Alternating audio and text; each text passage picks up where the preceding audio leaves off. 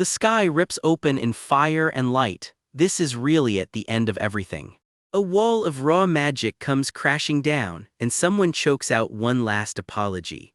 Up on the ridge, what's left of the hero party stands broken, whispering that they weren't good enough. One of them, a knight named Evan, can't stop saying his teammate Chris should have been the hero, not him. The priestess beside him just shakes her head. "Don't say that, Evan," she tells him. Another teammate, quiet and pink-haired, just says they did their best. It doesn't sound like enough. If Chris had polished his swordsmanship a little sooner, they're sure he'd have hit 10-star hero level, easy. And if that had happened, maybe the two of them could have stopped this apocalypse together. Maybe. Rewind, before any of this, meet Chris, a guy who could master literally anything he tried and fast. That freakish talent earned him a nickname for his ridiculously wide range of achievements. His whole almighty extra era kicked off after he ran out on his awful family at 20, working a back alley job. Not exactly the glamorous origin story, but hey, everybody starts somewhere. Then the sky cracked open. Dragons, demons, the real nightmare begins. The Dark Empire's blood demon emperor rolls in, and this day gets a name, the Day of Destruction. Whole cities burn under those clawed wings before anyone even knows what hit them. Word spreads through town fast, murmurs everywhere as the sky stays blood red. Then a poster goes up. They're recruiting for the hero's party. Chris's eyes light right up. Obviously Chris signs up, not exactly for noble reasons either, let's be honest. "I'm going to get rich and famous once this war's over," he tells himself, already counting the coins. Gold, glory, the whole fantasy. Classic mistake, wanting the reward before doing the work. Spoiler, they lost, badly. A whole field of swords left standing in the dirt, one for every hero who didn't make it home. Still smoking, still fresh, not the ending anyone signed up for. The land of light, humanity's whole side, fell straight into the blood demon emperor's hands. Evan can't shake the guilt. He just wanted the chance to finally give Chris the credit he deserved. Chris hears it and just goes quiet, too little too late. "I've suffered enough in this life," Chris says. Honestly, who could blame him? Saying that now won't change anything though, someone reminds him. Rough crowd. The sky keeps tearing itself apart above the ruined city. "This world will end soon," someone says, staring down at everything they are about to lose. The last few survivors just watch it happen from above, powerless to stop any of it. Nothing left to do now but watch the end arrive. It really is the end, Chris thinks, eyes glassy, blood on his face. "I don't believe in reincarnation or the afterlife," he admits to himself, kind of ironic considering what's next. And that's it, lights out for Chris. Except it isn't actually over.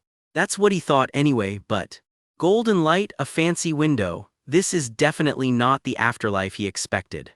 Someone stirs, a hand reaches out into the light. A groggy gasp, like waking up from the world's weirdest nap. Dark hair, red eyes, not his face, definitely not his face. "I actually came back," he realizes, staring at hands that aren't his own. The light keeps glowing, like the universe is still deciding what just happened. And as a young lord of the Dark Empire, no less, of all the bodies to land in. The wind picks up over open sky, somewhere entirely new. This place, he learns fast, is the House of Dark Demons. Towers and spires stab up into the clouds, dark and unmistakably noble. Every window drips with old money and older secrets. Welcome to the Dark Empire. Population, everyone who used to be the enemy. After sorting through the fog in his head, it clicks. He's transmigrated 15 years into the past. In other words, 5 years before the Day of Destruction even happens. Also, there's apparently a monster out here trimming the hedges. Nobody warned him about that part. He just stares. What even is this place? Standing in this ridiculously gilded hallway, he can't help but think it over. He'd seen plenty of strange things in his old life, but never once a demon doing yard work. Also, something else is nagging at him. He crosses his arms, studying his new reflection like a puzzle he half remembers solving. Wait, he knows exactly who this guy is. Christian Van Baron Kazar. That name rings a very specific bell. Cue the flashback back when Chris was still just Chris, trading gossip with his old party.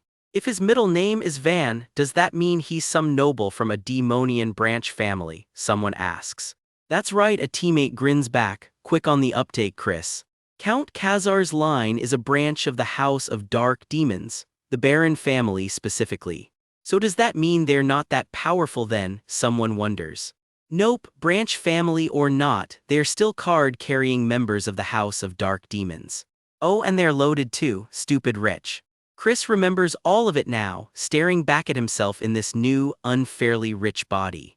Basically, there isn't a single demonian in the whole empire who hasn't heard of House Khazar.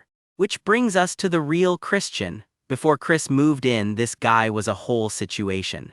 The eldest son, Christian, is apparently a real piece of work, someone recalls. Word is he acts up so often and so horribly that people just stopped keeping count. Cue actual chaos, fists flying, furniture breaking, the whole delinquent package. Total demolition derby, apparently a typical Tuesday for this guy. Word is House Khazar has flat out given up on him. Well, that was all a long time ago though, someone shrugs. Oh, has he learned his lesson now, someone asks, unconvinced. Nope, not even a little. Back in the present, Chris is sweating bullets processing all of this. Somewhere a door slams for dramatic effect. I just wanted to become a normal rich family's son, he wails internally. Just normal. Why did I have to transmigrate, he groans, spiraling a little. Into a place like this of all places, and why did it have to be this guy? This absolute disaster of a rich boy, wine glass and all. Why did I have to become a stupid rogue who's about to die anyway? He demands to nobody. What? So, what is he even supposed to do about any of this? It's been 3 days since he woke up in this guy's body. A guy whose name, weirdly, sounds a lot like his own. The big reveal, Christian is scheduled to die in exactly 2 years. Flashback proof, House Khazar clearly does not mess around when doling out punishment. The fact that House Khazar personally handled him probably means this guy was a serious problem. A serious problem indeed. Noble families take their reputation very seriously after all. If I don't cause any trouble, Chris figures, maybe I can dodge this whole getting killed thing. I know I'm a demonian now, but at least I'm the son of a nobleman. If I just relax and enjoy the money, things should be fine, he thinks. Then, smack. Reality check delivered, rudely. But there's a much bigger problem than his own neck lurking out there. Ragnarok, the actual end of the world. Demonic horns curl out of the dark, humming with power that shouldn't exist. Something ancient and furious is watching, waiting. Turns out the Blood Demon Emperor didn't start this war for territory or power. He wanted humanity itself as the sacrifice to finish Ragnarok. Cheerful stuff. This is exactly how badly that plan worked out for everyone else. Knights cut down, bloodied, buried under a war they never saw coming. Both the Land of Light and the Dark Empire fell. By the time anyone understood why, it was already too late. So if Chris wants to actually survive this, he needs to stop the end of the world first. No pressure. A single drop falls somewhere in the quiet. The Blood Demon Emperor, the guy who started this whole war, is problem number 1. And he's got an army of demon warriors backing him up, fangs and all.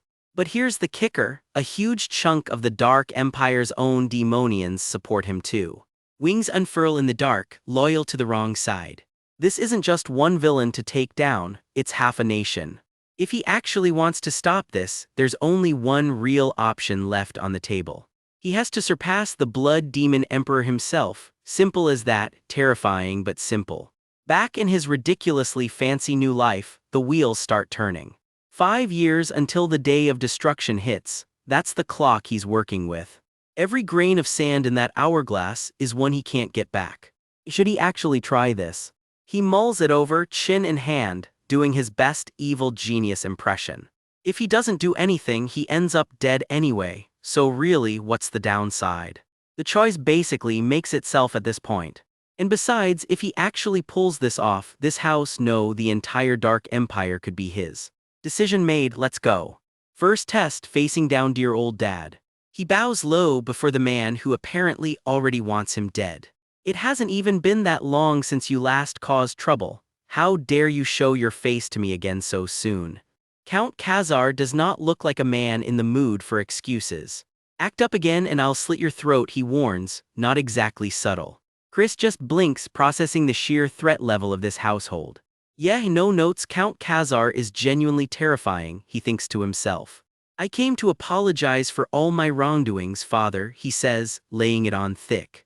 If his plan's going anywhere, step one is shaking off this guy's disaster reputation.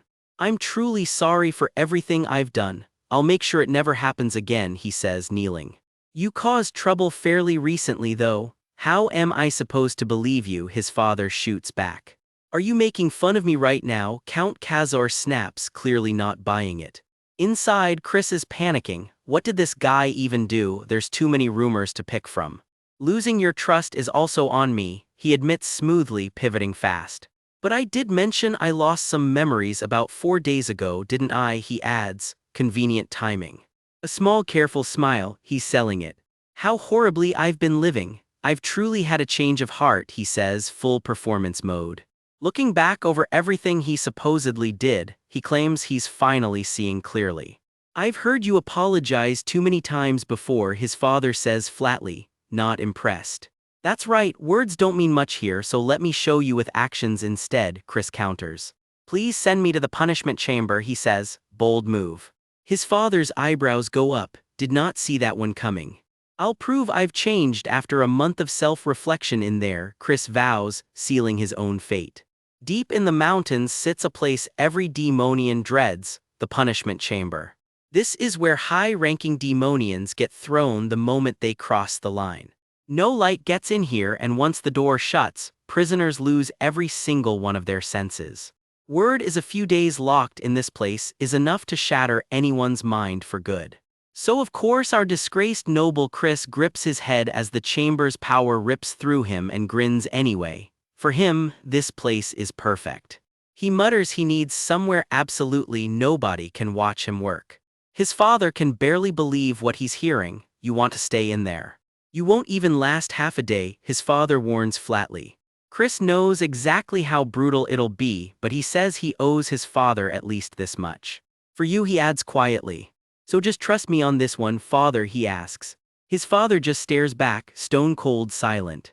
Do you know how many times you've said something like this before? His father snaps, and every single time you let me down. Cut to a flashback, a very different Chris, drunk out of his mind, robe half open, terrifying the household staff. Present-day Chris has zero comeback for that one, he just goes quiet. Fine, his father finally says, one last chance. But cross me again, he warns, and I'll excommunicate you from this family for good. Translation, that's basically a death sentence, since plenty of people would love to finish Chris off the second the family's protection disappears. Chris steels himself under his hood, letting that threat settle in. Understood, he says, fists clenched. But if I can prove to you that I've changed, he presses on. He actually kneels, asking for one single request. His father isn't buying it. You sound awfully confident you'll walk out of there just fine, he scoffs. Learn your lesson and I'll grant you anything you ask, his father says. Chris mutters under his breath that he doubts it'll even come to that. Without another word, his father walks off, leaving Chris alone with whatever he's really planning. A knock at the door snaps him out of his thoughts. Someone's already waiting for him inside. My lord, Cox reports, the preparations at the punishment chamber are complete. The poor butler is visibly sweating just saying it. Quick intro, this is Cox, butler of House Khazar, and fun fact, a half-vampire. All right, Chris answers simply. He heads out to face the chamber himself, footsteps echoing down the hall. Not a word out of him as he walks the grand corridors. Nearby, a couple of servants are already whispering. Apparently that rogue asked to be locked in the punishment chamber himself, one says. Really, the other wonders aloud as Chris passes by, what's he plotting this time? You know about that recent thing, right? One of them presses. Where he insulted a noble lady from the house of extreme poison. Chris breaks a sweat just overhearing it. He just keeps walking, hood up, pretending not to hear a word of it. That's the incident his father had to personally apologize for, someone whispers. And of course it had to be a rival house too. The Iron Count lost some serious face over that one. Chris just keeps his head down and keeps moving. Ugh, that rogue, another servant sighs, wonder when he'll ever learn his lesson. Cox guesses probably never, then wonders how long he'll actually last in the chamber. Maybe 2 days tops, someone bets.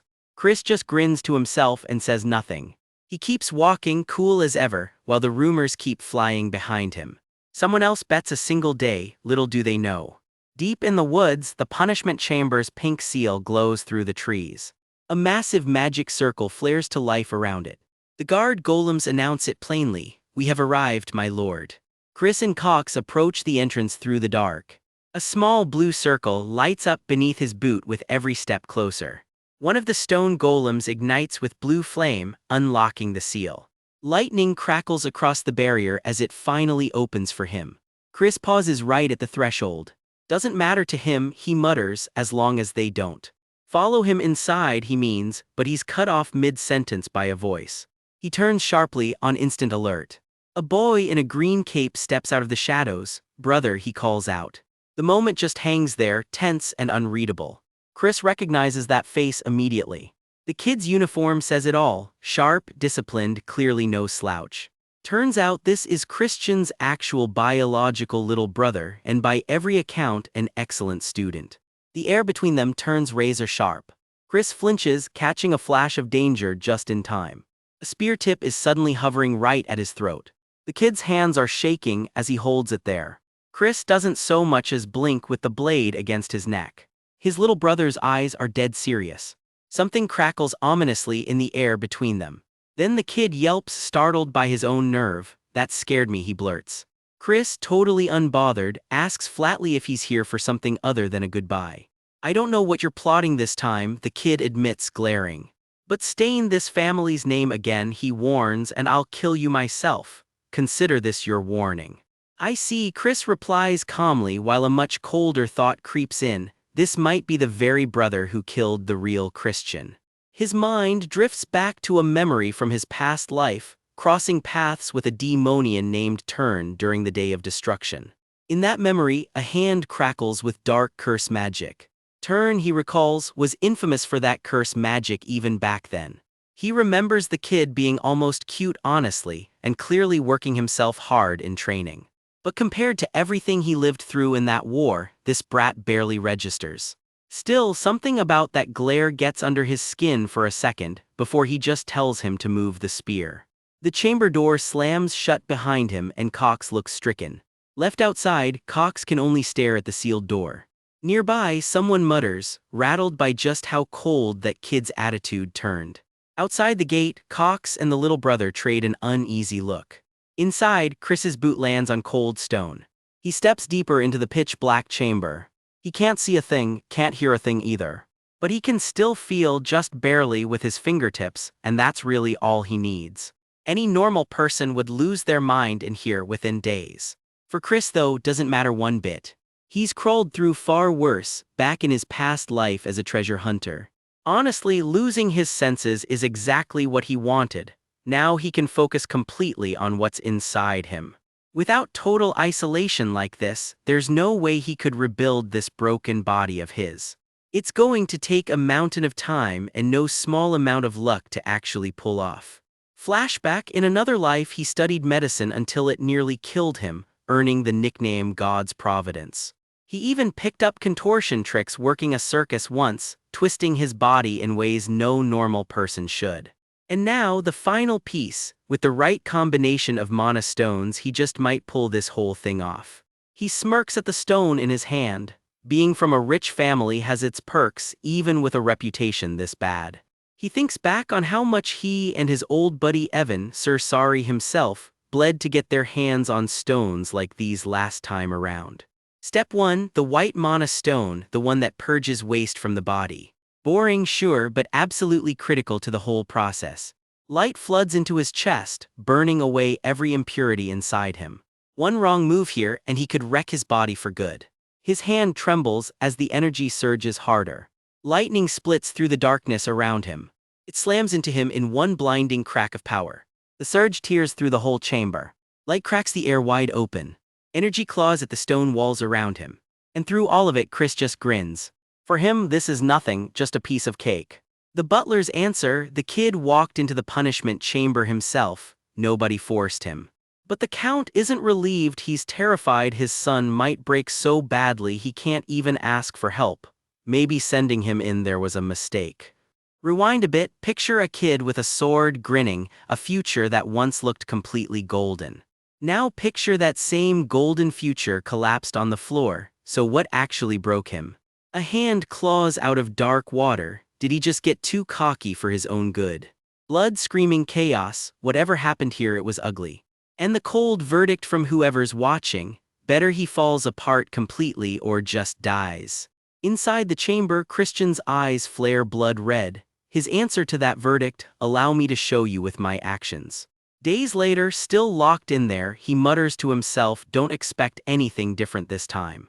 Behind that door, the whole household is holding its breath, waiting for him to break exactly like everyone predicted. Outside, a nervous staffer starts sweating the second someone asks if he noticed anything strange when Christian went in. Well, he stammers while the Iron Count leans in close. Don't you dare hide anything from me. Turns out the young lord smuggled magic stones into the punishment chamber with him. Someone's fist clenches. That is definitely not allowed. One of those stones, they realize, was a hallucination dream stone. Nobody knows the side effects, so they start arguing they should just break the door open and... No, one flat word cuts the whole plan dead. Just leave him to die, someone says, ice cold, and with that, 1 month passes. Someone's already smug about it, I'm sure he'll be an absolute wreck. Then creak, the chamber door finally starts to open. A sliver of light and a pair of narrowed, very much alive eyes. He steps out glowing, grinning, and drops the last line anyone expected, hello, father. His dad doesn't even blink, I was waiting for you. Christian smirks at the guards flanking the doorway, are you very surprised? Footsteps echo as he strolls forward like he owns the hallway. I promised you, didn't I, he says, almost daring his father to doubt it. That I would come out of here a changed man. His dad's eyes well up just staring at him. That gaze, I haven't seen him look like that since he was very young, the Iron Count admits. Christian just grins, red eyes glinting. Yeah, he knows exactly what he looks like right now. You actually made it out, his dad says, still half in disbelief. Haha, that's a compliment, right? Christian teases back, completely unbothered. The Count isn't sold yet, you're getting confident just because of this. I still don't trust you, Dad grumbles, arms crossed. Christian just goes heap right back. Then I'll just have to try harder, he says out loud, and in his head, mutters, what a stubborn old man. Truth is, while everyone assumes he barely survived in there, he's thinking the exact opposite. He barely had time to get bored.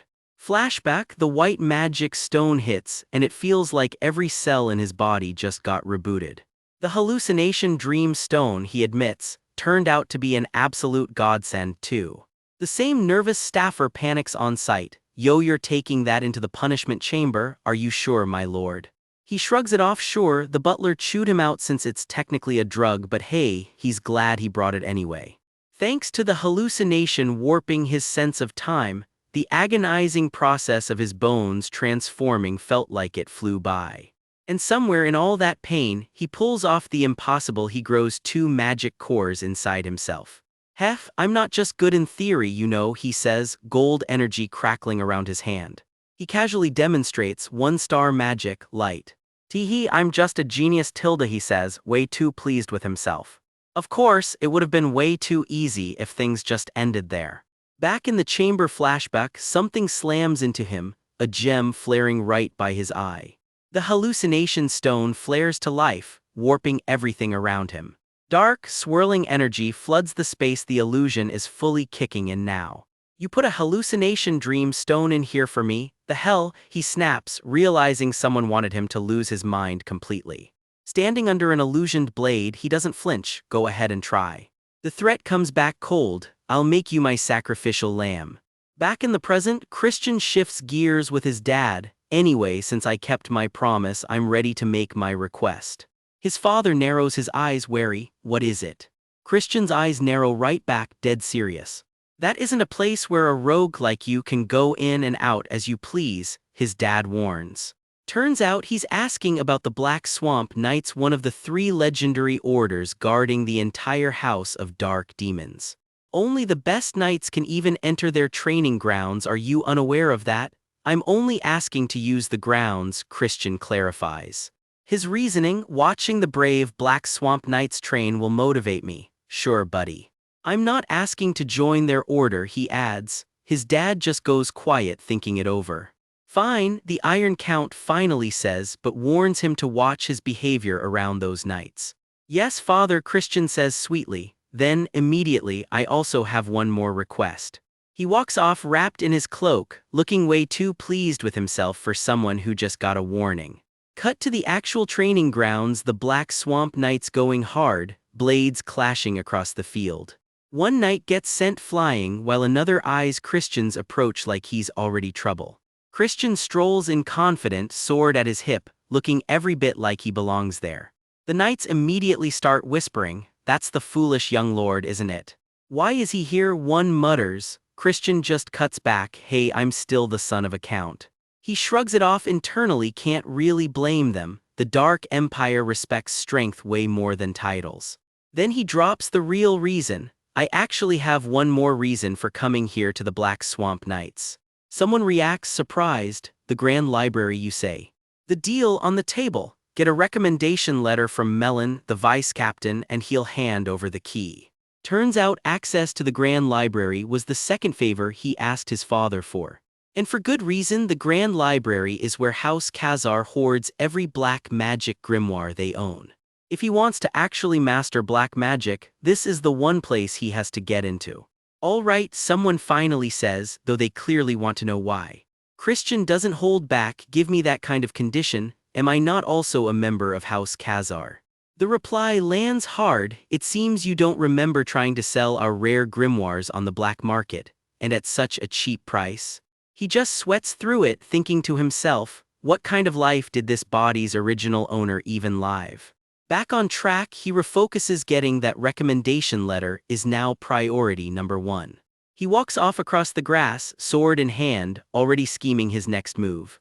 His expression sharpens. He's not messing around anymore. Some knight sneers at him. Trash does not belong in a place like this. And just like that, he gets shoved down without warning. Someone yells turn. As the impact lands, not everyone here is on Christian's side. Off to the side, someone grumbles, him again. He's really trying to get on my nerves. Christian just narrows his eyes, unreadable, clearly already 3 steps ahead of everyone here. He flashes that same cocky grin, actually, and lets the sentence hang right there. I might need him for this, he thinks, already plotting his next play. Picture this: the Count himself and his tusky old butler are staring the kid down, telling him flat out, "Leave now, this is your final warning." Translation: get lost or you're going right back to the punishment ward. But look at that stare, the kid is not backing down for a second. Then it gets weird. Someone turns to his brother Turn and asks if he's really ready to back those words up. Turns out it was the Count who let him in here. Nobody saw that twist coming, judging by those wide eyes. One of the knights says she respects the Count's call, but you can practically hear the but coming a mile away. Yeah, she takes one look at Chris and just goes, not very reassuring, young master. Cold, probably accurate, still cold. Then Chris raises his hands and dark energy just starts curling off them like smoke. The crowd loses it. That's Vice Captain Melon showing up, and whatever Chris just pulled off reads as at least 4-star magic power. That is not supposed to be possible. Everyone's doing the math in their heads, and none of it is adding up. Melon actually says it out loud. Wait, he withstood that magic power. Chris doesn't flinch, he just says it plain. He's going to prove he's earned the right to be here. Prove it, you say? Somebody in the crowd throws the challenge right back at him. So Chris raises the stakes himself. How about a duel, one of their own mages, and he walks out the winner. Cue the laughter. That's quite the joke, somebody sneers. Chris dead serious, I'm not joking. But he adds a catch: no magic allowed. Officially it's because his own magic is wrecked from years of partying, the exact reason everyone already writes him off. Translation: fists only, keep that detail in your back pocket, it's about to matter a lot. A mage smirks. You think you stand a chance just because it's barehanded? Chris just shrugs it off. Guess they'll find out. So then the real question comes up: who's actually going to step up and fight him? And the answer everyone lands on: his own brother Turn. The crowd practically gasps at the suggestion. Some of them push back hard. How dare you even suggest it? Find him someone else. Because as they point out, Turn isn't just talented, he's already hit 2nd star, at 13 years old. Second star, let that sink in for a second. Grown adults in their 20s struggle to reach that level. Turn is basically a prodigy wearing a middle schooler's face. And just like that, everybody heads down to watch this fight actually happen. Here's the thing though, Chris actually wanted the strongest opponent available. Turn was the plan all along. Turn just grins and throws in a little jab of his own. You're not scared of your own brother, are you? Chris's answer is ice cold, I accept the duel. And just like that, Turn steps up, power crackling around him, ready to put this so-called bastard in his place.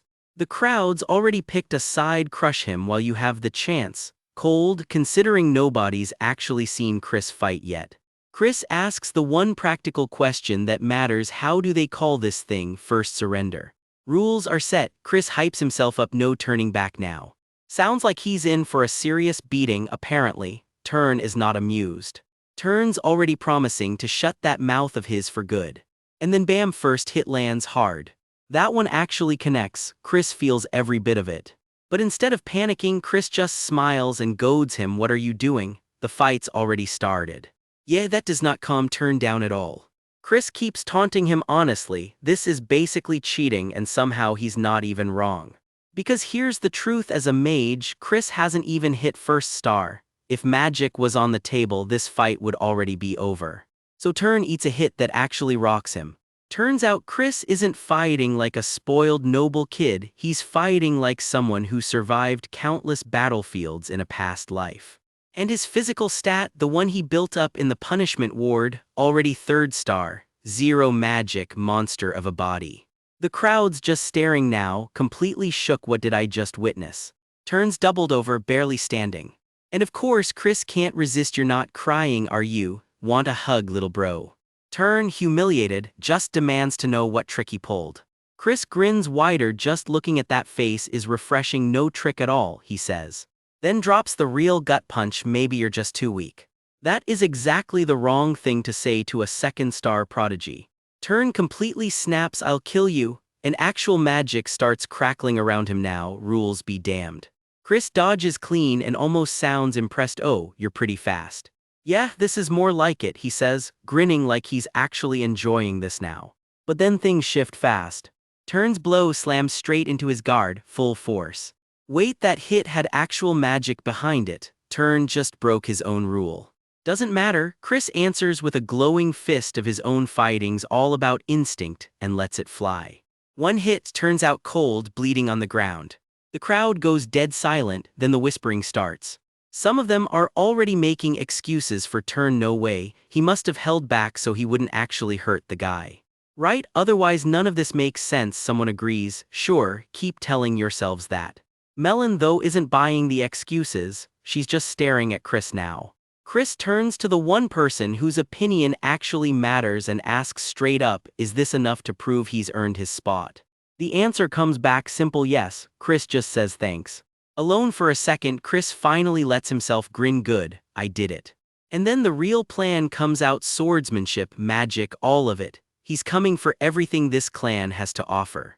Christian's grinding pays off. He finally hits 1 star in magic, and you can see it on his face, equal parts relief and disbelief.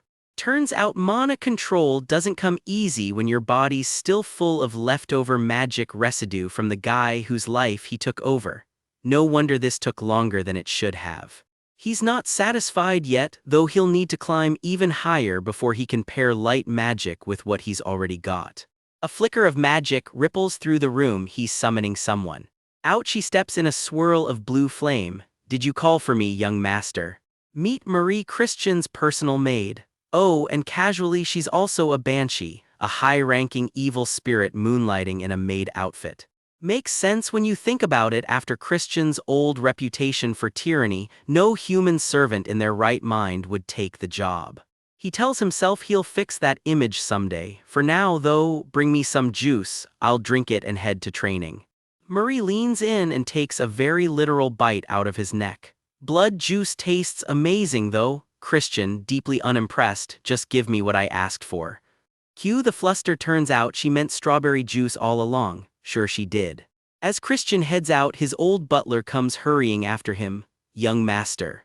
Old Fang catches up, a little winded. It's still early, yet you're heading out for training. He falls into step beside him, worry written all over his face. I'm worried you might be overdoing it.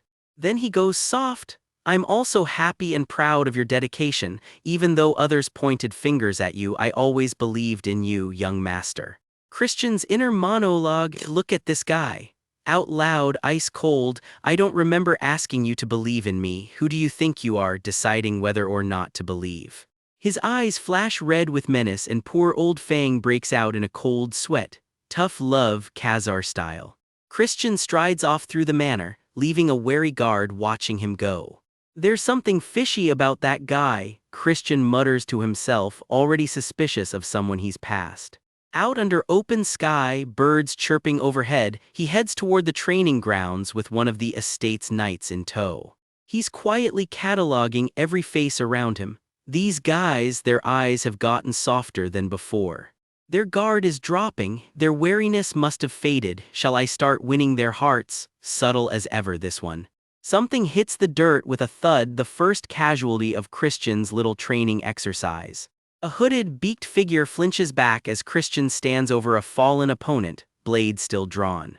Word of his little display is already spreading as he strides toward the estate grounds. Elsewhere, a guard reports in to a sharp-eyed woman on her seat of authority. Young Master Christian has come to the training grounds again today. All she gives back is silence. What's he up to? She wonders, arms crossed, clearly not convinced by any of this. Her mind drifts back further. And what was that duel about? She replays it. Young Master Terran's swordwork was seriously impressive that day. But it was Christian who read the fight and dispelled the demonic energy at just the right moment. Did he see through the flow of the battle? A surge of golden light wraps around him, skeletal shapes flickering at his back. His power is only growing. He might have a talent surpassing Ashid de Baron, the legitimate heir of the main family, she admits, watching lightning crawl over his skin. Then she catches herself. No, he's still just a scoundrel. He's already lost his magical energy due to his debauched lifestyle. Keep telling yourself that. Back at the barracks, the commotion catches her attention. It's getting noisy. What's going on? A knight blurts, Roman 6 vice commander. Well, so that's who she is. Melon, the Black Swamp Knight's vice commander. Christian stands over the wreckage of the sparring ground while someone stammers a report. There's been a small disagreement between the executioner, young master, and his squire. Even Christian does a double take at that slip. Melon leans in for the gossip. What happened? A squire lies flat on his back in the dirt. Kanan is a 1-star mage, isn't he? Someone whispers, stunned. Melon goes pale. Don't tell me that scoundrel has also reached 1 star. Christian, unbothered, twirls his practice sword. I was looking forward to seeing the great skills of the Black Swamp Knights. Guess they're not as impressive as the rumors say. Is there no one else willing to step up? Surely you're not a band of cowardly knights, are you? That gets a rise out of one hot-headed knight nearby and a very tense look from Melon. A boot steps forward out of the crowd. My name is Thorn. Tusks bares his teeth as a red, demonic aura rolls off him. Turns out this knight isn't entirely human. Thorn comes in swinging hard, aiming to end this fast. Christian isn't fazed, he's too busy thinking. I never expected the knights to willingly teach their secret techniques to a scoundrel anyway. Then I have no choice but to steal it this way, he decides, matching Thorn blow for blow. Melon watches, stunned. That grip angle, those fluid foot movements, so this is the mud sword technique I've only heard about. Christian tests the form on the fly. If I just do it like this, would it work? It works. Their weapons crash together in a shower of light. Dust kicks up off the training ground as the exchange keeps escalating. Christian smirks as it all. He's already won this one in his head. Thorn's weapon goes flying, and the whole yard goes dead silent. That scoundrel, was he always this strong? Melon stammers. Wasn't his darkness core destroyed? How did he reach 1 star? So I wasn't mistaken back then after all, she mutters half to herself. Christian doesn't let the moment pass quietly. How disappointing. I must have expected too much from the knights. If your skills are this lacking, I suppose the vice commander bears some responsibility as well. A couple of knights nearby brace for impact. Shouldn't we stop this? That lunatic. Melon steps up herself. Young master, I understand you're excited about an unexpected victory, but don't you think you're getting a little too full of yourself? Christian just raises his sword. Why don't you show me? Demonstrate the true skill of the Black Swamp Knights, she fires back, closing the distance fast. Steel meets magic in a burst of purple light as the two finally clash. The training ground lights up with every exchange, this one's not holding back. Scoundrel, she spits, closing in for real this time. Christian just smiles. 1 second is more than enough for someone like you, and that's exactly where the chapter leaves us hanging. They call him a scoundrel to his face, and this demon vice captain looks ready to prove it in one hit. 1 second, she says, that's all she needs to end this. The growler does not do modesty. The rules get read out loud. First tier magic only, dark magic banned outright, and nothing but wooden swords, because apparently even demon duels need a permission slip. Melon just grins and hoists her practice sword like it is still sharp enough to end him. Chris tilts his head, almost bored. You sure you want to go all out against someone like me? Melon does not even blink. Half of that is enough to snap both your legs, she promises. And just like that, she is on him, the fight exploding into motion before he can even brace. She swings for the fences right out of the gate, testing exactly how tough this so-called scoundrel really is. You're not walking out of here today, she warns, pressing the attack. Wood cracks against wood as Chris barely gets his guard up in time. His jaw tightens, eyes burning red. This is hurting a lot more than he is letting on. The blows keep coming, faster than most people could even track. From the sidelines, the watching soldiers admit he has lasted a lot longer than they expected. Someone in the crowd wonders if she is just going easy, since she has not even pulled out her real weapon, the greatsword. But Melon's smile is slipping. Something is wrong, her hits just are not connecting anymore. He's supposed to be too weak for this, she thinks, rattled, so why can't she close the gap? The clash rages on in a blur of shadow and steel. Chris flashes a grin, not exactly going to plan, huh? Shut up, she snaps, eyes flaring, done being toyed with. She unloads everything she has got, chasing an opening that keeps refusing to appear. The air itself seems to twist around them as the fight tips into something fiercer. Still, Chris holds his ground, reading every swing before it lands. A shockwave rips through the clearing, sending dust and debris flying. For a second it looks like it's finally over, and not in his favor. But Chris was just waiting. Now he snaps and springs the trap he has been setting up all along. He eats another hit, red eyes watering, but he does not go down. Something finally connects, and it is not aimed at him. Wood meets wood one more time, but this exchange feels different. Melon wipes blood from her lips, stunned. That should not have gotten through. Chris exhales, it worked, he mutters, and for the first time he actually looks relieved. See, Melon fights as a magic swordsman, her blade work backed up by spellcraft, not just muscle. But with dark magic banned for this match, Chris figured the second her spellwork dropped, her swordsmanship alone would not be enough to cover the gap. If she had actually mastered the sword on its own merits, this plan never works. Lucky for him, she never had to. And instead of sulking about it, Melon just throws her head back and laughs, blood and all. Master, she says, actually says it, from now on I'll take this seriously. I think we both know this match is done, she adds, still grinning through the blood. Then she drops the smile for a second. If my nail had been coated in poison, you know what would have happened, right? A reminder, dripping dark and purple, that she never once fought at full strength. That headbutt earlier, I scratched you on purpose, she shrugs, casual as ever. Chris's grin turns sharp. A rematch, huh? That means you'd owe me one more favor. Anything, Melon says without hesitation. Chris just smiles, then he starts. Can you kneel before me, he asks, and the whole clearing seems to go quiet. Melon freezes. You do realize that's basically impossible, right? She says, voice tight. Somewhere else entirely, Melon repeats the word back like she can't quite believe it. The heir, you say. The family's shadowy elders scoff at the idea outright. Absurd, they call it. Every officially recognized heir has always come from the main house bloodline. Always. Chris just shrugs. Nobody ever wrote a rule saying a branch member can't be heir. Then, cool as anything, Vice Captain, I accept your challenge. Let's say a month from now, Melon suggests. I could use the training time myself. But next time, she warns, no restrictions. Then flatly, which means you have zero chance of beating me. Chris just smiles, who knows, he says, already walking away. Sometimes he adds, even an egg can crack a rock. The growler just stares after him, speechless. Word travels fast. Someone hands Count Khazar an actual letter of recommendation from Vice Captain Melon herself. The Iron Count skims it, unimpressed, muttering about how the demons under his command still lack basic fundamentals. But one of his advisors, Evan, can't stop gushing. The young master's a genius, he insists. Even at a low rank, he wiped the floor with fighters who had way more experience, Evan says, myself included. Count Khazar just blinks, you. Evan just smiles sheepishly. Yes, it was actually a really fun fight. Something shifts behind the Iron Count's eyes. Maybe, just maybe, this kid is finally worth watching for real. Chris catches someone staring and calls it out. Nothing, comes the awkward answer. True to her word, Melon hands over the key to the restricted archive, just like she promised.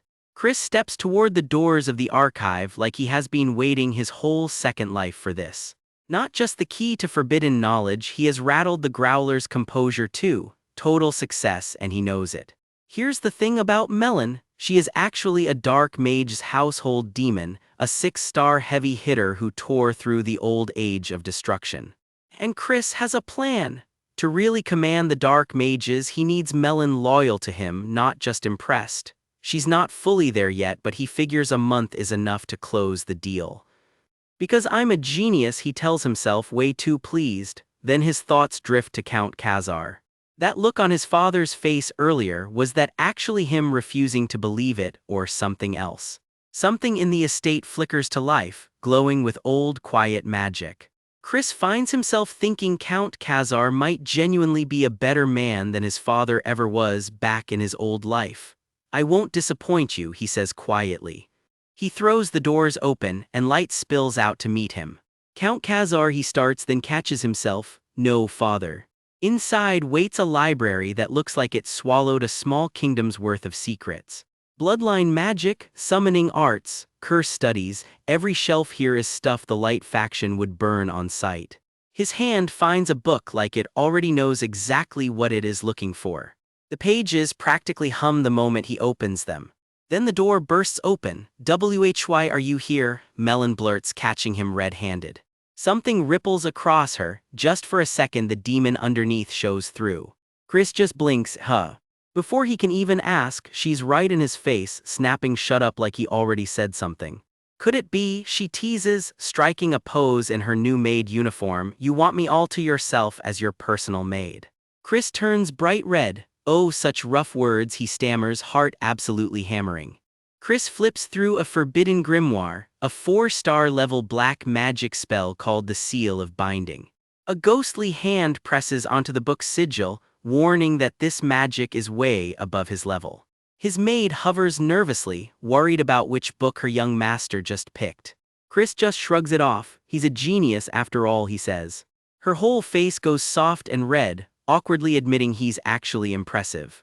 She can't help teasing him, cooing that her young master isn't just handsome, he's a genius too.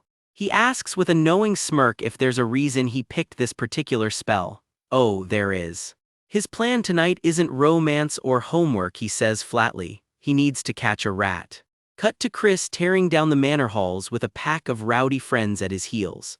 Boots pound the floor as the chase kicks into gear. He's not just running for fun tonight. Suspect number 1, he decides, is Turn, his own brother, the one who despises him most for being the family's problem child. Suspect number 2, the old butler everyone quietly calls Old Fang, Cox himself. A real mage wouldn't grovel to please a delinquent, he reasons, unless something's off about how hard Cox has been sucking up. Or, he admits, maybe it's some other player entirely, someone he hasn't even spotted yet. One thing's certain, somebody deliberately planted that illusion stone in the punishment ward to break him. He's not hunting for answers, he says, he's just going to let the culprit trip over their own guilt. Behind him, his buddies are already wheezing, groaning that this pace is going to kill them.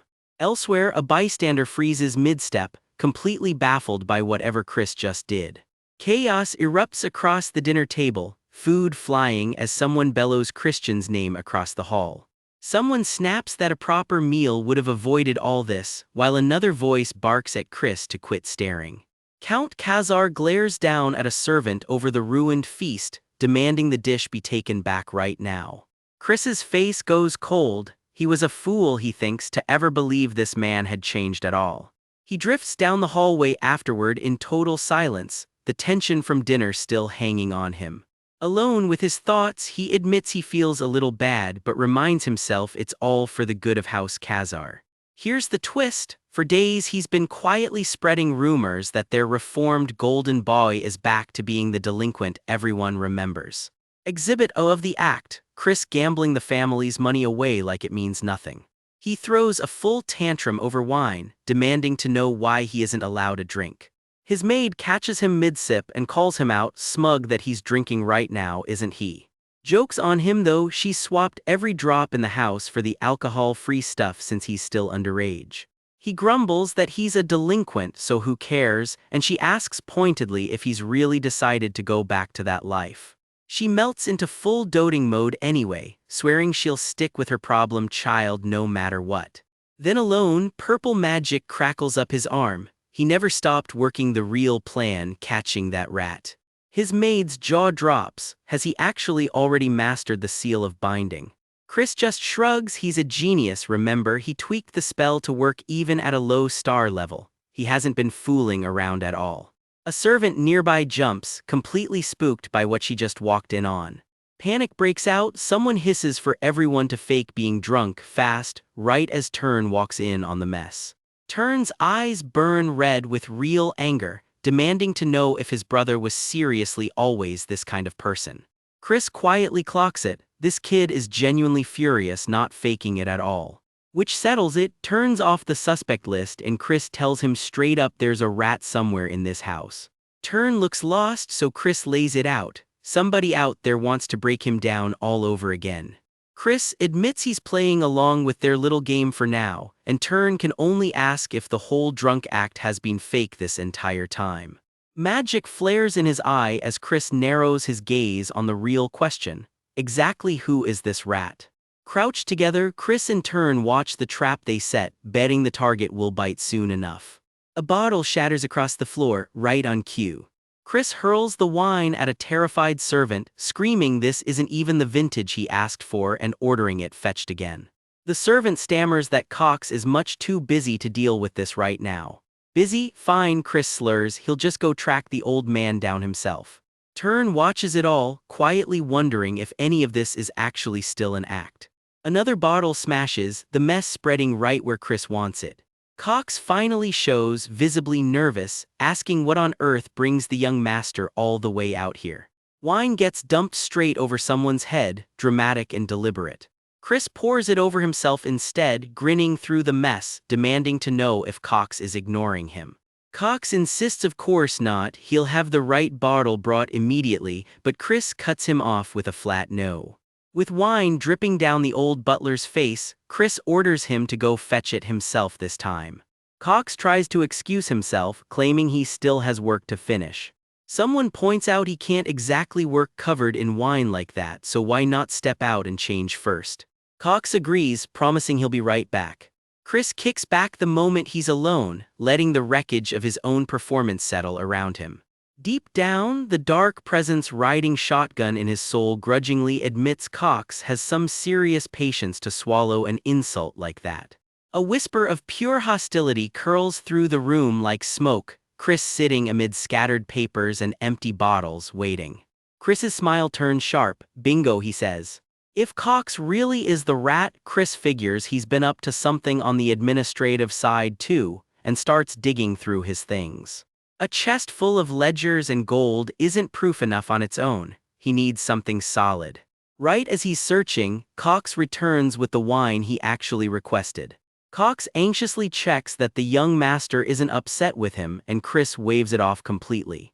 Chris even tells him, joking aside, he's still his favorite butler, and Cox practically melts with gratitude.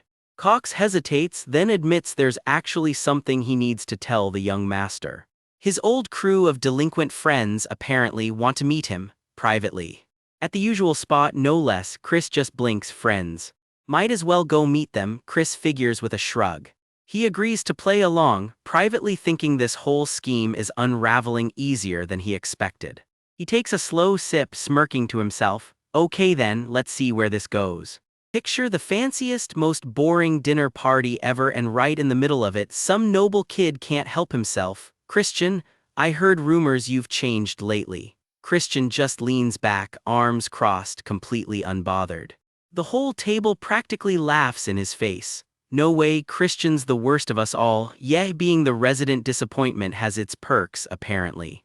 Turns out not bothered just means used to it. These so-called friends make a little kid pour their drinks for them like a servant. What a bunch of trash, honestly. One of the grown-ups shoves a cup right into his hands. Come on, drink up. Nothing says friendly dinner like peer pressure from actual adults. Christian's eyes flick red for just a second as he's dared again. What are you waiting for? Drink it already. Something about that wine feels very wrong. And just like that, it goes sideways. Fast blood, a scream, chaos. Whatever was in that drink, Christian is not taking it lying down. What the hell are you doing? Someone shrieks as the room descends into panic. This dinner just turned into a crime scene. How dare you mess with sacred alcohol? One of them shouts, then immediately chokes on his own words. Judging by your reaction, sounds like you know exactly what's in it. Christian fires back and the room goes dead quiet. Green light crackles around his fingers as Christian clamps a hand over the loudest one's mouth. Turns out the weak, useless Christian has been hiding a party trick this whole time: dark magic. Somewhere in all this, a gentle hand ties off a wound on a wrist. Keep that image in mind, it's going to matter later. From above, the once fancy dinner table now looks like a disaster zone. One of the tormentors slumped face first into the food, completely out cold. You know how to use dark magic? Someone stammers, staring at Christian like they're seeing a ghost. No time to explain. Christian's already dragging the real culprits away before they can wriggle free. He grabs one of them by the face, done playing nice. Shouldn't you be more worried about yourself right now? Christian asks, and it is not a rhetorical question. Another surge of dark power crashes through the room. Whatever's left of the party etiquette is officially gone. Plates shatter, blood sprays, and the perfect dinner ends in absolute wreckage. Christian just found out revenge is a dish best served violently. If you can't even figure out why you're getting beaten, Christian says coldly, standing over one of his tormentors, now bloodied on the floor. He rolls up his sleeve like this is just getting started, fire practically glowing behind him. Then maybe just go ahead and die here, he growls, blade raised. Suddenly harmless rich kid feels like the understatement of the year. The wreckage settles and the room holds its breath, too quiet for anyone's comfort. Please spare me, young master. One of them begs. Big change of tune from make the kid pour drinks. Christian ties them up properly this time. No more nice guy act. I was just following orders to drug your drink and frame the kid for murder. The captive blurts out, so this was never just a prank.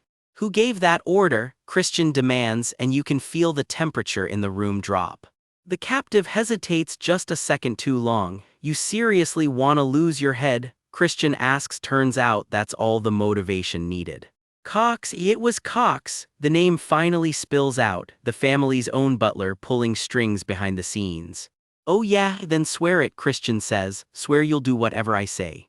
Too quiet, Christian teases, and the captive practically screams the oath back at him. Guess dark magic villain arcs come with comic relief built in. Good, I'll take that vow, Christian says, and purple magic curls around his hand. The oath just became binding. Literally. Now listen carefully and do exactly as I say, he orders, as the magic bites down and the captive howls in pain. The binding spell locks in tight. There's no wriggling out of this deal now. Whatever Christian just set in motion, it's already working. Cut to the manor days later. My lord, we have a serious problem. Someone comes bursting in. Cox looks up from his desk, all business as usual, as Count Khazar demands. What's happened? The young master committed murder, Cox announces, and just like that, the frame job is officially in motion. He killed one of the servants who was helping him drink last night, then dumped the body in the river. Cox lies smoothly, straight to the Count's face. I don't think we can cover this one up easily, Cox adds, playing the concerned butler perfectly.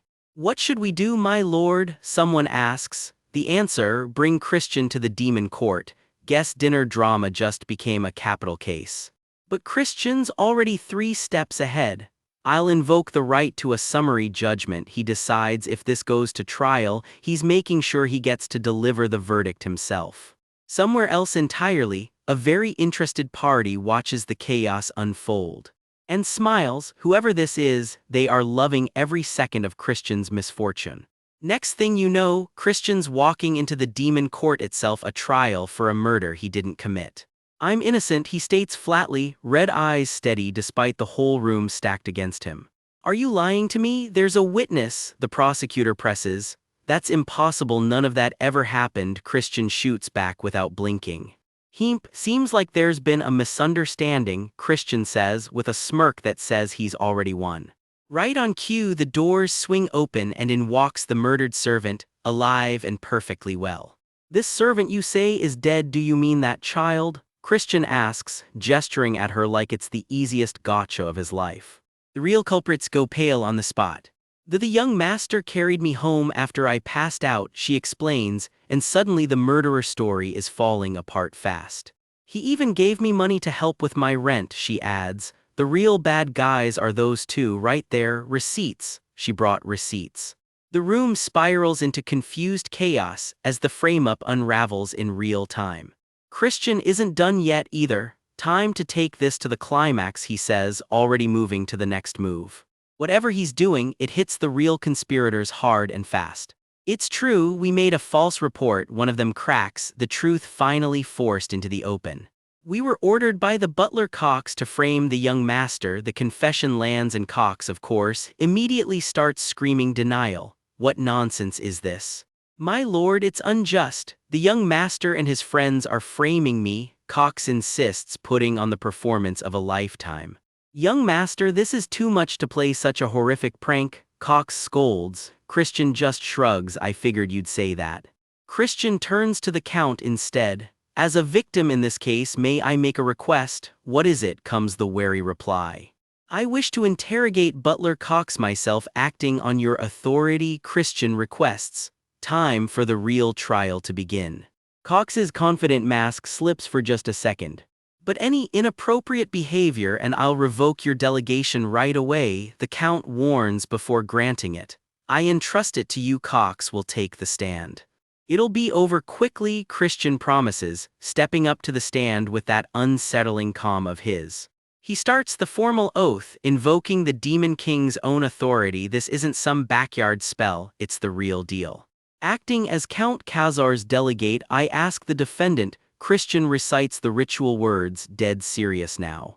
I swear, Cox answers, not realizing that's exactly what Christian wants to hear. As a delegate of the Demon Emperor, I ask again, Christian presses, going for a second oath. Do you, Cox, swear to speak only the truth in response to my questions? I swear, Cox repeats, sealing his own fate without even knowing it. The moment the second oath lands, purple magic slams down around Cox's head. His face says it all, something just went very wrong for him. Chains of dark magic wrap tight, and Cox realizes way too late that he just walked right into a trap. Is that the seal of binding? The onlookers gasp. How can such a novice use 4-star level dark magic? Turns out Christian's been underestimated this entire time. It's a modified version of the seal built so even a low-grade caster like him could pull it off. But it comes with a catch. It needs 2 separate oaths to activate, and Cox just gave him both without even noticing. You just got tricked by me, Christian thinks with a smirk. What have you? What are you doing to me? Cox panics, the chains tightening their grip. You just swore to me, didn't you, to speak only the truth, Christian reminds him, and now Cox has no choice but to comply. Now why did you hire those men to frame me? Christian asks, and this time there's nowhere left to hide. The truth magic drags the answer out of him whether he wants to give it or not. Yes, I was ordered to, Cox chokes out. He held my corruption over me and blackmailed me, told me to ruin you. So since childhood, Cox stumbles, decades of resentment finally spilling out against his will. So who gave you those orders? Christian demands, and Cox actually tries to bolt for it. Speak right now. The binding spell doesn't care that he's running, it drags the truth out of him anyway. It was, Lord Ashid. Cox finally screams out the name. For once, even Christian looks caught off guard. Somewhere far from the courtroom, a shadowy figure lounges like none of this touches him at all. Lord Ashid de Baron, the second prince of the dark magic clan himself, pulling the strings this whole time. Cox realizes exactly what he's just done. I'm going to die by his hand. I need to run, he gasps, and it's too late for regrets now. He doesn't get far. Before Cox can even reach the door, a blade cuts him down. Even Christian looks stunned by how fast it happens. Turns out that summary judgment right he asked for earlier wasn't just for show. Christian carries out the sentence himself, acting on the Count's authority. One traitor down, one prince still out there. Acting on the Count's authority, Christian just carried out the criminal's sentence himself. Someone asks why he'd do something so extreme. His answer is ice cold: leave Cox alive and the main family would have twisted the evidence to bury the whole thing. There is no free pass here, not after what just happened. This way, he says, everyone in this room will remember it clearly. Something catches him off guard, and those red eyes of his go wide with alarm. That Ashid tried to frame me, he says, flat and cold. Nobody says a word, the silence says enough. Dark power crackles around him as he snaps, follow me. Rain, stone, and total confusion. Where is this? Turns out it's a secret training ground tucked away from the court's prying eyes. And his father wants to know more about that statement he just made. Does that mean you're planning to cause trouble for Ashid's succession? His father asks point blank. Christian admits it was the right call, just maybe a little rushed. His father lays out the politics. Backing the young lady is the only real option now because the first prince is a straight-up bloodthirsty madman. No, just one word, flat and final. I'll become the successor myself. There it is, the line that changes everything. Nonsense, his father roars. Christian doesn't flinch. If you've got the ability, even a branch family member should get a shot at succession. Dad twists the knife, his talent used to beat Ashid, so what happened? Christian, kneeling, just says he'll catch up. Dark energy swirling around him, Christian asks for something huge. A recommendation into the Seonghyuksik at the main house in just 2 months. Power gathers in the dark around him, quiet and heavy, a promise he is not backing down from. His father reminds him only 2-star rank or higher gets in, and he's barely scraped 1 star. Christian's answer, he'll hit 2-star in 2 months flat. What? His father is stunned. Christian, eyes blazing, just asks him for help. Bloodied knuckles, a torn sleeve. The training is brutal, but he's still standing. Word is already spreading through the halls. The young master has completely changed. And apparently the Count's been training him personally now too. Even the staff can't believe it. Even the household help is spooked, calling it the kind of training senior knights dread. Let's see how long you can endure, someone mutters darkly. Steel crashes against steel. This training session is no joke. Use the mud sword technique for control, then cut through with the black scythe swordsmanship, his instructor calls out. The instructor can't believe it. He only taught that black scythe technique today. He already gets it in one go. The guy's screaming internally while Christian casually wonders if he even has to do the 2 moves separately. What? The instructor sputters. As Christian muses, there's probably a more efficient way to combine them. He tears into the training dummy, some kind of walking mushroom monster, without missing a beat. Another slash, another mushroom limb down. He leaps clean off the ground, blade wreathed in purple energy. That was the mud sword technique, but how? The instructor gapes. Christian just notes the thing's limbs were sturdy enough to shrug the technique off entirely, so he improvised. He shows off a technique that carries only the edge of the black sickle sword's blade. His instructor's jaw drops. That's not something an A-rank swordsman should even be able to pull off. The instructor warns pairing techniques like that will wreck his curse magic training. Christian just smirks, really. It's super easy though, he shrugs, and the poor guy looks like his brain just short-circuited. Cue the full meltdown shock sparks the works. 2 weeks later. Christian's flat on his back in the dirt, absolutely wrecked. Damn, running is so exhausting, he groans, but stamina is the foundation for rank, so slacking off isn't an option. Are you tired already? Someone needles him, he just glares back. Some ominous figure promises to wait for the promised day. Christian, meanwhile, is sweating bullets under all this pressure. I'm doing my best to live up to expectations, he insists, though he's still stuck at rank 1 despite everything. If you don't meet my expectations, his instructor smirks, I'll never have to kneel before you again. Enter Merlin. She's amused, but Christian argues a duel's a win either way, there's always something to learn. Haha, your mouth's still alive, Merlin laughs, daring him to at least make the fight fun for her. Christian clocks her privately, she's already rank 4 upper.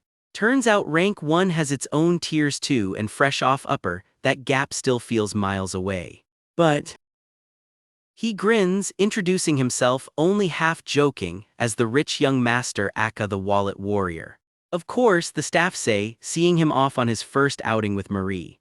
Marie transforms, full glamour mode, ready for the trip. I've made sure to prepare nicely, he says, right before something makes him do a double take. Marie teases that she never even agreed to come along, then needles that he's just worried she'll faint in the heat. He brushes it off. She coos that serving him is basically her pleasure, then someone dryly points out Miss Shriek here doesn't exactly get heatstroke. Father, can we maybe swap the attendant for an actual human? Christian asks. Nope, not without breaking the master-servant contract, and an upper-tier banshee like Marie can't be controlled without one. Then how do I even cancel it? Christian asks, already regretting the question. Turns out the cancellation clause is a deep kiss with Marie, and he was completely drunk when he signed off on it. Christian curses his past self as a total disaster. Marie pouts about the cancelled outing. Christian reminds her that letting her spiritual energy loose would hurt people. I've lived here for decades, she cries, stuck in the mansion this whole time. Christian gets an idea, fine, she can come after all. Just never show yourself in front of people, he warns. Truly, the young master is wonderful, Marie gushes. Christian, embarrassed, just tells her to hurry up. But where are we even going, she asks. Someplace we can make some good money, he says. Young master, you already have a lot of money, Marie points out. Ugh, I know I have a lot, he admits. It's not money I'm after here. Gold maybe, land deeds, he wonders aloud, leaving Marie thoroughly confused. This is something I used to be pretty good at, he says with a smirk. You're late, someone calls as dice clatter, and his eyes glint with focus. A tense hush falls just before everything gets turned upside down.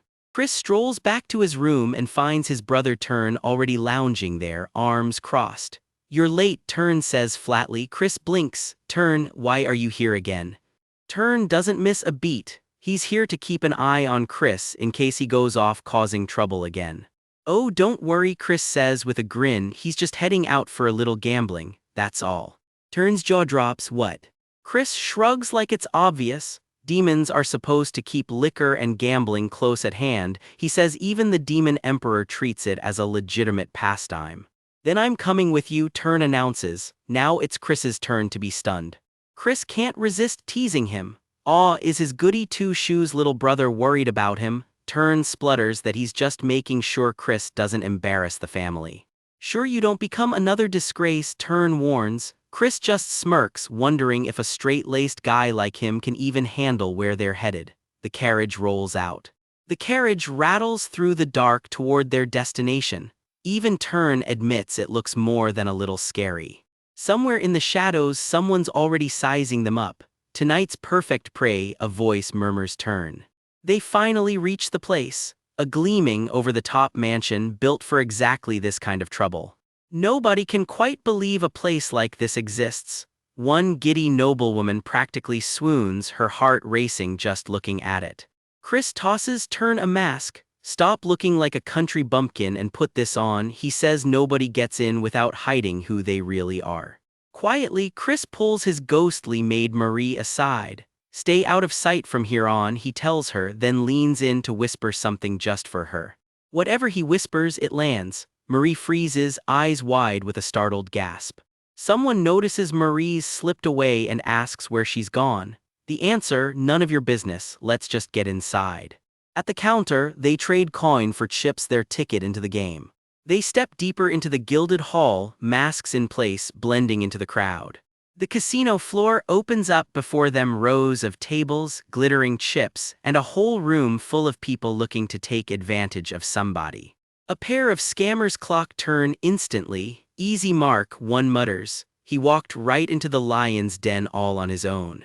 A masked stranger saunters up with a bet. Win, and Turn gets treated like a big brother for a whole month. Turn, surprised, asks if he's serious. Yeah, the man grins, but if you lose.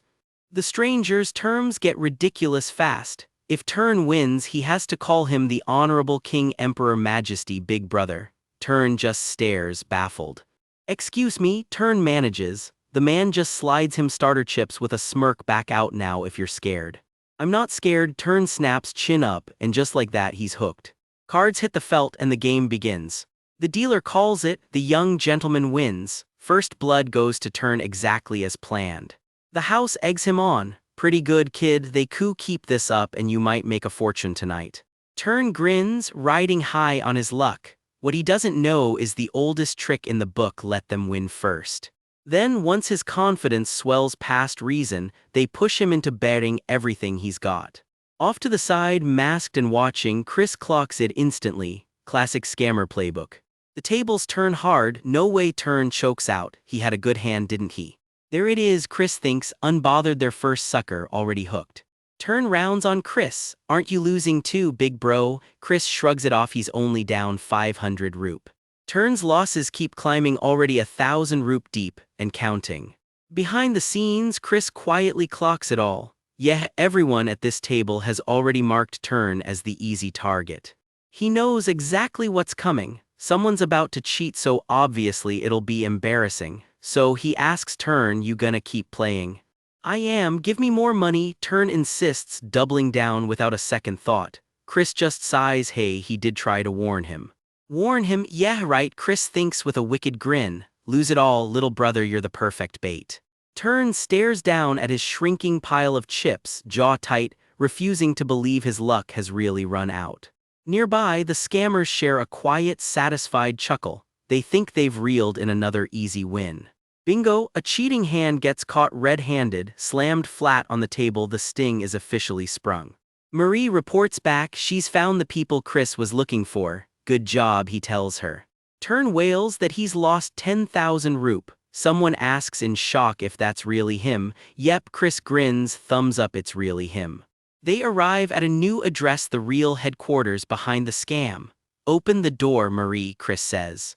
The doors burst open and Chris strides in like he owns the place. The whole room startles. Is that him? Someone gasps. Chris doesn't bother introducing himself. He's fairly sure there's no one here who doesn't already know exactly who he is. A nervous underling stammers out a greeting, young master, what brings you here? Chris just tells him to bring someone. The real boss finally appears, oozing false charm. Young master, he purrs, were you looking for me? Chris would prefer a quiet conversation, he says. The boss, already sweating, asks what this is about. Chris lays it out cold. This is the man who scammed his little brother and he's got the nerve to ask what's wrong. The boss's blood runs cold. Don't tell him the fool in the tiger mask at the casino was. That's right, Turn, heir to House Khazar. The boss tries to weasel out of it, claiming he only runs the hall. Chris just asks if he wants to die. The mask slips just for a second and something far less human looks back at him. The boss collapses on the spot. I'm sorry, he begs. Had he known Turn was a noble from the Count's family, he swears he never would have touched him. Please, have mercy. Mercy for free, Chris names his price on the spot, 1 million rup. The room goes pale, they don't have that kind of money, someone stammers. Chris isn't done yet, along with one more thing, he adds with a grin that promises nothing good. The boss, trembling, barely manages to ask what else he could possibly want. The 200,000 rup he just extorted, straight into buying combat gear.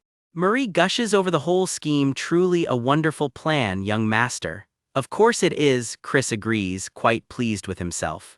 But there's something else thrown into the deal, a bonus sword, tucked in with the payout. The blade pulses ominously, wrapped in glowing red chains. Marie's eyes go wide.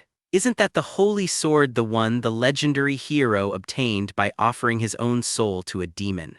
Even after that hero fell to corruption, the blade stayed in use, a weapon demons have coveted ever since. Enough of that, Chris tosses Marie something small, noting she'd been staring at it earlier. She blinks, confused. It's a gift, he says, like it's no big deal.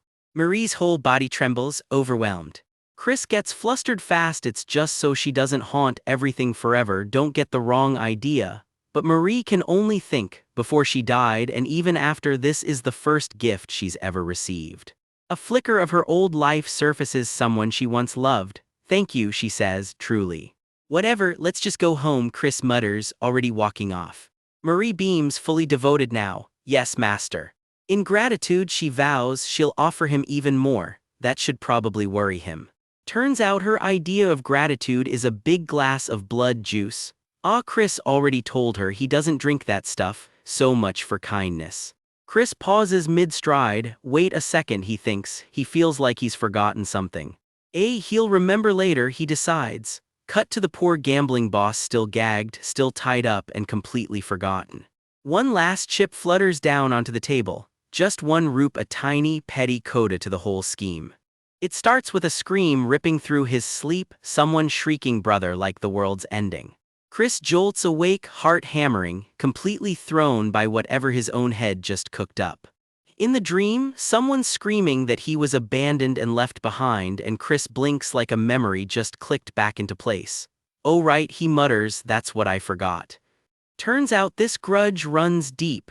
The kid in the memory practically got sold off as a slave because of him, only saved by pure luck. For real this time, he wakes up yawning, tossing off a lazy my bad. Guess somebody named Grantle bailed the kid out back then. Back in the memory, young Chris isn't done gloating, reminding the other kid he lost a bet fair and square, and a promise is a promise. The demand, say it with your whole chest, honorable King Emperor Majesty Big Brother. The poor kid looks ready to disappear. Red-faced and furious, he finally spits it out. Honorable King Emperor Majesty Big Brother. Young Chris soaks it in like a king on a throne. That's right, behave with some proper respect for this great brother. He's absolutely loving this, throwing in a smug little wink for good measure. The other kid seething, swearing revenge, I'll make you regret this one day. Chris just lounges there, totally unbothered. Except here's the gut punch. That same adorable kid grows up wanting Christian dead. Back in the present, Chris scowls up at the castle spires, certain this whole mess traces back to one guy's scheming. That guy has a name, Ashid. Son of Langham, the clan's acting patriarch and the top-ranked heir to the whole Dark Mage clan. Basically Chris's biggest obstacle in a fancy coat. Chris shrugs it off inside. Hey, he's not even the real Christian, so why get emotional? But if he wants the heir seat, dodging Ashid just isn't an option. Step 1 of his plan, get Melon on his side first. Step 2, apparently, involves a legendary blade everyone calls Gruna. Plenty of mages have tried to claim this so-called holy sword before him. Every single one of them failed, which is exactly why it's been sitting around collecting dust like a museum piece. Chris just grins and reaches for it anyway. Let's see how it reacts to me, he says like it's no big deal. The second his hand touches it, chained light detonates and flings him back. Exactly what he expected. The thing rejects dark magic outright since it was built to channel pure holy light. Still, he shrugs off the sting. At the end of the day, it's just a weapon, and weapons can be figured out. So he does what he does best, building a gadget to reverse engineer the exact pattern that's rejecting him. The rig whines and sparks the second it touches the blade's defenses. Energy goes haywire, lightning and holy light crashing into each other. Sparks bite at his hands, but he grits his teeth and holds on. Then the whole rig just gives out, smoke and sparks and scrap metal everywhere. Chris just smirks at the sword through the smoke. Hurts, doesn't it, Tilda? Whatever pain he's in, he's grinning, he's just getting started. I'm ready to keep swinging all night long, he announces, hammer in hand, clearly not planning to sleep. A few days later, at a secret training ground, someone finally asks the question, Christian, are you ready? The grounds are already filling up with onlookers, all here to watch whatever he's about to pull off. One veiled newcomer squints at Chris like she's placing a face from somewhere. That silhouette, I feel like I've seen it before. Ashid does a double take, then bows properly. Greetings, Commander of the Black Shadow Knights. Indeed, she says coolly, it's been a while, nephew. Meet Mary, commander of the Black Shadow Knights and apparently Ashid's aunt. She's the clan leader's right hand for secret missions and internal surveillance, not someone you want watching you. Chris breaks a sweat inside. A genuine powerhouse just showed up. Why is she even here? Ashid explains, sort of. Lady Mary's here over the Cox incident, officially anyway. Ashid needles her, calling Chris's antics flat-out impudent, and Chris starts sweating that the clan leader might swoop in to protect his rival. Out loud, though, Chris just scoffs. The clan leader must have a lot of free time getting involved in something this trivial. Mary arches a brow, bold of you. He's got no interest in children's petty squabbles, but he's curious about you. Chris's brain short-circuits him seriously. And just like that, panic flips into opportunity. This could be his shot to catch the clan leader's eye. Mary's not exactly encouraging, though. Wouldn't it be wiser to withdraw while you still can? Chris just smiles, sword in hand. I appreciate the concern, but I've got a plan. The blade flares in his grip like it's testing him right back. Mary's jaw practically drops. That could it be Gruna? The crowd's already rioting him off. Kid, you've completely lost your mind, one mutters. I knew you were reckless, but not this bad. Mary rounds on Ashid. Lidden, weren't you just bragging that Christian had finally come to his senses? He panics. Sister, I swear it's true. Mary just stares at Chris, and yet he plans to use the holy sword in a duel. Chris shrugs. Is there a rule against it? As long as I win, does it really matter how? Mary sighs. Gruna is a sword even the clan leader couldn't wield. It's holy energy will. Before she can finish, Chris cuts her off with a shout. Watch out. Light and steel collide in a burst nobody sees coming. Silence. Mary just stares at what's left standing in his hand. Is it a fake? She asks warily. Chris just smirks. Wanna check for yourself? She grips the blade and it lights up in her hands too, holy energy surging. Ugh, she recoils, clearly feeling exactly what that power's capable of. Sparks fly off the blade as she demands answers. How did you do it? Chris just grins and keeps walking. That's a trade secret, can't tell you. But one thing's for certain, he adds, clearly enjoying himself. Mary actually starts laughing, genuinely caught off guard by this kid. She can't stop, full-on laughter, while Chris just watches, a little smug about it. You really are entertaining, young master, she finally manages, truly delightful. Even Ashid can't hide his shock, to think you actually tamed the holy sword. Chris just tosses the question right back at him, but does it matter? Then out of nowhere, a stranger's voice cuts through the celebration. This will be your last day anyway. Chris's eyes go wide. Whoever she is, she's already closing in, and this triumphant moment is about to get a lot more dangerous. Chris squares up as Melon comes flying in low and fast, clawblade first, gunning straight for him without warning. He barely twists clear, the strike close enough to carve a line through the air right where his head just was. Steel meets steel and the whole hallway lights up purple as their weapons crash together. The shockwave rips down the corridor in jagged streaks of light. Yeah, this fight just went up a gear. Even Chris looks rattled for a second there. That's how hard she's swinging. In his head, Melon's realizing the truth. Without holding back, this guy's speed and strength are on a totally different level now. This gap, she thinks, I might not be able to close it. She doesn't quit though, throwing everything she's got into one more desperate strike. The two attacks collide again, sparks and raw magic scattering everywhere. For one gut punch second, neither of them moves.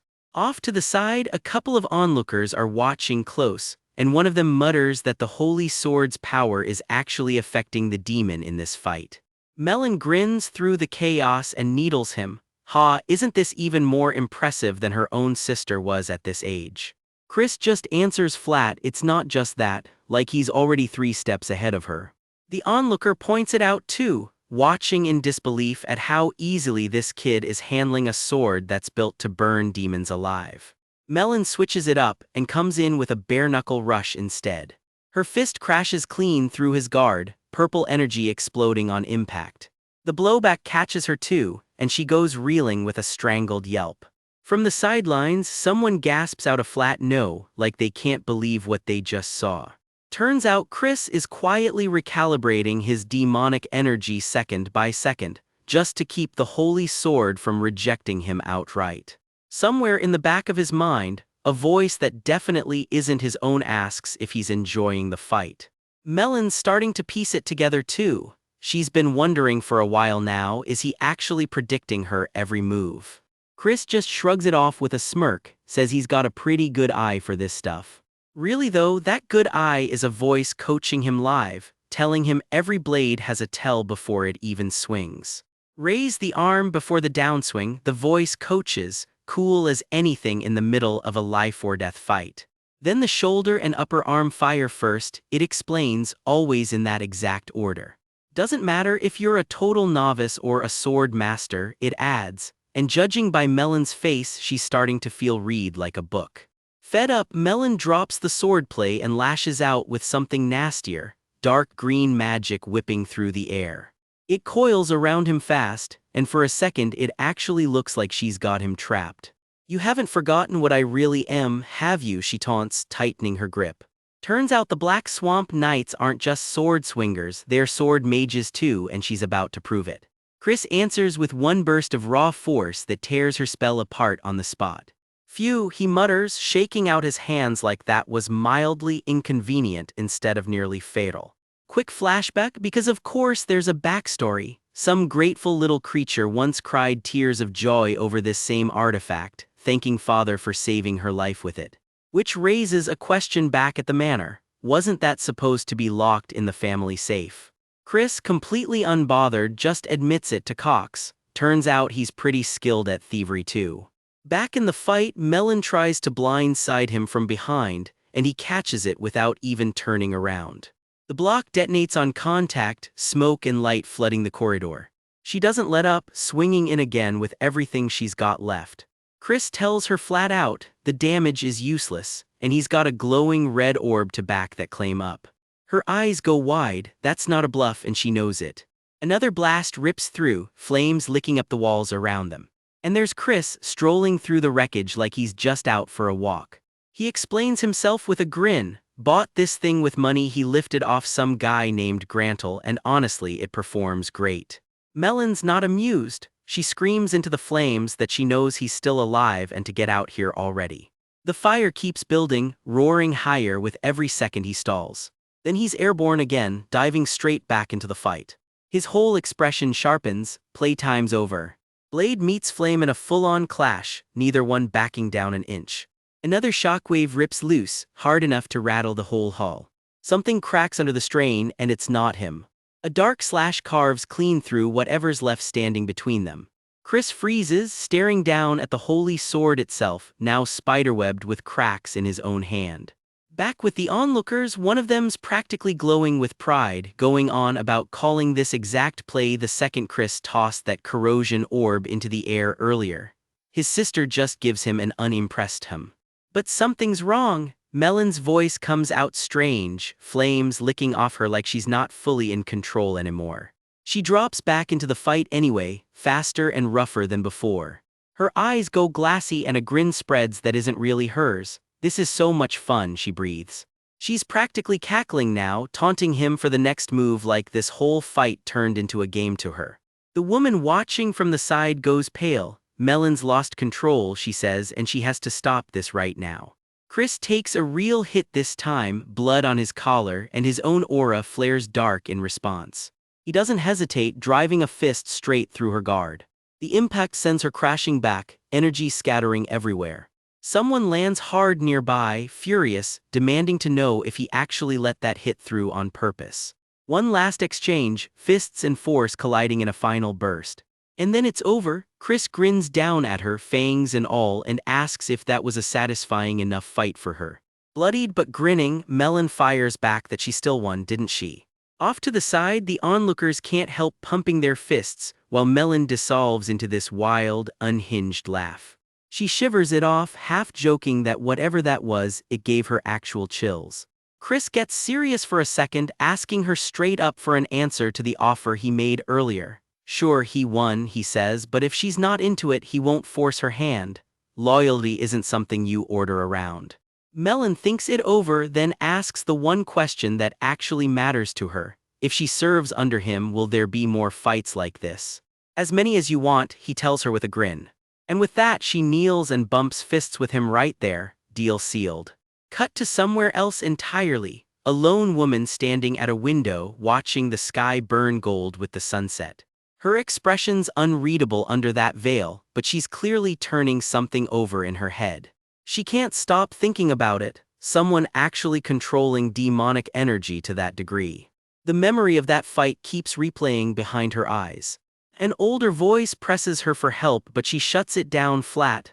I won't do it, even when he asks if it's too much even for the head of the family. She explains herself instead. It's possible for a little while, but demonic energy never sits still. Its wavelength keeps shifting the moment it moves. In other words, whoever's doing it would have to keep changing it non-stop just to stay hidden. And who, she wonders, could possibly pull that off in the middle of an actual fight? Maybe a demon of Gehenna, someone guesses, or a demon dragon even.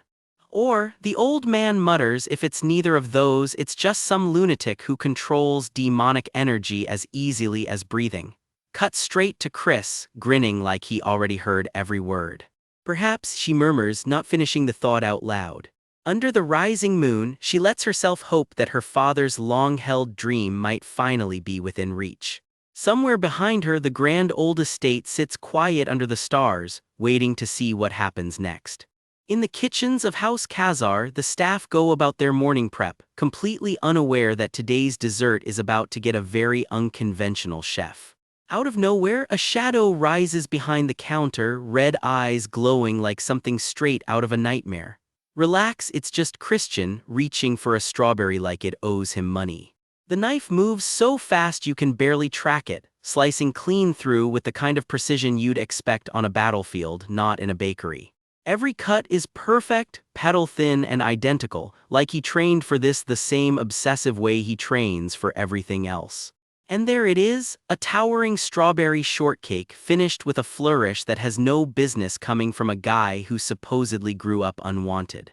One of the maids takes a bite and freezes, staring at Christian's hands like she just found out her favorite bakery is secretly run by a dragon. Old Fang the butler admits that, despite appearances, the young master's baking is genuinely top-notch, while the maid squeaks out an even bigger question. What is he even doing in the kitchen? Christian casually drops the real bombshell. He was thinking about baking a batch of cookies. The room goes dead silent, the young master baking cookies. The maid flails, insisting it's not what it looks like, then immediately blows her own cover by blurting out that yes, it is for a woman. Christian rolls up his sleeves and gets to work, kneading the dough with the same laser focus he'd bring to an actual fight. He insists, half joking, that whether they believe it or not, he's actually pretty good at making cookies, then immediately springs a nosebleed that says otherwise. Then the temperature in the room drops. A dark, heavy pressure creeps off him, like he's about to summon something from the void just to make strawberry juice. The bowl fills with thick red liquid splattering everywhere, looking for all the world like a crime scene instead of a snack. Someone finally screams the question everyone's thinking, is that actually blood in there? A caption sheepishly clarifies, nope, just strawberry. Somewhere, someone lets out a very satisfied ho ho ho. Later, under a gold sunset, Christian calls out across the courtyard, Lady Mirian. Mirian, already mounted and ready to ride out, turns back with sharp red eyes. Christian, what is it? He tells her straight, he heard she was leaving so he came to see her off. She thanks him for the gesture, though she points out he should probably still be resting after yesterday's duel. Not one to leave things one-sided, Christian says he actually brought her something too and holds out a neatly wrapped box. Mirian eyes the ribbon curiously. Those are. Inside, a tidy row of fresh-baked cookies. Cookies, she says slowly, aren't they? She stammers that he really didn't need to give her something like this, but admits she's happy he thought of her. He made them himself, he explains, just for this. Then, grinning, he asks what her favorite foods are for next time. Nearby, someone quietly clocks the whole performance and has to admit it. This kid really does know how to win people over. Mirian takes a bite before she can stop herself, and for a second all that composure just melts. Her eyes practically sparkle. This is way better than she expected. Clearing her throat to recover some dignity, she admits quietly that it tastes quite good. Christian says he's glad it suits her taste, then adds that since she gave him such a fine gift too, he should repay her properly. Is there anything you want, he asks, with the confidence of someone who already knows the answer will be interesting. Then he says, just be my aunt, properly, not just by blood. Miriam blinks, caught off guard, pointing out they're already blood-related, so he's hardly asking permission for the title. She adds she heard from Lidden that he's entering the Starblack ceremony. Which means, she says flatly, he's really asking her to back him in the succession fight, and that, she tells him, is something she cannot agree to.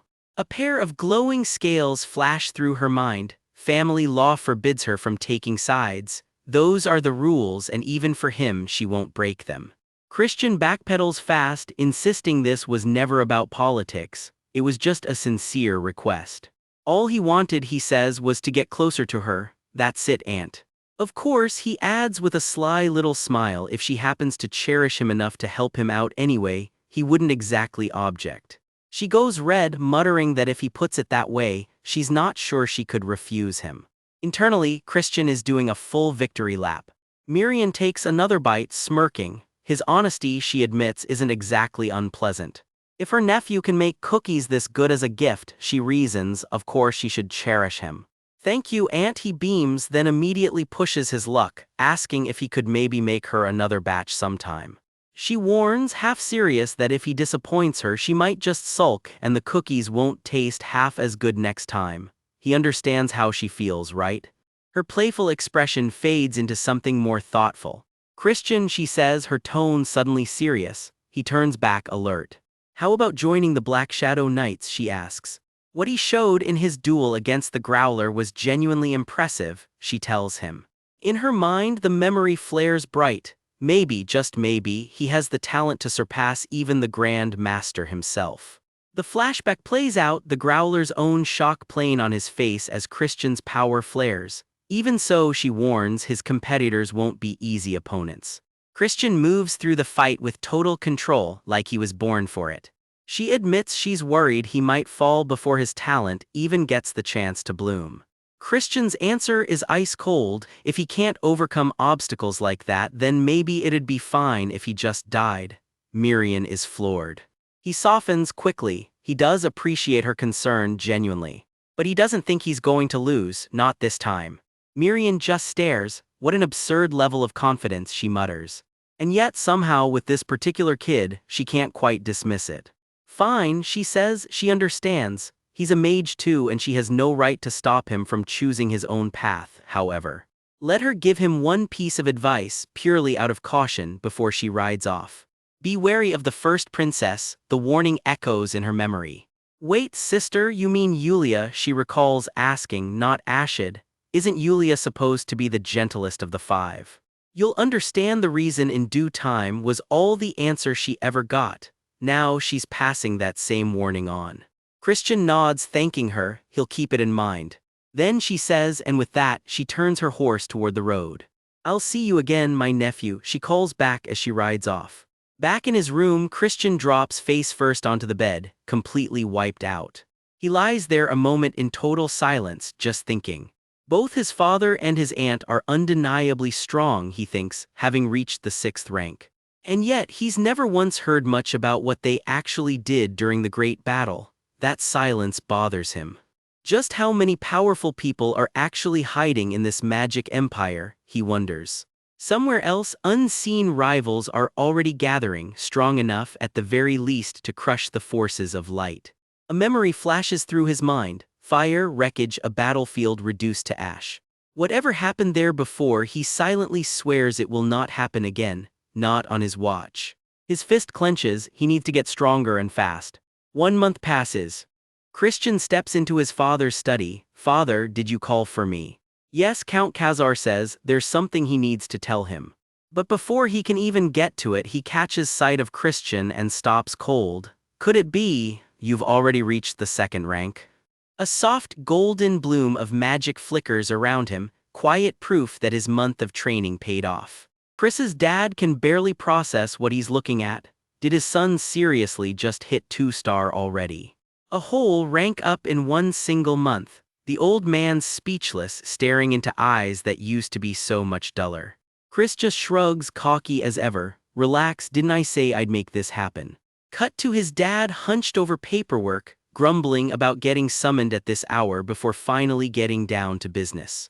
His hand tightens on the letter. There's word from the main house. He'd already told them Chris and Tern would both compete in the Holy Dark ceremony. Chris's whole face lights up, finally a real shot to prove himself. Then the gut punch, only Tern got the green light, Chris wasn't invited at all.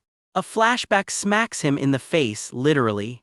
People still remember the old Chris, the disgrace who blew the family fortune.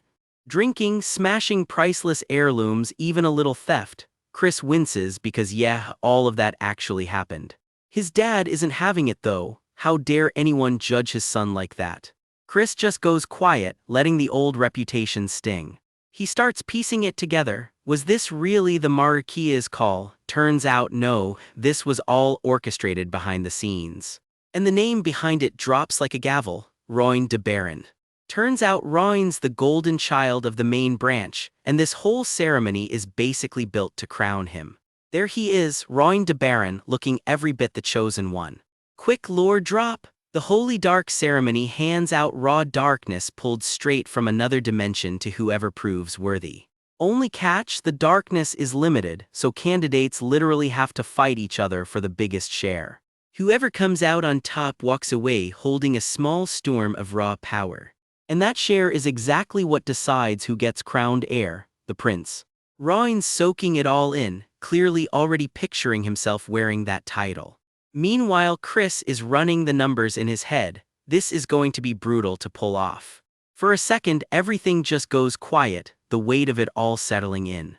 Back home, his dad tries to reassure him, promising to go to bat with the family again, even bring in Lady Miriam if it comes to that. But Chris shuts that down fast. He wants to handle this one himself.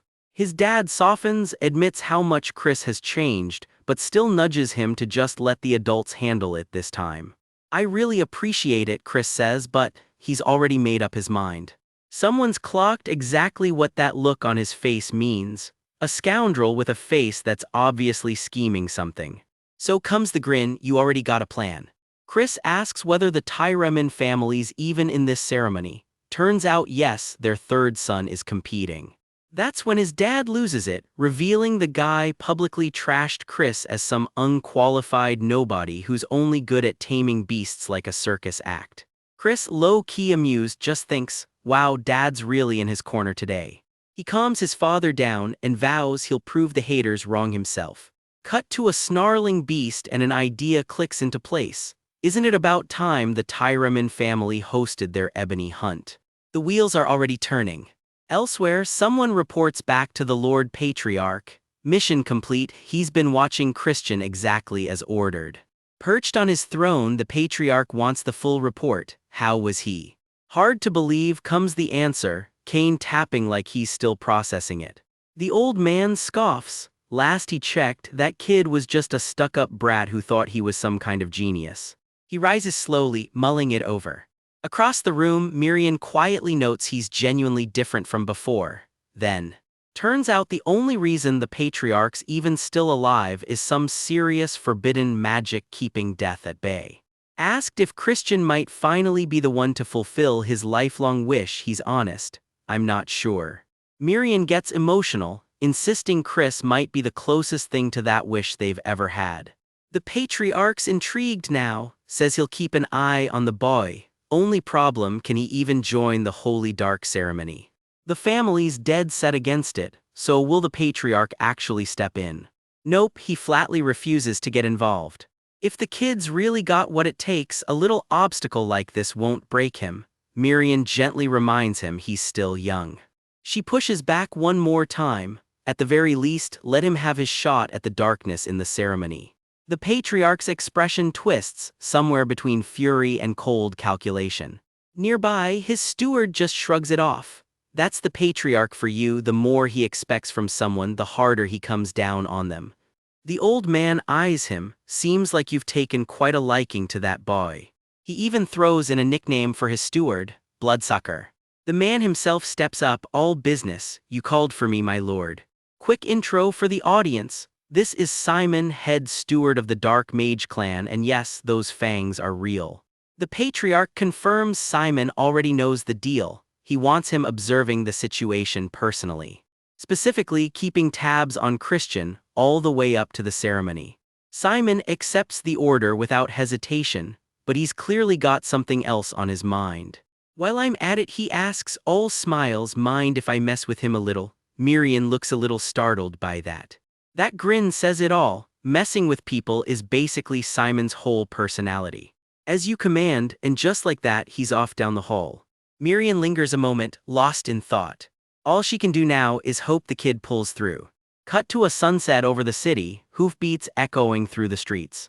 Chris is on the move again, carriage rattling toward wherever he's headed next. Inside, he's running the numbers. Sure, he hit 2-star fast thanks to raw talent. Problem is, his stamina and magic reserves only grow as fast as he trains, and 3-star is still way out of reach. Which is exactly why he needs Ebony to speed things up, and conveniently the Tyremin brat mouthed off right as his family's hosting the Ebony hunt. Almost too perfect. Only catch, just capturing the beast Corazzo won't hand him the Ebony automatically. There's a very specific condition he'll need to meet first. So he goes shopping for leverage, cornering a very nervous, very familiar face. Hey, long time no see. The guy's already sweating bullets. You didn't come here empty-handed, did you? Oh, of course not. He fumbles out a gift, practically begging Chris to take it, and dumps a bag of coins that goes absolutely everywhere. Chris just stares at the mess. This is your idea of a bribe? Do you even understand your position right now? Turns out this guy's been dabbling in every shady business under the sun. And the crows perched nearby practically narrate his rap sheet for him. Tax evasion, kidnapping, fencing, stolen goods, the whole resume. Chris offers a deal. He'll look the other way this once, but only if the guy cleans up his act. Cue frantic agreeing. Oh, and one more thing, Chris adds, get me a gray pill. The guy panics. That stuff's black market only and prices have gone through the roof lately. Chris just grabs him by the collar, that's so, then calls out for backup. Marie, you ready? Marie steps in with the creepiest little laugh you've ever heard. Turns out Miss Shriek genuinely loves this part of the job. Cue screaming. Chris, thoroughly satisfied, mutters he should have just cooperated from the start. Oh, and while you're at it, he adds, completely casual, grab me a sharp dagger and some armor too. The poor guy's left cursing Chris's name under his breath. Face down on the floor, thoroughly defeated. Back on the road, the coachman asks if they are finally heading home. Nope, one more stop, Chris says. He has the coachman pull over somewhere unexpected. A little shop door swings open with a cheerful welcome. Chris browses around and picks out exactly what he came for. He pours out a strange pink potion, and when asked why, all he offers is, I have a use for it. Whatever he's planning, it's about to get interesting. Nice and quiet, Chris slips into the kitchen with a glowing little parcel tucked under his arm, looking about as sneaky as a guy in a full noble getup can. A voice catches him red-handed. Oh ho ho, young master, up this late? Chris nearly jumps out of his skin, sweat running down his face. Marie takes one look at his flustered face and jumps straight to conclusions, batting her eyes at him. I am not, Chris snaps back, already red in the face.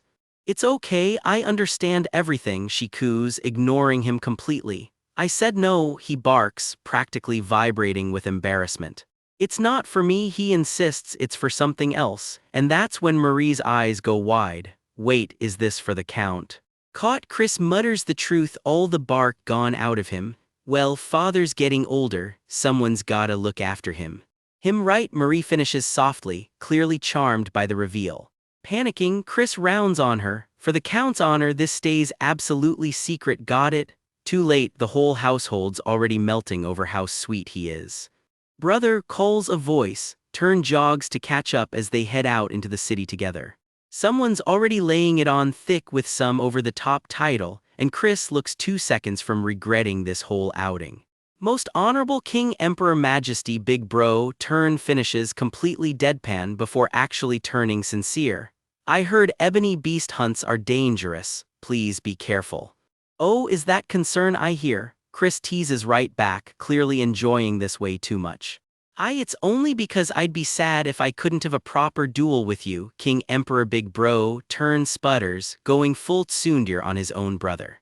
All right, enough bickering, someone finally cuts in. Now go flatten those Tyremin punks, both of you.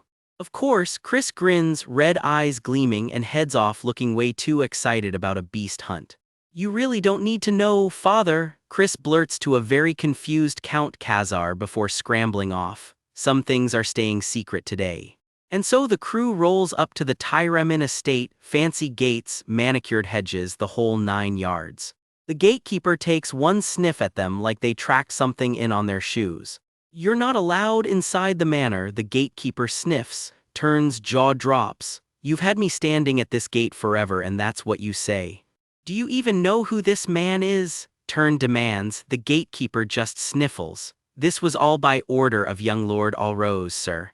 Apparently young Lord Alrose's exact words were that a scoundrel like Chris doesn't deserve any kindness. Chris's expression goes very, very still. So what you're saying is, Chris says slowly, dark energy already curling off him. You're telling us to go find our own place to stay somewhere in the capital? Turn finishes, done with all of it. Young master, I'll cut that bastard's throat right now, Melon, the growler himself, offers, already halfway to doing it. Chris waves him off, way more interested in a practical question. Hey, then who's paying for our hotel? You can charge it to the Tyremin family, see sir, the gatekeeper blurts out in a panic. Is that so? Chris murmurs, a plan already forming. Chris's grin turns downright wicked. If the Tyremins are paying, he's not thinking small. Instead of some hotel room, he goes and buys an entire estate, fountains, gardens, the works, and slaps the bill straight on the Tyremin family's tab. The whole crew strolls in like they own the place, which, technically, they now sort of do. So, how much is this gonna run me? Someone asks nervously, already sensing the numbers going to hurt. Opportunities to burn someone else's money don't come around every day, you know, Chris says, way too pleased with himself.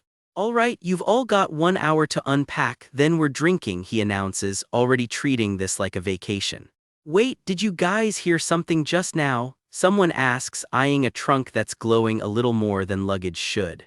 The trunk pops open and out springs Marie, sparkling like she planned this whole grand entrance. Young master, the mansion is amazing, she squeals, already scoping the place out. It looks perfect for waiting on you, oh ho ho ho, she finishes. Chris just about falls over. What are you doing here? I snuck in with your luggage since I'm the maid who promised you eternity, she explains cheerfully. Chris has absolutely no response to that. Oh ho ho, look at that shy little face, she teases.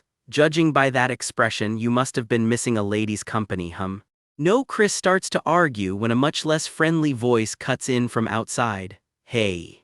Enter Alrose, third son of House Tyremin, and judging by his face, this is not a friendly first meeting. And you're talking down to me? Alrose sneers. Oh, you must be the star of this year's ebony hunt. They told me to find my own place, Chris shrugs, so I did. Got a problem? A noble like me can't exactly sleep in some trashy hotel, Chris adds sweetly. So I bought a nice estate, that's all. Or are you just salty because you're broke? He needles. Honestly, it was a bargain, considering the lesson I gave your rude little doorman. Before Alrose can even respond, something lunges out of the shadows behind him with a single word. Hey. Claws rip through his sleeve before Chris can even fully turn around. This thing came out swinging.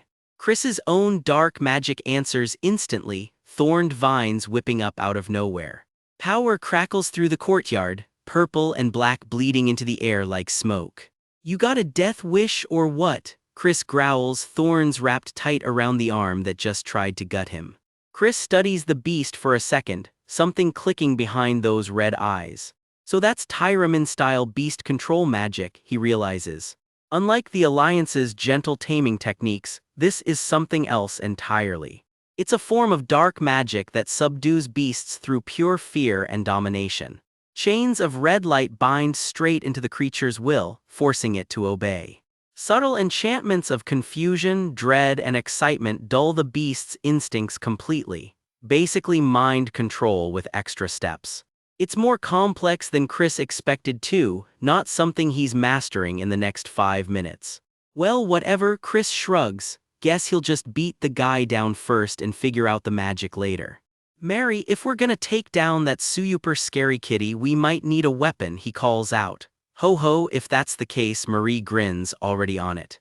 What are you waiting for? Chris taunts, weapon in hand now, come at me like a demon would. Don't go ordering me around, you damn disgrace. Allrose snarls and sicks the beast on him. The monster explodes forward, claws first. Its jaws snap wide enough to swallow him whole. Chris meets it head-on, weapon locked hard against fang and claw. The beast just keeps coming, snarling, refusing to back down. It's fast, faster than anything with that much bulk has any right to be. It launches clean off the ground, going for another strike. This time it connects and Chris goes tumbling. Oh hey, not bad, Chris grins, getting right back up like that didn't hurt at all. But don't you think 2-on-1 is kinda cheap? He adds. Alright then, if I win, I'm joining this hunt as a bodyguard, not some glorified beast driver. Gotta make it worth my time, right, you sneaky little cheater? You arrogant little bastard, Allrose screams past the point of composure. He throws himself into the fight, right alongside his monster now. I'll have you on your knees, begging for mercy, he roars. Both of them barrel forward together, beast and rider as one. Chris doesn't even flinch, cloak whipping around him. He flips clean over the charge and snags the beast midair with a whip of dark magic. The ground cracks under the impact as he slams it straight down. Where'd he go? Allrose spins around, completely lost him. GKH is all he manages before Chris is already on him. A quick flurry later and Allrose is a stumbling, yelping mess. Awa, does it hurt? Chris coos, still no crying, okay. His overgrown kitty isn't doing much better, flattened out in the snow. Even if you cry, I won't go easy on you, Chris adds, watching Allrose's face go purple with rage. Shut that damn mouth, Allrose explodes, done being humiliated. Something darker flickers to life around him, he's not holding back anymore. Chris just tightens his grip and waits, completely unbothered. The beast lashes out again, faster this time. Allrose barely has time to react before it's already over. The whole courtyard lights up red as the strike lands. This bastard, he actually laid a hand on Choco, Allrose gasps, and yes, that is apparently the beast's actual name.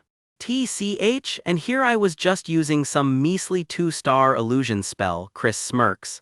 Guess your weak, boring beast control magic just isn't gonna cut it against me. Shut your mouth, you damn punk, Allrose roars, magic flaring dangerously around him now. A massive circle blazes to life beneath him. Choco gets wrapped in flame and fury, pushed past every limit Allrose can force. Chains of light snap taut as the pressure builds toward something huge. Chris doesn't wait around for it to finish, he moves first. A blade of pure dark energy tears clean through the air. Allrose's eyes go wide, he never even saw the strike coming. The hit sends him crashing backward, spell and all. We don't wait for transformations or casting times, Chris says flatly, watching Allrose's weapon shatter at his feet. He flashes a grin that says the fight was never really close to begin with. By the end of it, even Choco, the terrifying beast, is just tied up and whimpering in the snow. At a glittering casino party, Chris's ever-nervous aide is already sweating bullets. Young master, are you sure this is okay? He squeaks. Chris just shrugs, cool as ever. We've got time to kill, he says, so we might as well rest a little while we're at it. His aide isn't buying it one bit, because gambling all night with strangers doesn't exactly scream relaxing to him. Chris grins wider. What's wrong with a scoundrel acting like one? He needles, dragging Marie into it too. One already tipsy Mark at the table just melts into a puddle of yes-man nodding. Of course, anything's fine, he slurs. Here's the real trick though. Marie's slipped him ginger ale dressed up as the real thing. As long as you don't actually drink, young master, she says with a wink. Somewhere down the table, one poor sucker just realized his drink got swapped too. Damn it, I asked for alcohol, he wails, why do I have ginger ale? Chris keeps the act going, sipping his fake cocktail while his goblin-faced minders loom nearby, none the wiser. His watchers grumble about babysitting duty. Why did Lord Arlos even stick us with this scoundrel? They groan. Chris just flashes a grin and invites them to join in. Something at the table lands with a sudden crack, and the whole room jolts. Chris leans in, smug as ever. Your boss already got wrecked by me, he says. He won't be getting up until tomorrow. One sore loser built like a linebacker tries to save face. I'll let today slide, he grumbles. How about another round? Chris waves him off without even blinking. No thanks, he says, you go right ahead, I'll just sit here and enjoy the show. Then he really turns up the heat. Ante up, everybody, he calls out, and drink as much as you want on my tab too. Even his aide has caught the fever now, slamming his cards down. I won't go easy on you this time, young master. Hours later, the table's a wreck of empty glasses and glassy stares, Chris's whole crew of watchers thoroughly, hilariously plastered. Chris slumps face down among the bottles like he's out cold, playing the useless drunk to perfection. Not even worth watching anymore, one guard mutters, turning to leave. Let's just file the report and be done with. With it, he finishes, stomping off in disgust, exactly what Chris wanted them to think. The second they are gone, his eyes snap open, sharp and clear. He never touched a drop all night. He's up and moving in seconds, wrapping himself in a dark cloak like the party never happened. Out the window and into the night he goes, quiet as a shadow. Annoying watchdogs, he thinks to himself. It's getting late, whoever he's tracking should be making their move soon. He kneels by Marie, who's out cold. Heading out for a bit, he whispers, don't follow me, Mary. Except Marie's not quite as asleep as he thinks, her eyes flutter open, sparkling with big ideas.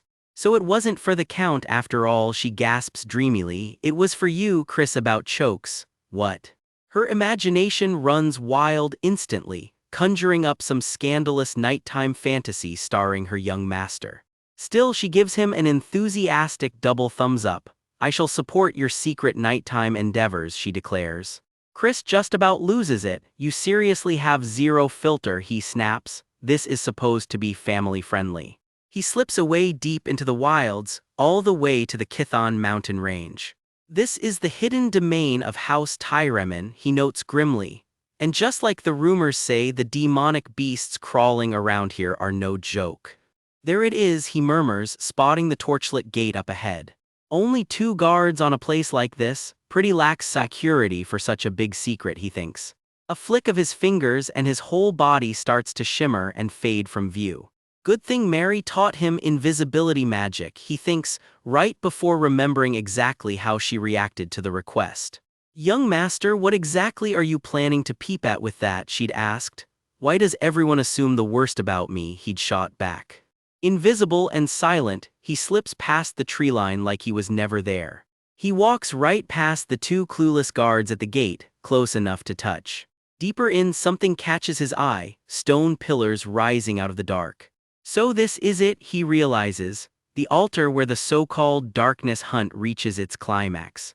Eerie as hell, living up to every rumor he's heard, but the real question is what actually happens here. He remembers the explanation now. How exactly do you harvest darkness? Someone had once laid it out.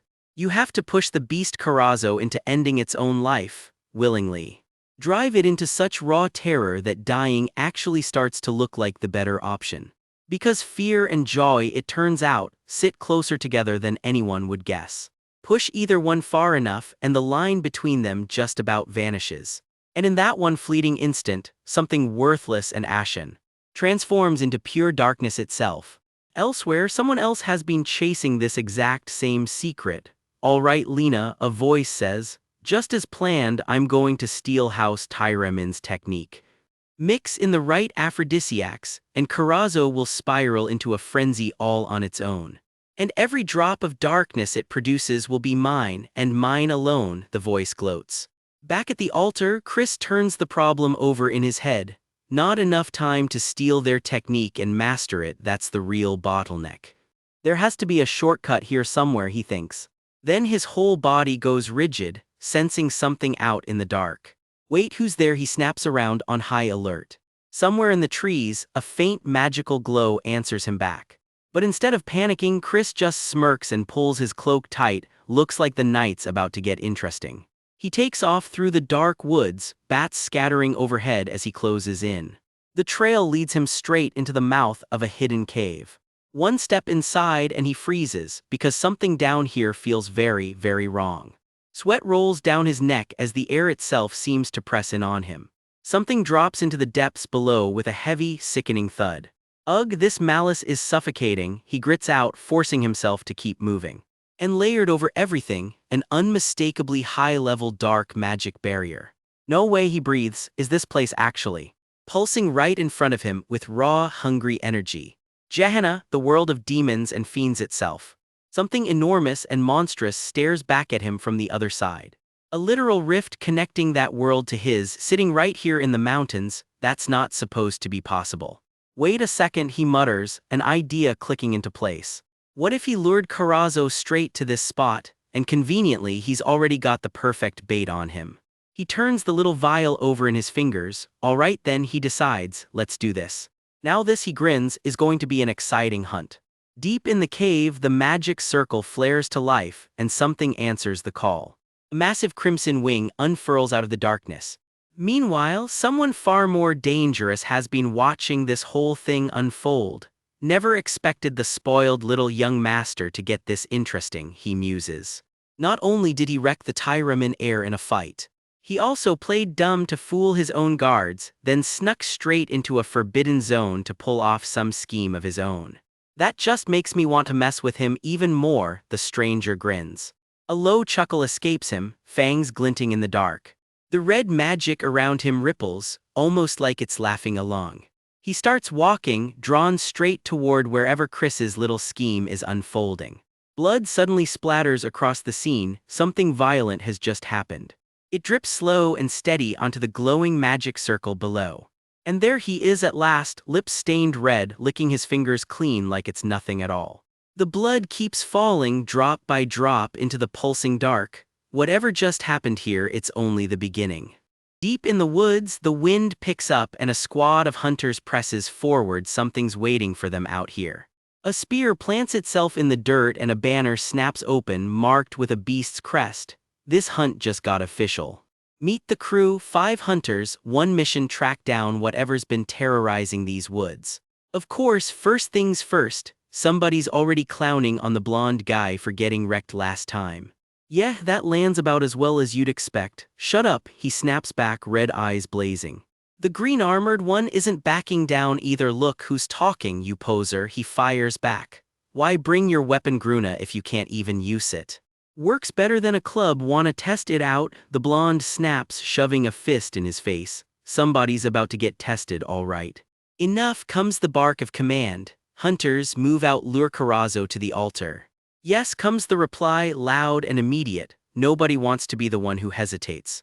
Off to the side, a dark-haired guy leans against a tree, red eyes half-lidded, looking like this whole thing is beneath him. Hey, scoundrel, answer, someone yells at him. Yes sir, as you command. He drawls back, dripping sarcasm. The squad reaches the ritual altar, tucked deep in the forest. This is where they're planning to trap Karazo for good. Go sit in that corner and stay out of the way, someone tells him flatly. You're just a nuisance. Fine by me, less work, more fun, he shrugs back. But don't come begging me to clean up your mess later, got it? That little bastard, the blonde snarls, ready to swing, but a teammate grabs him. Save your energy for the hunt.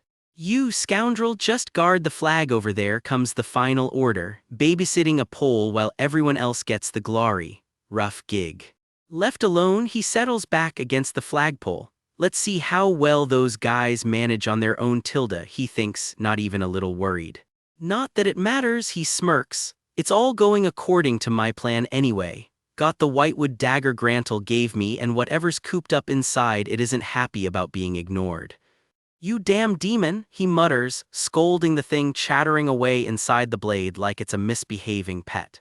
Back with the hunting party, everyone tenses up in the grass. Something's close. It's coming, he mutters, watching from a distance, all traces of that lazy grin gone. And there it is, the beast crashes out of the tree line with a roar, sending a hunter flying. Say hello to Karazo, a class 4 demonic beast, all fangs, scales, and bad attitude. And yet somehow with those big dopey eyes, this thing is weirdly adorable. Nobody asked for that. Wow, what the heck, why does it look so dopey? He blurts, blood on his face, thoroughly unimpressed by the vibe check. Let's begin the binding ritual quickly, someone calls out, snapping the squad back to business. Purple magic crackles to life as the ritual caster channels everything he's got. Everyone shifts into position, bracing for what's coming next. Lightning rips into Karazo as the hunters open with everything they have. The caster keeps pushing, forcing the binding spell forward inch by inch. Up close, Karazo's eye locks onto the restraints digging in, and it is not pleased. The beast thrashes, teeth bared, fighting the binding with everything it's got. Then something shifts. Someone gasps. This isn't going the way it was supposed to. Even from a distance, he feels it, 2 eyes wide, red, alarmed. Young master, are you all right? Someone shouts, rushing to check on him after he's knocked down. One of the hunters gets thrown clean off their feet by the impact. It's poison, comes the warning as Karazo's claws drip with something toxic and glowing. Form a defensive barrier now. Someone yells, blue energy flaring up between them and the beast. The barrier holds for now as the beast's attack slams against it. Nope, that won't help, someone shouts back as the barrier buckles and the group gets thrown back anyway. Here's the twist, that thing already went wild from the aphrodisiac. Yeah, somebody drugged the demonic beast, and not in a fun way. Gah, one hunter cries out, staggering, I took the antidote beforehand and that sentence does not end well. We're in serious danger if this drags on, the blonde warns, covering his face from the fumes. One of the hunters charges in swinging, but Karazo's counter draws a scream of pain. The beast takes the hit head-on, and the fight only gets uglier from here. Young master, someone calls out as a dark blur suddenly rushes into the fray. A hand reaches out of the shadows, dagger drawn, plan already in motion. He throws himself into the fight with a punch backed by a burst of red energy. Teeth gritted, sweat dripping, bandage still on his nose. Turns out flag duty was just a warm-up. So much for the prestigious house Tyraman, he needles, strolling in like he owns the place. Drawing his dagger, he keeps needling, making someone stuck guarding the flag get involved. This deep, pathetic. If you start calling me Hyung, maybe I'll help you out, he offers. You psycho, why the hell would I ever, comes the disgusted reply. Not like you've got a lot of options, right? He points out with 2 teammates already down on the ground. One of the injured hunters grits through the pain, bloodied and barely holding on. Help me, you bastard, the blonde finally caves, grabbing him by the collar. All right, but you better keep your promise, okay, he says, holding out a hand. Deal struck. He dashes forward, blade trailing a streak of energy straight at the beast. And here it is, dark purple magic erupts around him, chains and thorns swirling into a full-blown power reveal. The attack lands clean, wrapping Karazo in thorn chains that bite deep. The beast howls in pain, blood spraying as the binding tightens its grip. How do you know binding magic? The blonde demands, completely floored. It's not even a secret technique, he shrugs, it's just some mid-level binding magic. Sure, buddy, sure. He keeps the chains taut, wrestling the beast down with total control. His grip tightens on the thorn chain, not letting up for a second. He follows up with a slash, driving the fight further in his favor. The blow connects hard, and Karazo takes real damage this time. Something splashes down into a pool of dark liquid nearby, not a good sign. No, wait, stop, someone shouts, realizing what's about to happen a second too late.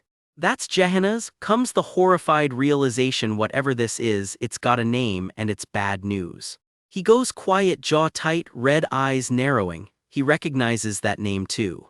Something yanks him backward into the dark, and just like that, he's not in the fight anymore. A massive eye locks onto him, chains coiling tight as he's dragged deeper in. Hey, first time feeling the malice of Gehenna, a voice taunts from somewhere in the red haze. Go ahead, be as scared as you want, Tilda, it purrs, clearly enjoying itself. The eye bores into him, chains tightening, testing exactly how far he can be pushed. Then something changes, the eye flares gold and a burst of light cuts through the dark. He's fighting back. Now someone shouts from outside, weapon gripped tight, ready to pull him out. His face twists in pain, blood streaked, teeth clenched against whatever's tearing at him. A final slash rips through the dark, and just like that he's breaking free. Hey scoundrel, you okay? Someone calls out, finding him bloodied but upright, dagger still in hand. This cave is seriously dangerous, we have to get out now, the blonde urges, red circles glowing ominously around them.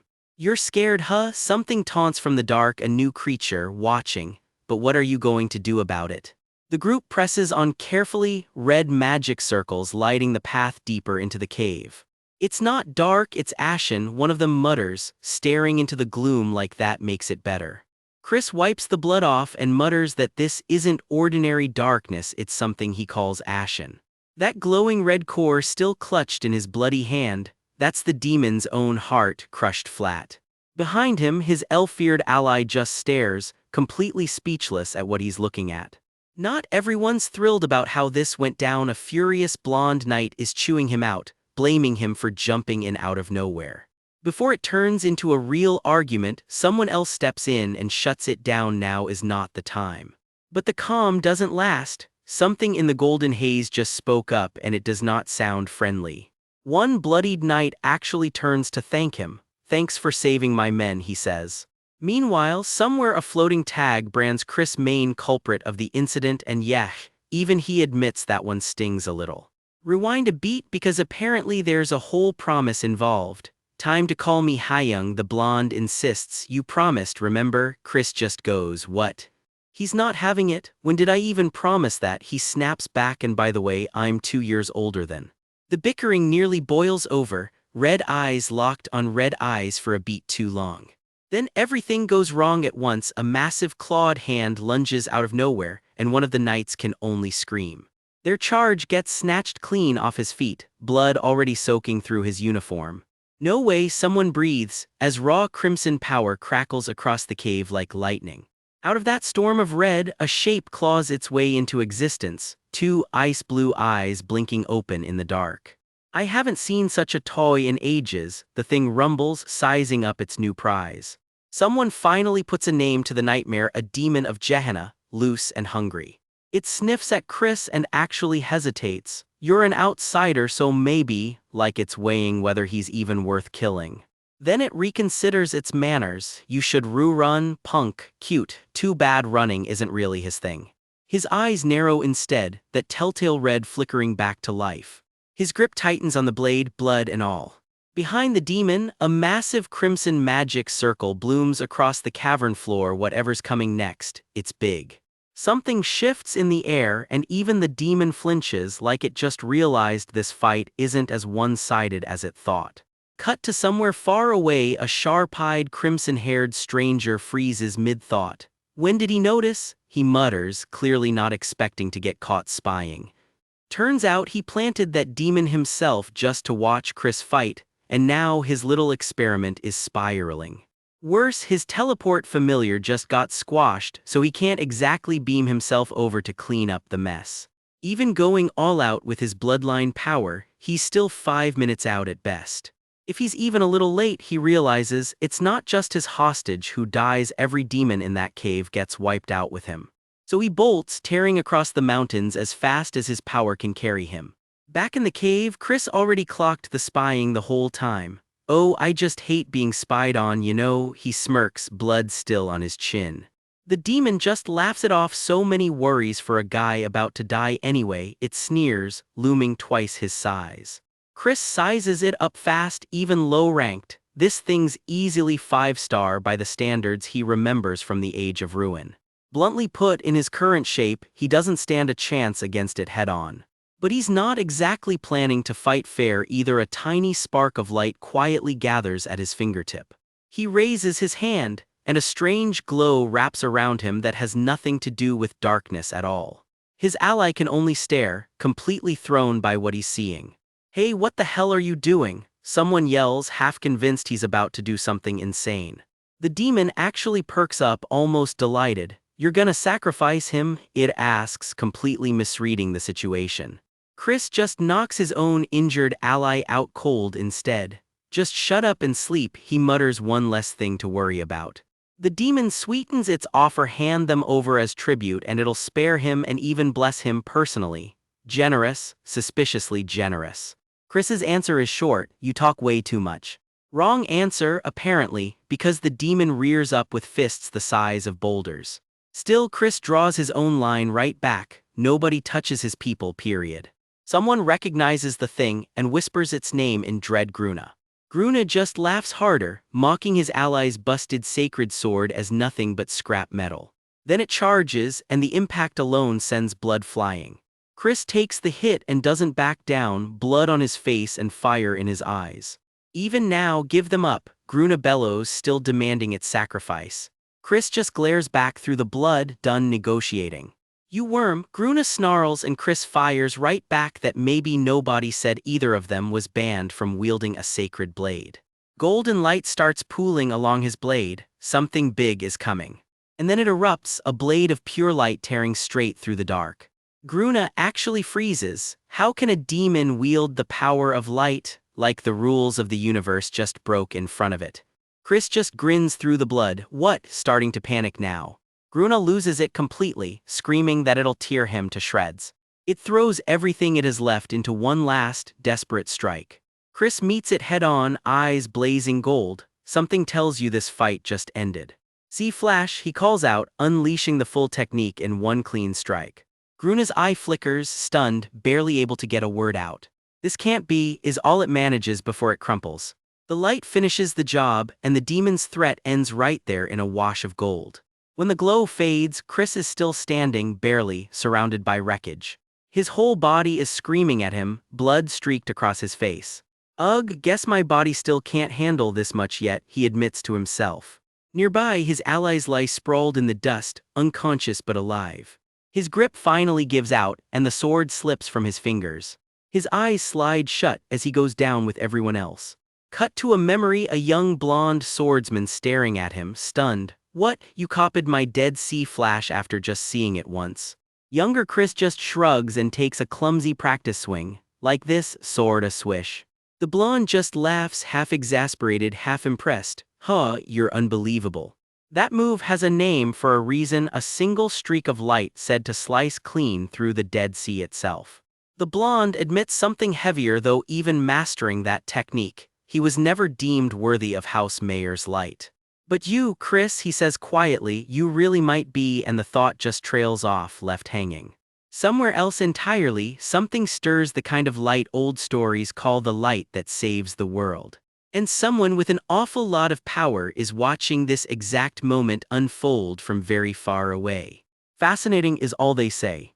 Then that crimson-haired stranger from earlier answers the moment too, finally naming himself first seat of the 7 circles of Gehenna. I'll be watching the path you take, he promises, and somehow that's way more unsettling than any monster Chris just fought.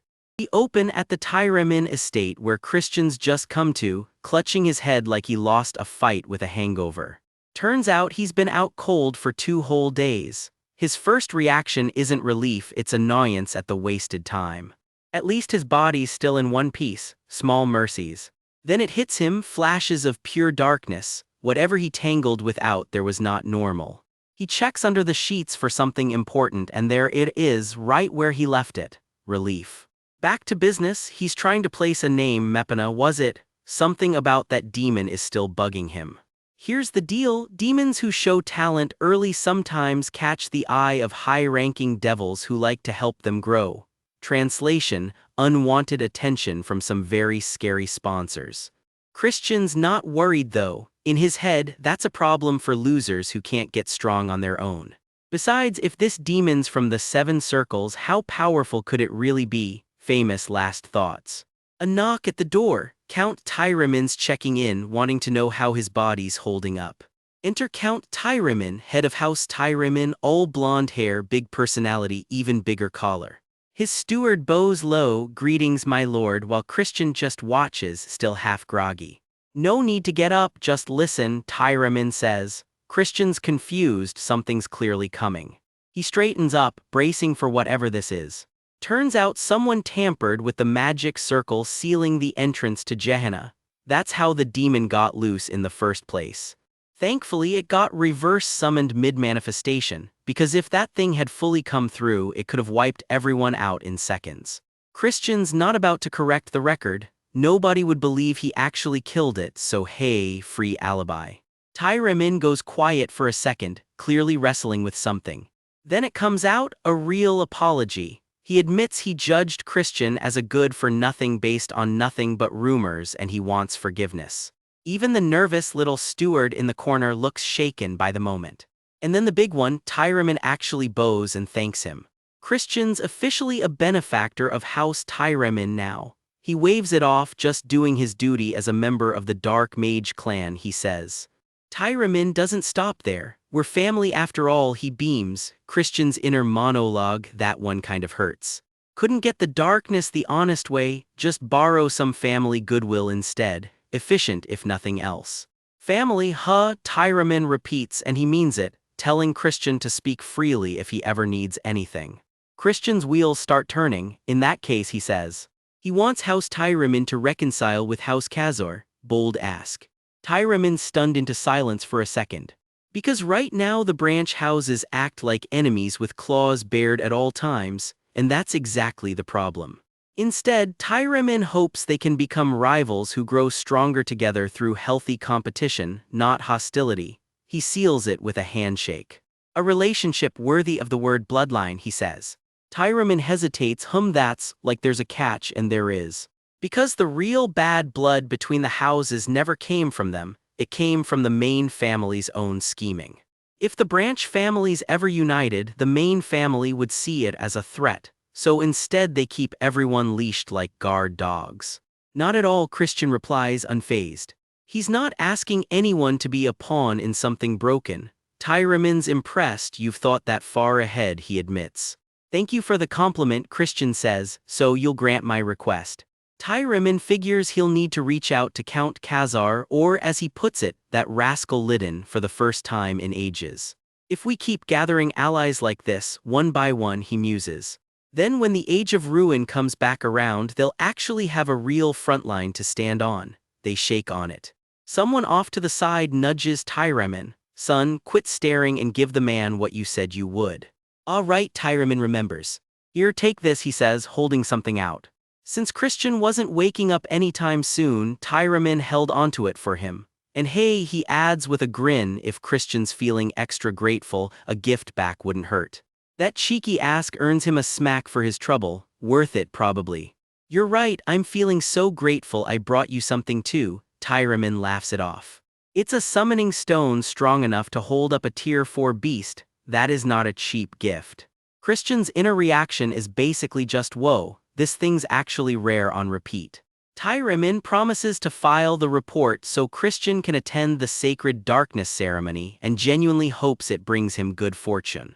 Christian thanks him for the gift and for backing him.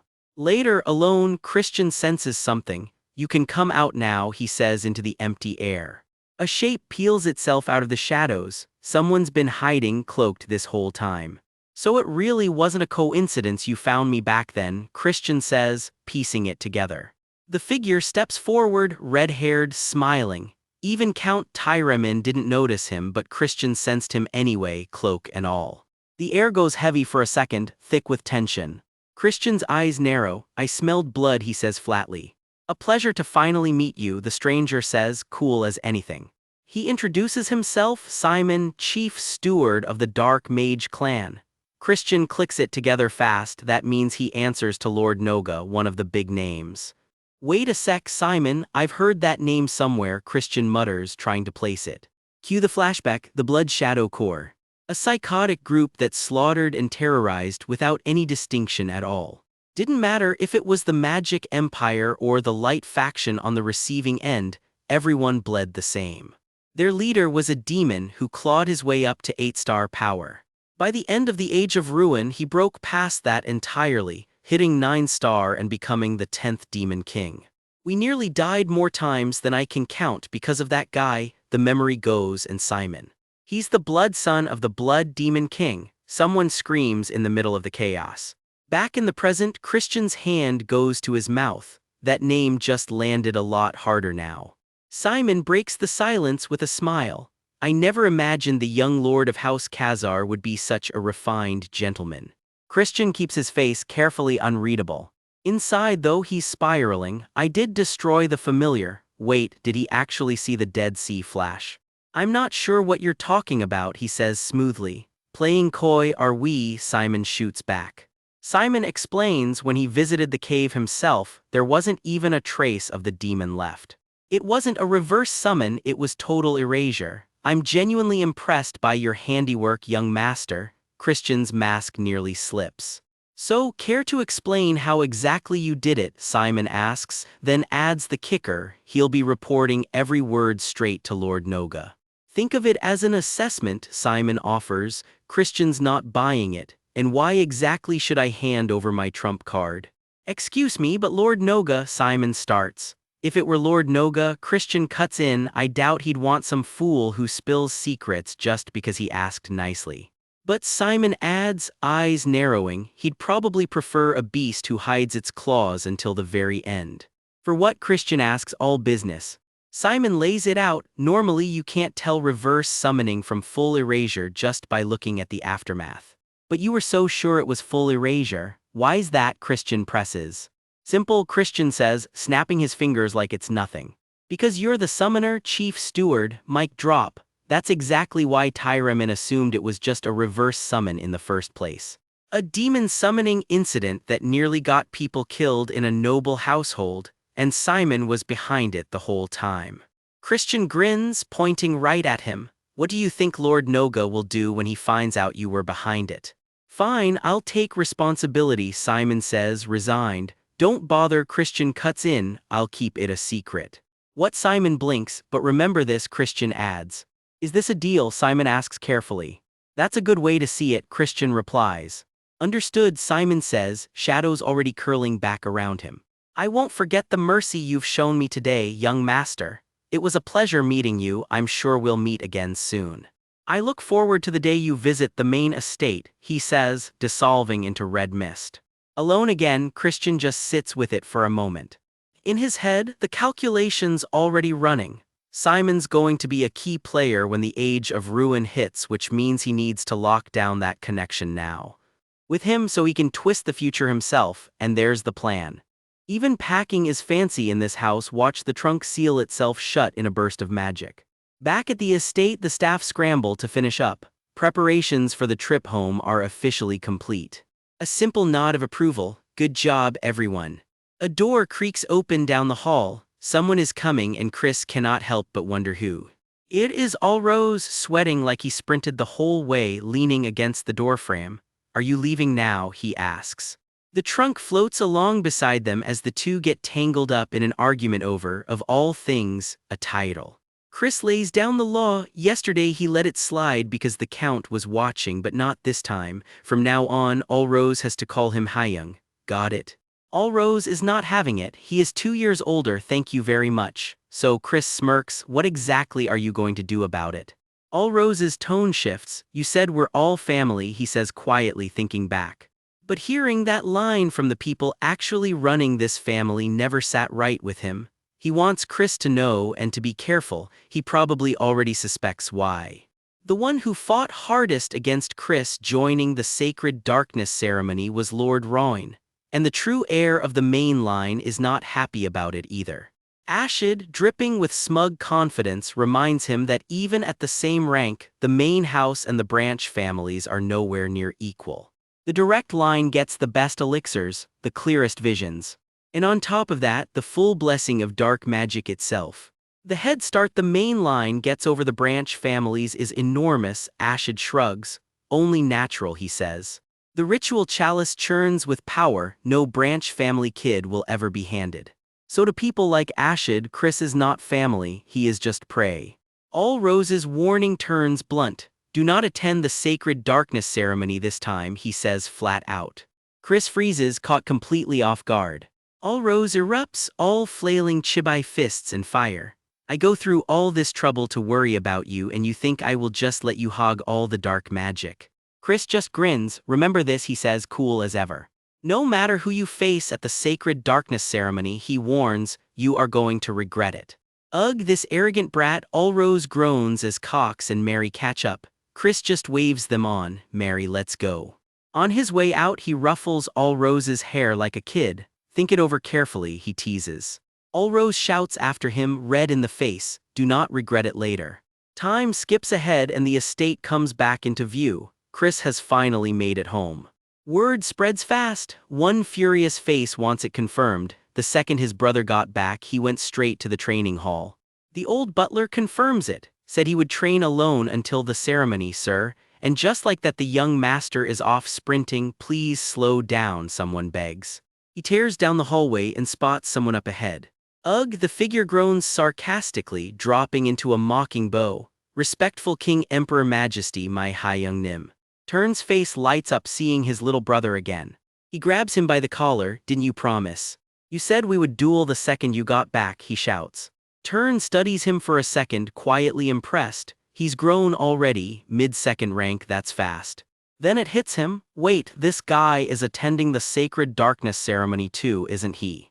Chris waves him off. Go finish your own training first, he says. Turn groans, can you not cut me some slack? This time will be different, so be ready, Chris warns with a grin. Yahi, Turn brushes off, unimpressed. The scene shifts as footsteps carry someone off down another corridor. Such stubbornness, someone mutters to themselves, half exasperated, half fond. A flicker of memory surfaces, a girl in a wedding veil, tearful, asking softly, so it's a promise, okay? Chris smirks to himself. His attitude is just like that guy's, he thinks. He straightens his cuffs, already gearing up for what comes next. Later, Chris slumps onto his bed, completely wrecked. This training is no joke. 2 weeks left until the Sacred Darkness ceremony, he reminds himself, turning a strange, dark orb over in his hand.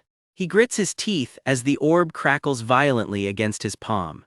It backfires hard, blasting him clean off his feet. This thing is way too strong, he yelps. He picks himself back up, standing steady inside a storm of dark energy. The power roars around him in a column of pure darkness. Even fiercer than I expected, he admits to himself. A streak of light rips off from the surge and shoots away into the distance. Chris blinks, catching something he did not expect. Somewhere far from all that training, a voice in a quiet room simply says, "Come in." A hooded messenger steps forward. "Here is the report on the investigation you requested," he says. The report is grim. Demons were summoned during the darkness hunt and someone actually survived it, which is exactly why the investigation dragged on this long. "Good work," the woman replies simply, unbothered. The messenger hands the full report over, without another word. "I'll take my leave now," he says, bowing out. Tucked inside the papers is a photo and it's Chris. The woman studies the photo with sharp, hungry curiosity. Lady Idrine, it turns out, has just found someone very interesting. She toys idly with her bracelet, already thinking 3 steps ahead. 15 days have passed and Turn is already at the door before sunrise, too pumped to knock politely. "Today's the day," he announces. Chris swings the door open without hesitation. "Come in," he says, cool as ever, like he's been expecting this all along. They step out into the courtyard together and the air itself seems to shudder. A wave of pressure rolls off Chris like a storm front rolling in. Turn freezes mid-step, eyes going wide. Whatever this is, he is not ready for it. Chris just smirks. "You came to see me so early in the morning," he teases, like this whole standoff is a social visit. He straightens his collar, casual as anything. "Did you want to get beaten up that badly?" Cold, almost bored. Turn's breath catches. This pressure is nothing like it was 15 days ago. His brother has gotten monstrously stronger and fast. Don't say such ridiculous things." Turn stammers right before Chris cuts him off. "Well, if your wish is to get beaten. Here's the deal Chris lays out. If he wins this fight, Turn gives up his spot in the Sacred Darkness ceremony. No negotiating. Turn's jaw drops. What? He clearly wasn't expecting that wager. Chris keeps his voice level. "As you know, the Sacred Darkness ceremony is a battlefield," he says, like that explains everything. Then the taunt lands. "Isn't it better for weaklings to step aside?" Ice cold, aimed straight at his little brother's pride. That does it. Turn's temper snaps and he draws his sword. "Shut up and draw your sword." Chris strolls forward, unbothered. "You really don't understand your older brother's intentions," he says, and honestly, neither do we yet. Sword drawn, grin sharp, Chris looks less like he's fighting for pride and more like he's already won. "I'll have to beat it into you to make you understand," he says, and then he moves. One clean strike sends Turn flying clean off his feet in a scream and a blast of light. Message delivered. Time skips forward past the dust settling because what happens next says a lot more than the fight itself. Turn's arm ends up wrapped and slung, laid up for recovery, family gathered around him looking grim. Their father, the Iron Count himself, isn't having it. "Christian, that was too much this time," he says, done playing referee. Turns out the healer's orders are firm, 15 days of bed rest minimum. which conveniently means Turn is now completely out of the sacred darkness ceremony. Turn flinches hard at the news, calling out to his father in disbelief. Chris steps in calmly. Father, would it be alright if I spoke with Turn separately, not a request you'd expect from the guy who just broke the kid's arm. Their father relents. That's fine, try to sort things out between brothers. The door clicks shut behind him, sealing the two brothers in alone. Chris walks in and immediately starts poking at him. Hey, are you upset? You're being petty like those Alliance bastards. Turn just stares back, silent, still nursing the sting of getting wrecked by his own brother. Then it spills out. Hi young, do you really dislike seeing me grow so much? You mock and ignore everything I've worked for, he says, voice cracking. And you go so far as to intentionally injure me to stop me from competing, he adds, the accusation landing hard. The memory of that blast replays Chris's fist, the flash of light, Turn hitting the ground. From the outside, it really does look like pure cruelty. But in his head, Chris is thinking something very different. He's going to end up crying at this rate. A flashback surfaces. Someone once told young Turn, I just want you to be strong and support me. That kind of pressure leaves a mark. Little Turn, bandaged and red-eyed, just breaks down crying under the weight of it. Chris finally lays out the real reason. Compete in the sacred darkness ceremony now, and Turn loses his shot at ever gaining the dark demon attribute. I needed this duel to make you understand that stubbornness of yours, Chris says. Turn goes quiet, processing it all. Then comes the actual advice. What suits you is the Ashen Demon, not an insult this time, a plan. Just like the power of light splits into different branches, Chris explains, demonic power branches out too. At the very top of that hierarchy sits the dark demon, the strongest attribute any demon can carry. Below it, a whole spectrum of demonic gifts fan out, each one glowing with its own color and specialty. And right beneath the dark demon sits the Ashen Demon, a curse specialist built on black magic. Compared to swordsmanship, Chris points out, isn't it much easier to learn curse magic? Basically, work smarter, not harder. Turn narrows his eyes. How do you know that, brother? Fair question, honestly. Chris can't exactly say I saw it happen in a future life, so he mumbles something vague instead and hopes it sticks. Out loud, he just shrugs it off. I fought with all my heart, after all. Convenient excuse works every time. He keeps going. Try to pick up the Ashen Demon later after already being shaped by the dark demon's influence, and confusion is guaranteed. It's technically possible since Dark Demon outranks it, but for someone desperate to get strong fast, that mismatch could be pure poison. So before you join the Black Ceremony, Chris says, I hope you'll think about it once more. This is advice, he adds, from an older brother who genuinely wants to see his younger brother grow. And just like that, the ice cracks a little. And this, Chris says, pulling something out, is a gift. He hands over a small star-shaped pouch, cradling a glowing pearl inside. Turn's eyes go huge. This is a healing stone, isn't it? Not exactly pocket change. Why would you give me something this precious? He asks. Chris's answer is simple, because you're my younger brother, there's no other reason. Then, ruining the moment just slightly, he adds with a smirk, I just ate something even better myself. Classic older brother move. Turn just stands there holding the gift, stunned that his brother could change like this. His fist tightens around it, emotions clearly catching up with him all at once. It cuts to a memory, young Turn in tears at their mother's bedside, asking Chris why he acted like such a jerk right up until she passed away. Mom, how much pain did she endure because of you? The memory asks, still raw. Present-day Chris just stands there, silent, letting that hit. I didn't understand that feeling, he admits quietly, a rare crack in the armor. Time jumps ahead again, the sky shifting overhead as the story rolls toward a whole new location. Carriages roll into a grand courtyard. Chris and company have arrived somewhere important. One of his companions stretches dramatically at the door. Tilda, I'm feeling so sluggish. Riding in style apparently still wrecks your back. How far did we actually come? My back is aching, someone groans. What's so hard about opening the warp gate anyway?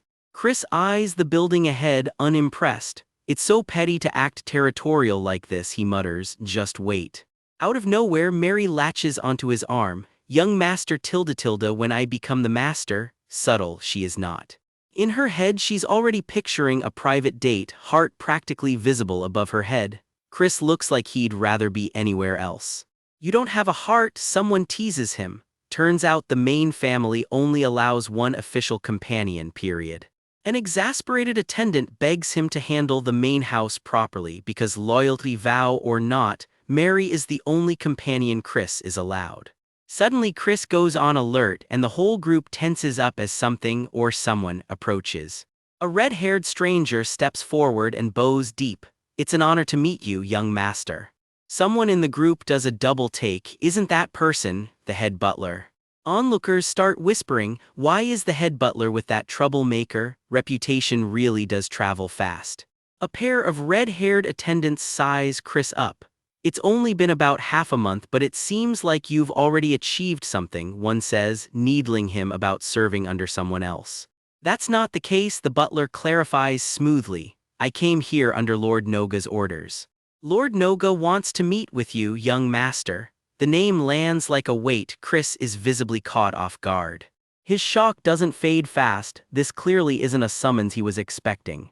The attendants clock his reaction immediately. You're not surprised, did you expect this, they tease.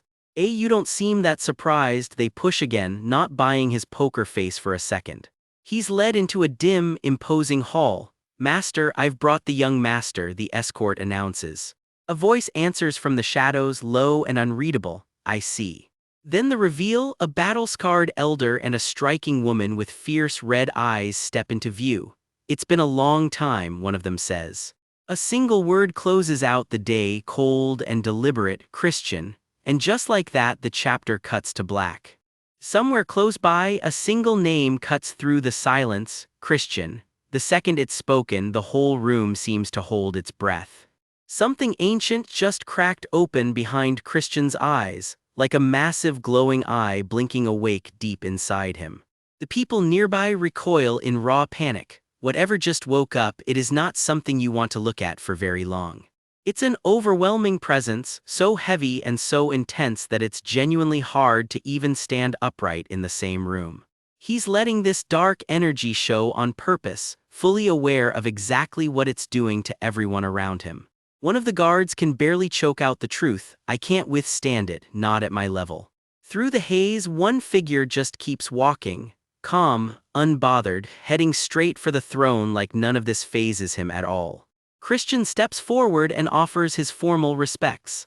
I pay my respects to the great lord of the dark magi, his grace, Duke Baron. No, I expected you to call for me, Duke Baron replies coolly. And why is that?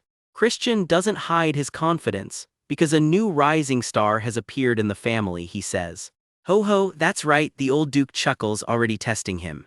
Even Miriam and Simon have been endlessly singing your praises, the Duke admits. Then the turn, but I'm not sure, Duke Baron says flatly, if you truly live up to the expectations. Christian says nothing, not a flicker of reaction crosses his face. No matter how promising a seed you may be, the Duke warns, there's no telling how you'll grow. You might just be a sprout, he adds, that barely pokes out of the soil before withering away.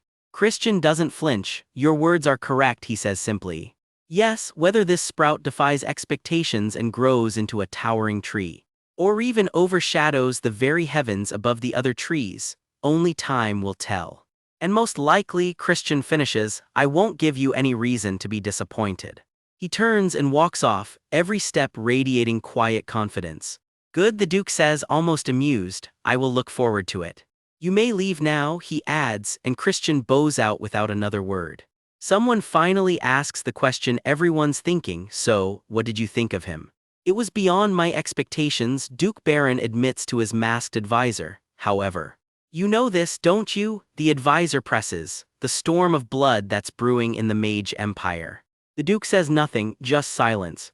Today, he finally says, a small hope has begun to sprout. The advisor watches him carefully, weighing every word he says. But the Duke continues, eyes narrowing. Perhaps that child will truly fulfill my long-cherished wish. Whatever that wish actually is, he's keeping it close to his chest for now. Time skips ahead. It's the eve of the sacred darkness ceremony and the whole clan is gathering under one glittering roof. Young Master Christian van Baron Kazar enters, the announcer booms and every head in the hall turns at once. He strolls in like he owns the place, boots clicking across the polished floor. The gossip starts instantly. Why would the Lord Patriarch even acknowledge someone like him? One noble sniffs, who knows, another shrugs, looks like some pampered noble brat to me. Christian catches every word and doesn't look the least bit bothered by it. As expected, he mutters to himself, "Is it because I'm too handsome? Ugh, this damn face of mine." A noblewoman swoons right on cue. "Ho ho ho, you are annoyingly handsome, young master." A waiter drifts by with a tray of drinks while Christian chats up a green-haired girl nearby. "Hey," someone points out, eyeing the glasses, "that's alcohol, isn't it?" "Yes, but," Christian starts. "Young master," his friend cuts in, unimpressed, "you are still underage." "Boring," these uptight Christian groans, clearly done with being lectured. He throws his head back dramatically. "Demons, I hate ginger ale, truly a tragedy for the ages." The young lords and ladies are now entering. Comes the next announcement and Christian's attention snaps toward the doors. In walks a dazzling figure in white and gold, women swooning left and right just from his entrance alone. More nobles filter in behind him, robes trailing, already sizing up the competition. The nameplate makes HEIR official, Ashid de Baron, the second prince. Next up, Jupian de Baron, the second princess, gliding in without a word. And right behind her, Mysak de Baron, the third prince. The whole royal lineup is filing in one by one, and the hall is packed with nobility watching every move. From a distance, the ceremony hall looks less like a party and more like a chessboard about to be played. "Looks like the mad first prince didn't attend," someone murmurs under a hood, and honestly nobody sounds surprised. Christian corners Ashid privately, voice ice cold. "Now then, Ashid, what are you going to say to me, Christian? The one you framed, and the very victim of your own scheme." Ashid freezes, completely caught off guard. Inside, he's seething. This bastard, after trying to ruin me, he won't even meet my eyes. Does he really see me as nothing more than an ant? A new name ripples through the crowd. Lady Urian, and just like that, every eye in the room shifts again. She commands the room the second she steps into it. Dark hair, sharp eyes, and an aura that says she knows exactly how powerful she is. Someone leans in and warns Christian quietly, "Be cautious of First Princess Urian." Christian scans the crowd for trouble. "I don't sense anything particularly off," he thinks, "for now, anyway. I'll figure it out gradually," he decides. For today, this much reconnaissance should be enough. Time to head in and get ready for the ceremony. "Greetings, young Master Christian," someone calls out, already talking up the ceremony ahead. A stranger steps up and introduces herself. "I am Prur, a summoner serving young Master Loin." "So," Christian replies, completely unbothered, already walking off with another noble. Regrettably, Prur says with fake pity, "I heard someone unqualified will be attending this sacred darkness ceremony. I'm concerned an underwhelming participant might cause an accident," she needles, bringing shame upon the family's name. Christian's eyes flash red. "Is that so-called underwhelming participant supposed to be me?" If you have complaints, he fires back coolly, "Why not step up yourself?" Off to the side, an older steward watches the standoff unfold from the balcony, already bracing for trouble. Someone's power flares in response, sharp, sudden, and very much ready for a fight. Christian's challenge keeps echoing in her head over and over, "Why not step up yourself?" "Yeah, well," Christian shrugs it off. "Let's save the deep conversation for the actual ceremony. Proving myself shouldn't be too hard." "So go on," he taunts, "put on a little show." "Pardon, here, without a weapon," comes the startled reply. Of course, she smirks, claws practically glowing. "You think I'd need a weapon just to deal with the likes of you?" Christian just smiles. "Well, if anyone's going to regret this, it'd be you." The room holds its breath as the rivals size each other up, the real fight still yet to come. And Urian just watches it all unfold with a startled little smirk, like she's already decided this drama is far from over. Picture a fancy noble gala. Now watch it turn into chaos in 3, 2, 1. Someone just summoned dark spirits right there in the ballroom, blue lightning and all. Guess who's totally unbothered? Christian just lounges on a throne of spirits, snacking on grapes like it's brunch. Every noble around him is losing it. What did I just see pretty much sums up all their faces. Turns out the summoner called those evil spirits first, aiming them straight at Christian. The guy behind it even dared him try facing the spirits I summoned, bold move considering how this ends. Because in a blink, Christian flips the spell and sends those spirits right back at their own summoner. Word spreads fast, those spirits turned on their summoner with just a flick of that brat's hand. Cut to now, Christian corners the guy responsible. That was young Master Royne's doing, wasn't it? Royne, sweating bullets, tries to play it cool, real rich coming from the heir of the Dark Mage line. Christian's grin says it all, he's not buying a single word of that denial. If you've got a problem with me, challenge me yourself, Christian says. This has nothing to do with me, Royne yelps, panicking. That lie's so bad even a fool wouldn't buy it, Christian shoots back, but I'll humor you just this once. Royne's own man drops to his knees in shock, stammering "Ma Master." Then Christian seals it, "I'll see you at the sacred darkness ceremony." Christian struts off through the crowd like he didn't just start a whole showdown. Cowardly bastard, he mutters under his breath, red eyes burning, "I'll beat some manners into you, yeah, this duel is happening." And just like that, the day of the sacred darkness ceremony arrives. Nobles gather in the courtyard, ready for whatever trial is waiting underground. And something already has Christian rattled before it even starts. His buddy Merlin sizes him up. "You're not even nervous," he asks, "even after the mess you caused."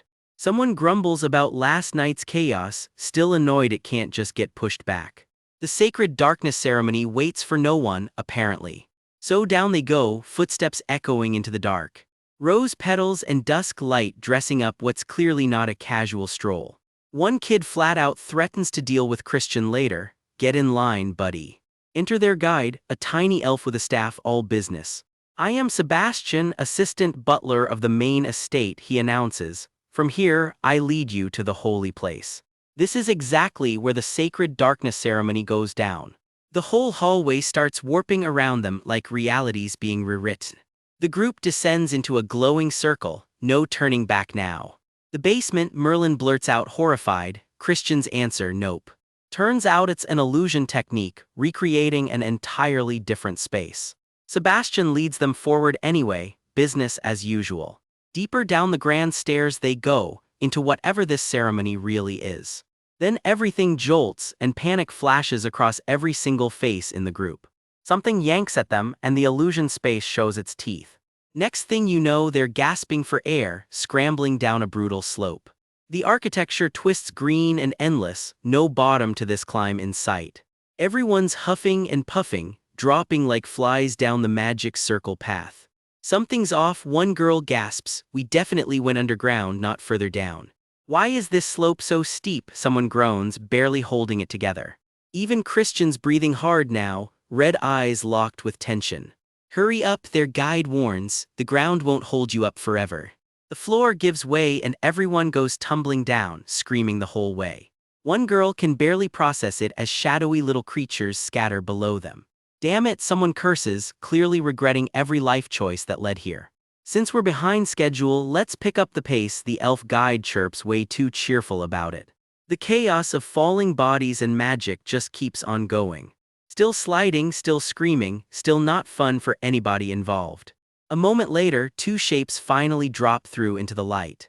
"Ha, weaklings," Christian smirks, "that's all it takes to wipe you all out, as expected, useless nobodies." "What the hell?" someone gasps, staring at him like he's some kind of freak. "He's not even sweating," someone shouts. "Hey, are you out of breath?" Christian teases right back. "Guess you're just a pretty face with nothing inside," he needles. "If you hadn't hogged all the good medicine from your bloodline, you'd at least keep pace." Royne grinds his teeth, absolutely fuming at getting outclassed again. "Fools, since they're dumb, their bodies have to suffer for it," someone mutters, watching them struggle.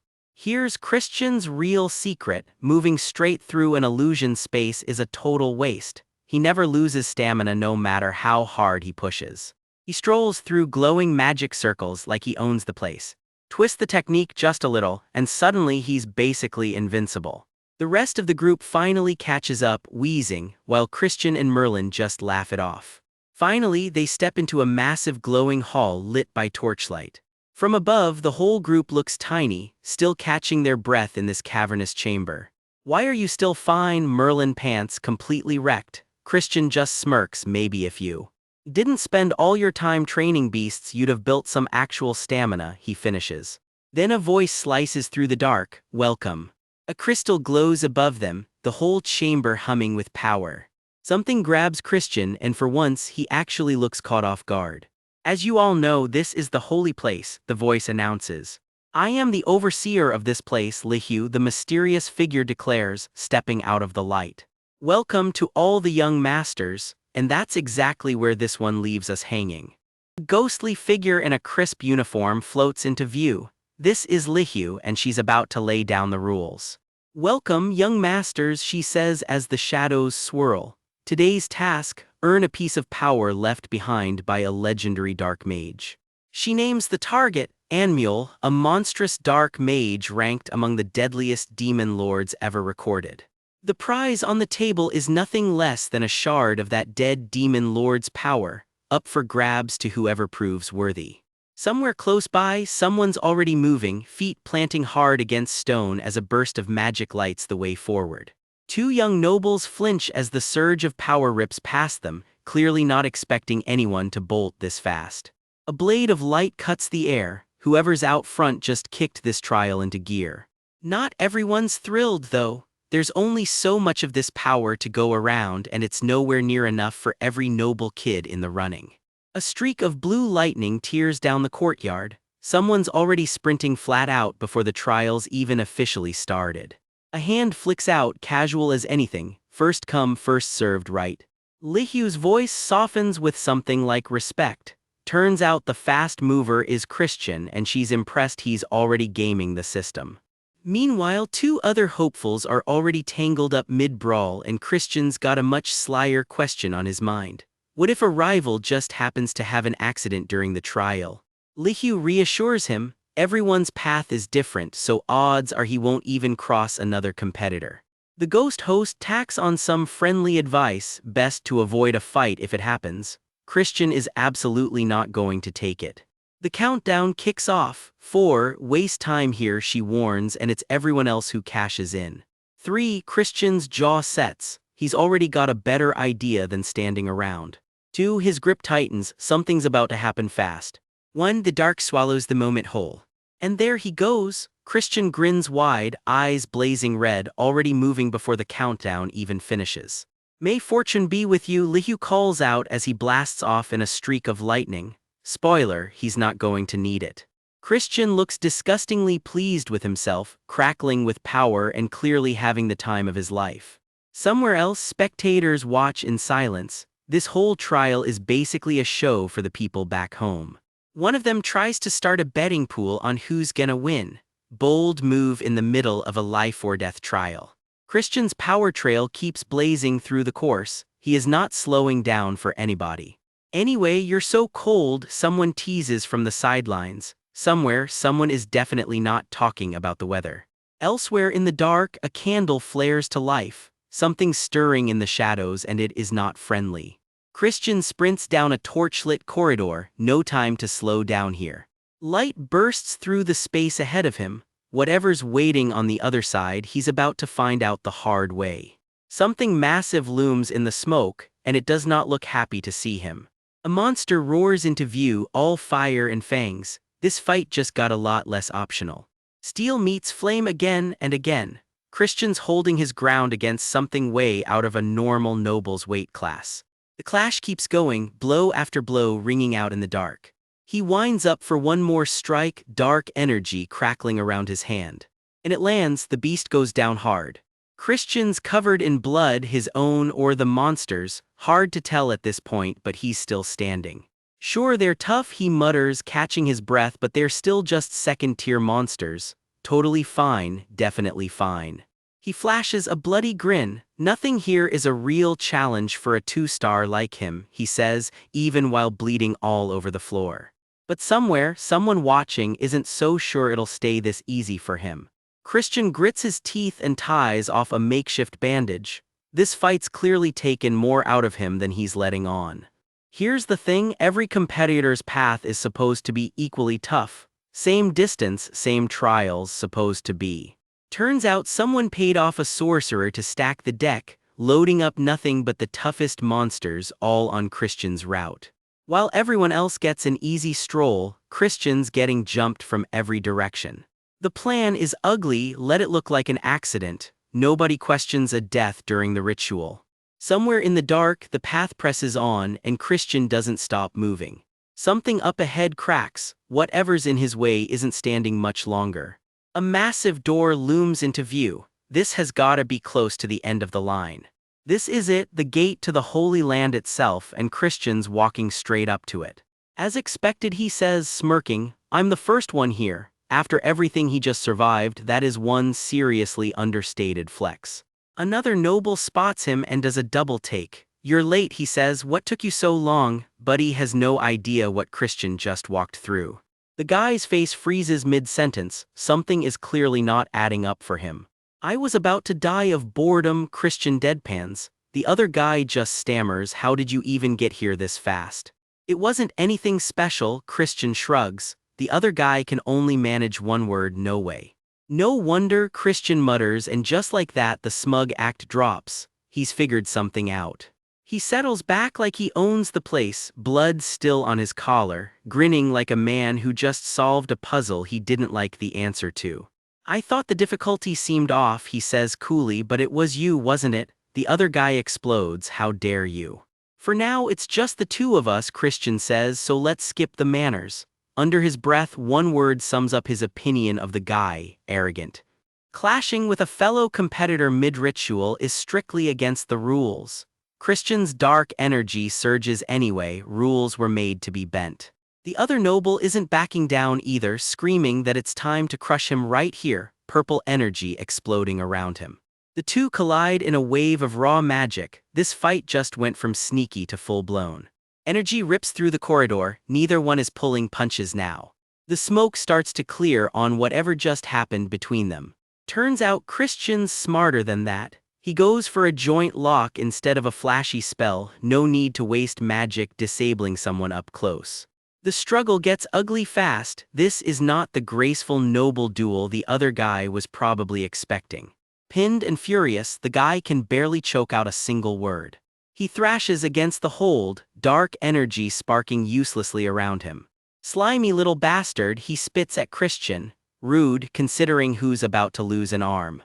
Christian tightens his grip. This is about to get a lot more painful for somebody. "I'll break your arm," Christian warns, and he is not bluffing. One more twist and there's no walking this back. "You're so stupid," Christian says flatly, right before he finishes the job.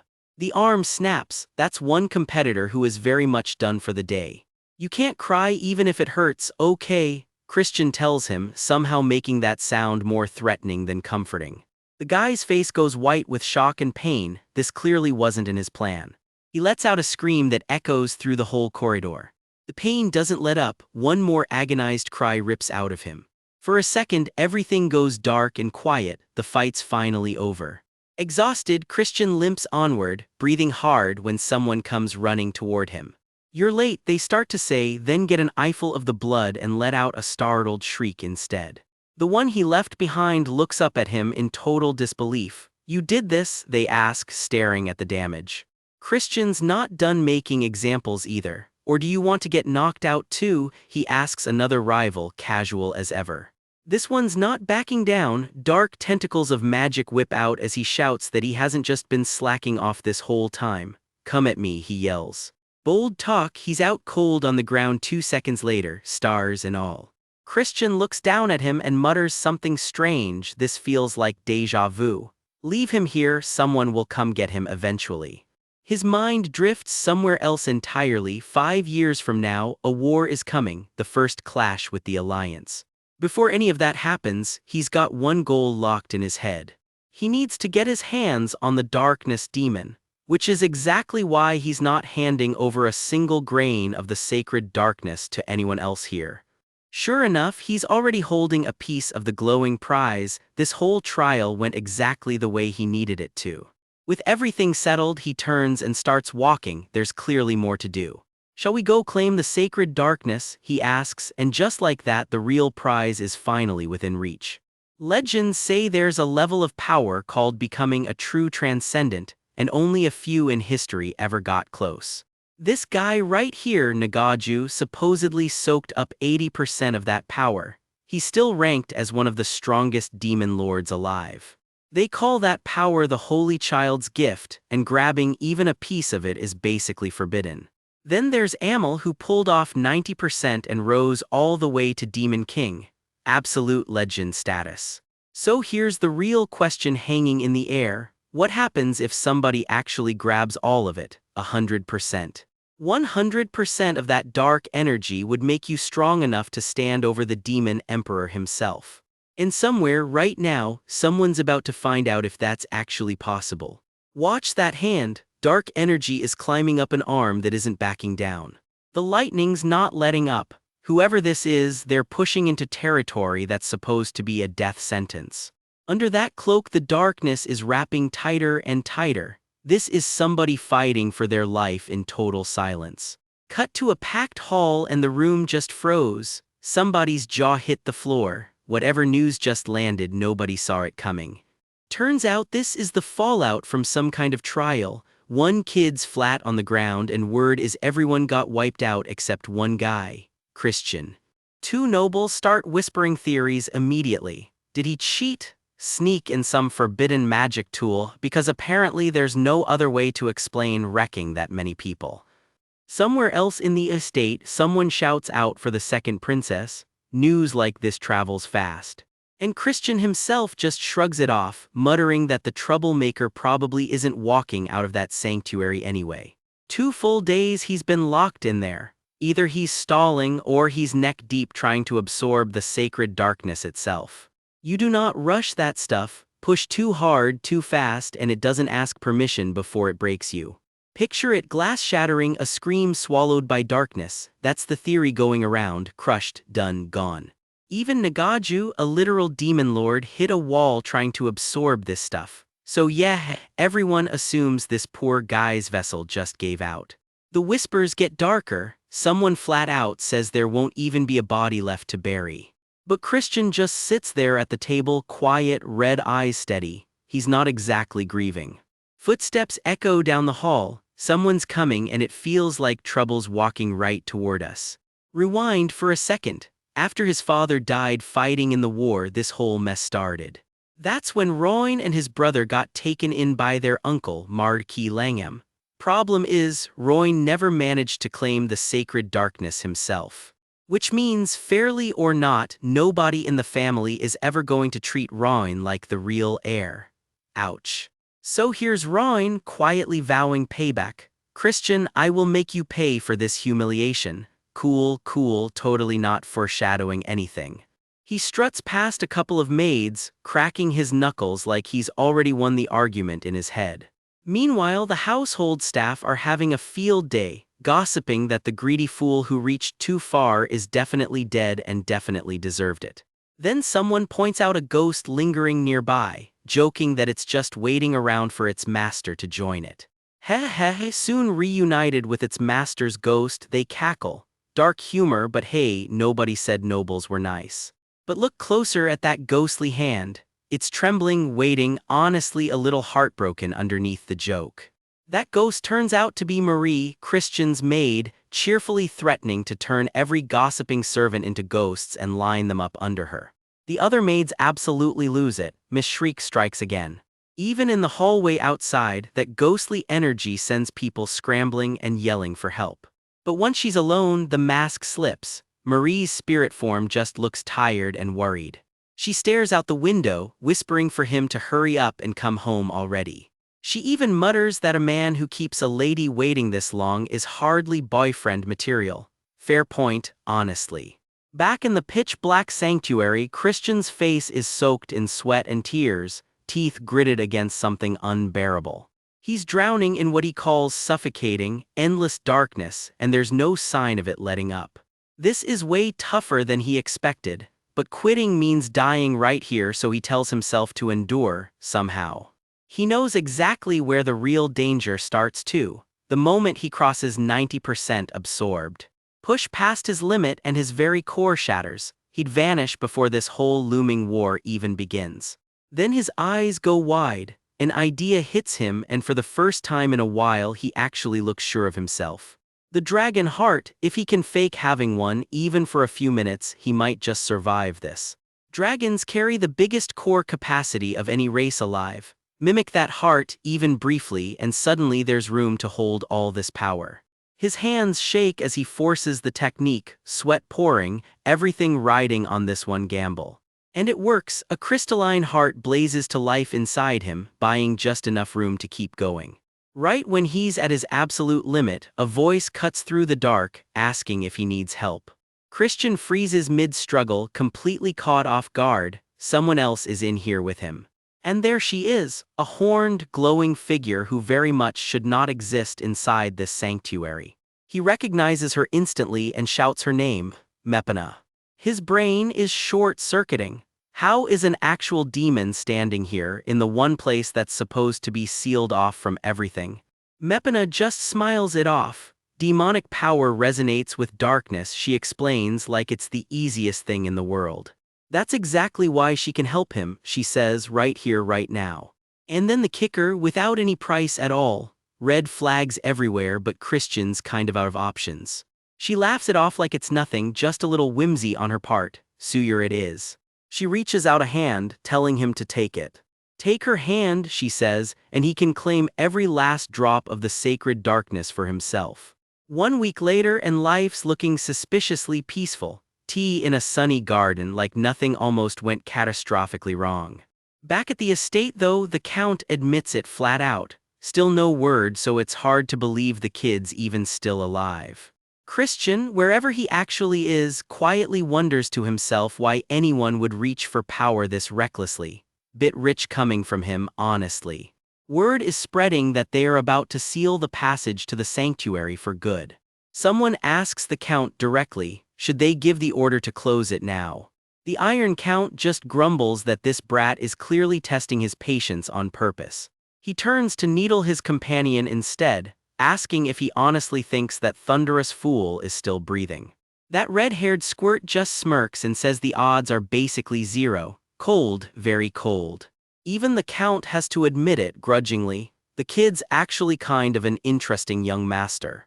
Still, the squirt asks for one more day, just one, that's all he's asking for. Elsewhere, someone else waits nervously too, glancing toward the tower where it all started, hoping today's the day he finally walks back out. Christian's coughing up blood, and whatever's happening to him, it is not going well. He's flat on his back, eyes blazing red, barely holding it together. Not a good look. A voice cuts through the chaos. Quickly, someone out there wants him to hurry up and grab a lifeline. Grab my hand before it's too late, the voice begs, a glowing hand stretched out of the dark. But Christian just glares back, red eyes burning with pure defiance. Yeah, he is not the grab a stranger's hand type. I refuse, he snarls. Bold move for a guy currently coughing up blood, but okay. Something massive presses in on him. Don't you know anything beyond this realm isn't permitted to humans? It warns. Christian's answer is one word, so, rules were basically made to be laughed at apparently. It seems you've forgotten, the voice snaps back, clearly not amused by his attitude. Turns out this nightmare has a name, the space of concepts, a place where mortals really should not be wandering around. Someone watching from the light above can barely process what they're seeing. Unbelievable, they mutter. A single blood-red eye narrows in on Christian, silver hair drifting like smoke. Whatever this thing is, it's paying very close attention now. Then it hits him, horns, glowing red eyes, power crackling off his own skin. Demonization, even Christian's shocked at what he just pulled off. Demonization, the Dark Mage clan's most secret, most forbidden technique. It lets a mortal briefly become a demon and unleash power no human body should ever hold. Forbidden for a very good reason. Because the last time someone cast this exact spell, it killed her. Rena gone just for trying. So Christian starts doing the one thing geniuses do best, cheating the system. What if I strip out every incantation that amplifies the spell?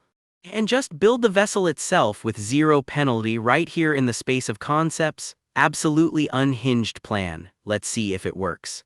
He grits his teeth, sweat pouring every ounce of focus into a spell that already killed someone smarter than most people in this clan.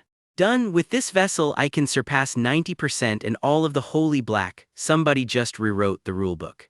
Somewhere, someone golden and glowing just about drops their jaw. I can't believe it. Yeah, join the club.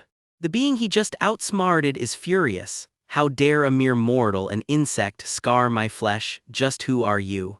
Christian, now fully demonized and clearly loving it, just smirks. Didn't you know I'm a genius? Horns out, fist raised, zero humility. Peak Christian energy right there. He shrugs the whole cosmic showdown off. I'm leaving, you can stay here, he says, strolling out like this was a mildly annoying commute. Hey, let's meet again sometime, he taunts on his way out. Bro just casually trash-talked a cosmic being and walked off. The entity tries to get one more word in. Christian's response, get lost. And just to really drive the point home, he flips it off on his way out. Not exactly noble clan etiquette, but very satisfying. For the record, this thing has actual ram horns and a face full of floating eyes, and Christian just flipped it off. He cackles the whole way out. Ha, somebody's feeling very pleased with himself. Do you think I'd be crazy enough to want to see you again? He snaps back, still fuming in full chibai rage mode. The entity isn't done either. You're a really noisy guy. Fair, honestly. Then reality hits him. By the way, how much time has passed? Never a good question to ask after messing with forbidden realms. I think about a week has passed, he mutters, so there must be chaos at the main residence. Ding ding, he's exactly right. And just like that, the vision fades and Christian gets yanked straight back into the real world. Word spreads fast, Marquis, young Master Christian has returned, someone shouts through the halls. The whole council chamber freezes. What? Turns out nobody expected him to come back at all. That guy, he's alive, someone mutters, clearly less than thrilled about the news. A sharp voice cuts through the murmuring. Speak up, he demands. Nobody wants to be the one explaining this. Meet Langham de Baron, acting head of the Dark Mage clan. Cold, calculating, and clearly not happy. Christian's still breathing. The truth comes out, Christian barely survived. He's carried in completely wrecked, drained to the bone.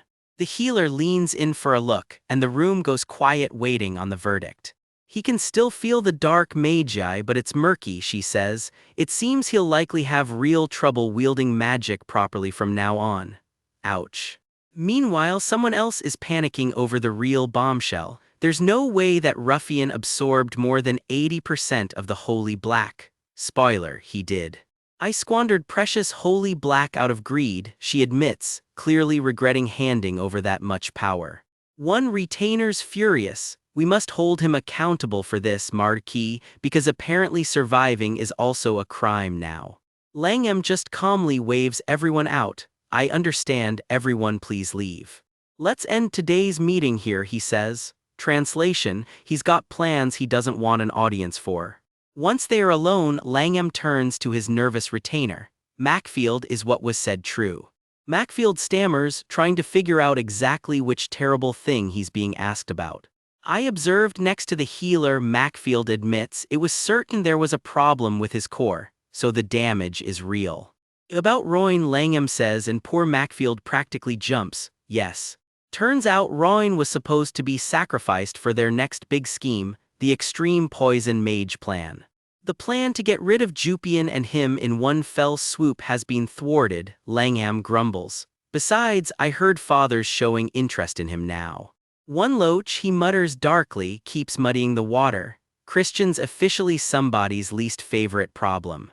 Then comes the order, bring Christian to the Dark Hall tomorrow. We will decide his fate in front of the retainers, Langham announces. Christian's about to walk straight into a trial he doesn't even know is happening. Christian walks the long aisle into the grand hall, and every noble in the room turns to watch him. He can feel it, his own family has already decided today is the day they take him down. Backstage, Christian's maid Marie, or should we say Miss Shriek, watches with her stomach and nods. And there he is, Prince Ashid, the clan's golden boy, looking way too pleased with himself. The room is packed wall to wall with the clan's best and brightest. Nobody wants to miss this one. Count Khazar, Christian's father, doesn't waste time. Christian, he says, do you know the mistake you made during the Eucharist? Dark magic churns ominously around Christian as his father waits for an answer. Then tell me what it is, Christian fires back. The whole hall goes dead silent, waiting to see who blinks first. Khazar's mind drifts to an old regret. He never came down hard enough on his sons, and it's cost the clan its name. The memory stings, an old wound from back when his sons were still just boys. Marie gasps as someone forces themselves upright through sheer stubbornness. Are you even able to walk right now? She blurts. Someone snaps, only to get cut off with a flat quiet. Khazar lays it out cold. Your mistake is you had every resource a dark magus could dream of, and you still didn't deliver results worthy of them. Christian doesn't flinch, and what exactly counts as a worthy achievement, he asks. He waits for the answer, arms crossed, red eyes steady. Khazar's answer, at least 70% purity, no less. And if someone falls short of that 70%, Christian presses. No dark magic training, none. Khazar doesn't sugarcoat it. And that's not all, he continues, permanently banned from ever entering the main house again. No succession either. The title of Count Khazar would be off the table for good. So someone finally asks, how exactly are you planning to judge this achievement? Achievement, Christian repeats. Turns out even the Marquis can't measure it precisely. Sparks of magic gather at his fingertips as the room leans in. Someone else steps forward, sleeve brushing against gold trim, ready to make their own move. What about me then, little brother? Ashid asks, all smiles. He stands at his father's desk like he already owns the place. Sure, Christian's magic core might be a mess right now, someone admits. But Ashid's grinning. If it's a magical collision, he says, purity can actually be measured.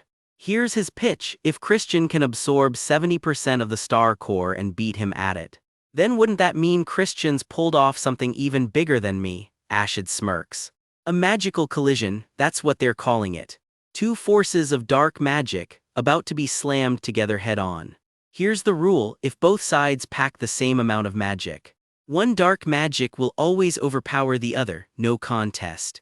But if the two magics are the same rank, whoever's got the higher purity wins outright. In other words, it's basically the perfect way to shatter the loser's magic core. Lightning crackles through the air, and suddenly this doesn't sound like a friendly contest anymore. Christian's not buying the nice guy act either. You're way more despicable than I gave you credit for, he thinks. Fine, let's do it that way, comes the answer. But Ashid adds, if I pull off a result everyone here agrees is impressive enough, I want your excellency the Marquis to personally recommend me. That's the real prize he's after. Somewhere up the stairs, tension crackles through the hall like static. I agree with Christian's take on this, someone murmurs from the crowd. Ashid isn't done showing off either. Why should it matter if you're from the branch family or the main line when it comes to becoming sage? He asks, all faux fairness. A couple of onlookers exchange a look, clearly unsure where this is headed. A sage, one of them mutters under his breath. Christian, someone calls out. Just to be clear, they add, stepping onto the red carpet. The strong rain at the top, that's just how the magic world works, comes the blunt reminder. The hall goes dead quiet, every eye locked on the red carpet between them. One more warning before it starts: handle a magical collision poorly and you could wreck your own core. Ashid steps forward first, dark magic already curling off him. The air snaps and crackles as his power builds. Christian just smirks. Please do take care of that precious core of yours, Sage, he says. Ashid's jaw tightens, the jab clearly lands. The way you're saying that, he growls, magic flaring hot in his hand. I can't wait to see just how extraordinary your magic really is, he sneers, a magic circle blooming in front of him. Lightning rips through the circle as the spell locks into place. A shadow surges forward through the sparks. Christian plants his feet and raises a hand, ready for whatever's coming. Dark magic swirls violently between them. And Christian just catches it, one hand barely trying. Streaks of purple energy tear across the red carpet. What is this? Ashid stares, completely thrown. You neutralized my magic without even gathering your energy, he demands, voice cracking. Fine then, he snarls, in that case, second-tier upper-class magic it is. A fresh burst of magic explodes outward. The surge slams forward, purple and violent. And it sends Ashid flying backward hard. He's stunned, sprawled out, trying to process what just happened. Christian's expression barely changes, he's just getting started.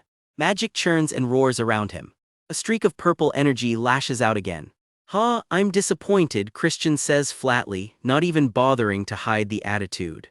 You were acting all high and mighty, but you're really not that impressive, are you? Someone needles from the sidelines. Ashid's face twists, blood at the corner of his mouth. You is all he manages to grind out. Christian's hair falls over his eyes, and honestly, he looks a little terrifying right now.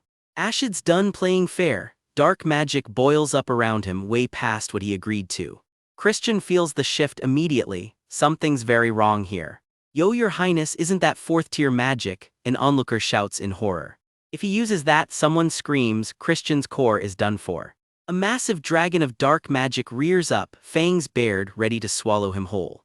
Christian turns, bracing himself against the incoming attack. The dragon snarls, closing in. Its jaws open wide, ready to strike. Magic slashes through the air in a blur.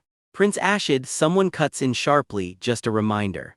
Handle a magical collision poorly and you could damage your own core. His own words thrown right back at him. The dragon of dark magic surges forward and swallows him up. Do be careful, Christian says, cool as ever, right as the attack lands. His hand glows purple, teeth gritted, bracing to answer back. Magic roars around him, building fast. His eyes narrow and the whole room can feel it. This fight is about to end. The energy keeps climbing, crackling louder by the second. Then it strikes, sharp and final. Ashid doubles over, the hit landing clean. He crashes down hard, blood spattering the marble floor. Prince, the crowd gasps, scrambling to react. Christian just tilts his head. Was that a little short, he wonders out loud. I probably should have just shattered his core right there, he mutters, and that's a little unsettling. Ashid's legs finally give out completely. Wiping blood from his mouth, he finally spits out the words, I acknowledge it. Word spreads fast. Christian's magic just clocked in at over 90% purity. 90% purity, someone repeats from the balcony, completely floored. Even Count Khazar can't quite hide his shock at what he just watched. The Iron Count walks the hall alone afterward, lost in thought. Something's clearly turning over in his head, and it doesn't look friendly. His hands clasp tight, the calm before whatever he's planning next. It's Cox, the family's proxy, not bothering to hide his smugness as he finally says the words Chris has been waiting for. As promised, I'll let you take the HEIR test. But there's already a catch. No Branch family kid has ever been allowed to take this test before, Cox reminds him. As they walk, Cox announces he'll be designing the test format himself since there's no precedent to follow. That's not ominous at all. 2 parts, Cox says, 2 chances to fail more like. Part 1, prove his raw potential. Fire and power surge behind the words, like the challenge itself is daring him to flinch. Part 2, pull off a feat actually worthy of an HEIR. And here's the number that matters, reach 3-star, within 3 months. The demand echoes down the marble halls, Chris's footsteps the only reply for a long moment. He squares his shoulders in the middle of that gilded room, jaw set. He's not backing down. Then he just turns and walks, done listening to Cox's posture. That's it, Chris scoffs, I'm a genius, this shouldn't be too hard. Cox's smug little smirk says otherwise. That's the face of a man who thinks he's already won. Chris's eyes burn red in the low light, confidence or maybe just stubbornness. Then I'll look forward to seeing you in 3 months, Cox says, vanishing down the dark corridor. Translation, good luck, you're going to need it. Chris settles in to plan, quiet candlelight replacing the throne room's pomp. Somewhere else entirely, Cox is sipping tea with someone who looks a lot less pleased about how things went. That someone is bleeding from the mouth, fangs bared, clearly still hurting from a fight gone wrong. It's my fault for underestimating him, the wounded figure admits. Even my core took damage because of it, he adds, wiping the blood away. Cox doesn't waste time on sympathy, we should act before he becomes a threat in the future. Don't worry, Cox says, already kneeling over something on the table. He's got a plan. You know why nobody absorbs over 70% dark mana, right? He asks. The purer the mana, the harder it gets to rank up, exponentially harder. In other words, even reaching 3-star would take several times longer than normal. So imagine, Chris realizes, what it would be like getting handed mana at 90% purity. Cox's grin just keeps stretching, lit up gold like he's already counting this as a win. No matter how much of a genius he is, Cox says, there's no way he climbs over that wall. Back at the estate, the kitchen staff played up something delicious with a satisfied little laugh. Turns out Chris's exploits have already spread through the whole estate. He's just so splendid and charming, one maid sighs, clutching her heart. Late at night, in someone's memory, soft blue light curls around a familiar face. While waiting for you, she admits, I've come to realize how deep my feelings for you truly are. I longed for you so much, she says, the words glowing like magic in the dark. The memory glows brighter around her, ribbons and lights swirling like a dream. Every day felt like an eternity, she whispers among the flowers. Chris's eye flickers red in close-up, somewhere he's feeling all of this too. Elsewhere, a small worried voice checks in, Chris, you're not hurt anywhere, are you? He's fast, remember, no way he'd get hurt, someone reassures her. A tutor nearby can't resist teasing, that's a weird way to say you were worried, Rainia. Rainia and Evan immediately start bickering. I wasn't worried, okay, Evan was the one who was worried, Rainia. Fireworks crackle overhead, somehow in this house full of schemes there's still room for a good time. Chris tips his head back and actually smiles, watching the lights bloom above him. It's been a while since I felt this way, he admits quietly. The castle sits gold and glowing under a huge, low sun, peaceful for once. Ever since I escaped that hellish family that only wished for my death, he thinks, walking through memory and fire. And from that past life where every path I took was soaked in blood. The words land heavy, this isn't his first time around. Still, he keeps walking forward, gold light trailing behind him. This time, he's choosing to keep going. A hand rests warm on his shoulder, that guided me, he thinks. A memory of his people, Marie, Rainia, Evan, the found family holding him up now. And the thought trails off, not quite finished yet. Marie, glowing and giddy, mixes up another potion like it's the happiest job in the world. The words I couldn't say back then, Chris thinks, watching her work. Thank you, he finally says to her, plain and simple. Her hand freezes, huh. She flushes bright red, totally caught off guard by the sincerity.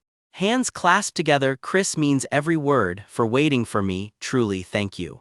Marie's whole face lights up, so you finally understand how I feel, she teases. My heart, it's pounding even more than before, she squeals, completely melting. Chris, deadpan as ever, I've told you a million times you don't even have a heart. That's because you stole it, young master, she fires back, hearts practically floating around her. Chris goes quiet for a second then, still, since you waited so well, I'll give you. He takes a sip and finishes the thought, a reward, how about a walk together? Are you serious? Marie squeaks. Yeah, Chris says simply. Really? She asks again, not quite believing it. Ugh, yes, let's go already, she says, practically dragging him out the door. So off they go, down a sun-dappled garden path, just the two of them for once. Marie buries her face in a bunch of flowers, absolutely delighted. She holds the bouquet close, like it's the best gift she's gotten in ages. Chris walks beside her, actually smiling, flowers in hand. Petals drift by in the light, for a minute everything's calm. Then the worry creeps back in, it's nice to relax like this for once but… Reaching 3-star in 3 months, huh, he thinks, the good mood cracking. I barely have time to ask the branch instructors for help. And trying to handle 90% dark mana on my own is honestly, a new voice cuts him off. You're still causing trouble, I see. A woman steps into view, someone Chris clearly knows well. Auntie, it's good to see you, Chris says. This doesn't, he starts to explain. She's not interested in excuses, seems like the time to be strolling leisurely in the garden. Have you found a master to train you? Chris perks up instantly. Ooh, could Auntie be, he says, hope written all over his face. Nope, she says flatly. Oh, don't get my hopes up. TCH, Chris grumbles. Not me, she confirms again, just to twist the knife. Then something clicks and his whole expression changes, golden light flares behind him. Follow me, she says simply, already walking. Her hair and cloak whip dramatically as she turns, red thread trailing behind her like a warning. Marie, left behind, just nods. Yes, young master, not quite the walk she was hoping for. Chris follows Auntie down a long hallway, footsteps echoing, someone small watching curiously from a doorway. A figure descends a grand staircase ahead of them, unhurried. I don't know who the master is, Chris says, but thank you for thinking of me, Auntie. Well, she says, I'm not sure this is something to thank me for. Huh, you'll understand once you experience it yourself, she tells him. Her eyes narrow, he's not exactly a kind teacher. A purple magic circle blooms to life beneath them, just so you know, she adds. The portal crackles and surges with purple light. But since it's a once-in-a-lifetime chance, Auntie says, holding his gaze. Do your best not to disappoint him, no pressure or anything. Their footsteps vanish into the light. The gateway blazes gold, swallowing them whole. They step out into a vast, glowing hall, and at the top of the stairs stands a small, white-haired figure radiating quiet power. Chris hesitates behind Auntie, sizing up whoever this is. Auntie and Chris both freeze. Neither of them expected this. The stranger squints down at them. Auntie looks like some kid's lost or something. Chris has never been so offended in his life. A staff member spots him too, figuring he's just a lost kid who wandered in from town. Someone drops in fast to check things out, because in this house, even a lost kid could be a 5-alarm problem. A guard crouches down all gentle, asking the kid where his parents are like he's dealing with a stray puppy. The kid just grits his teeth and glares back with those blood-red eyes, clearly not thrilled about the pat on the head. Then it hits someone. Wait a second, those eyes, that energy, this is not just some random kid. Everyone freezes mid-sentence and breaks into a cold sweat. Yeah, time to pay your respects. A wave of power erupts around the kid and the truth lands like a thunderclap. This is the family head's own incarnation standing right in front of them. The whole room drops into a bow. Greetings to the family head, they say, and the kid's red eyes go cold and formal. For a second, the boy who looked lost a minute ago carries himself like something ancient, totally unbothered by time. Nobody dares to break the silence while the ancestral spirit settles fully into control. The family head fully steps forward now, hand pressed to his chest, every bit the noble he's supposed to be, borrowed body and all. Off to the side, someone does the math in their head. 90%, maybe more. That's how close Chris just came to a breakthrough. You've accomplished something big, the family head says, and for a second it almost sounds like a compliment. Almost being the key word, because right after, he adds Chris knows exactly how reckless that whole stunt was. Yes, I understand, comes the reply, respectful but a little tired of the lecture. Turns out Chris cleared 80% of the holy darkness, a wall that's crushed far more experienced mages before him. The family head reminds everyone their whole clan only got this far because their ancestor once earned the Demon King's own blessing. A hand reaches up into blinding light, chasing power that isn't easy to hold onto. If you wish, the family head offers, I can use my authority for you. The offer on the table, erase a chunk of Chris's dark mana completely, just wipe it back into nothingness. With your talent, you should be able to handle about 80%, the family head figures, sizing him up. Chris pushes back with a real question. Why has the Dark Mage clan gotten weaker generation after generation? Someone nearby completely loses it. Christian, what are you doing? They shout, watching him gamble with forces way above his pay grade. Any more than that would be greedy, Chris adds dryly, already pushing his luck with one more question. Are you saying there's an actual reason for it? He asks, not willing to let the subject drop. Cox and Evan trail behind, chatting about how the clans flourished lately, all thanks to the family head's grace, or so they say. There's only one explanation, the family head says, eyes narrowing at the memory. The clan is missing anyone above the 8-star level, and that gap is the whole problem. It all traces back to the day the Blood Monarch Demon King invaded the Dark Mage clan. The invasion hits like a wildfire, demons tearing through everything the clan had built. By then, Nordian, their strongest, was already dead and not one 8-star being was left standing, just a handful of 7 stars scraping by. They threw everything they had at the Demon King, 10,000 soldiers charging into a fight they couldn't win. They lost, badly, and the survivors were forced into servitude under the very king who crushed them. That's exactly why 8-star beings matter so much to this clan. Losing them once nearly ended everything. There's no way the family head isn't worried, someone murmurs, and honestly, fair point, since Chris's growth could shake up that whole balance.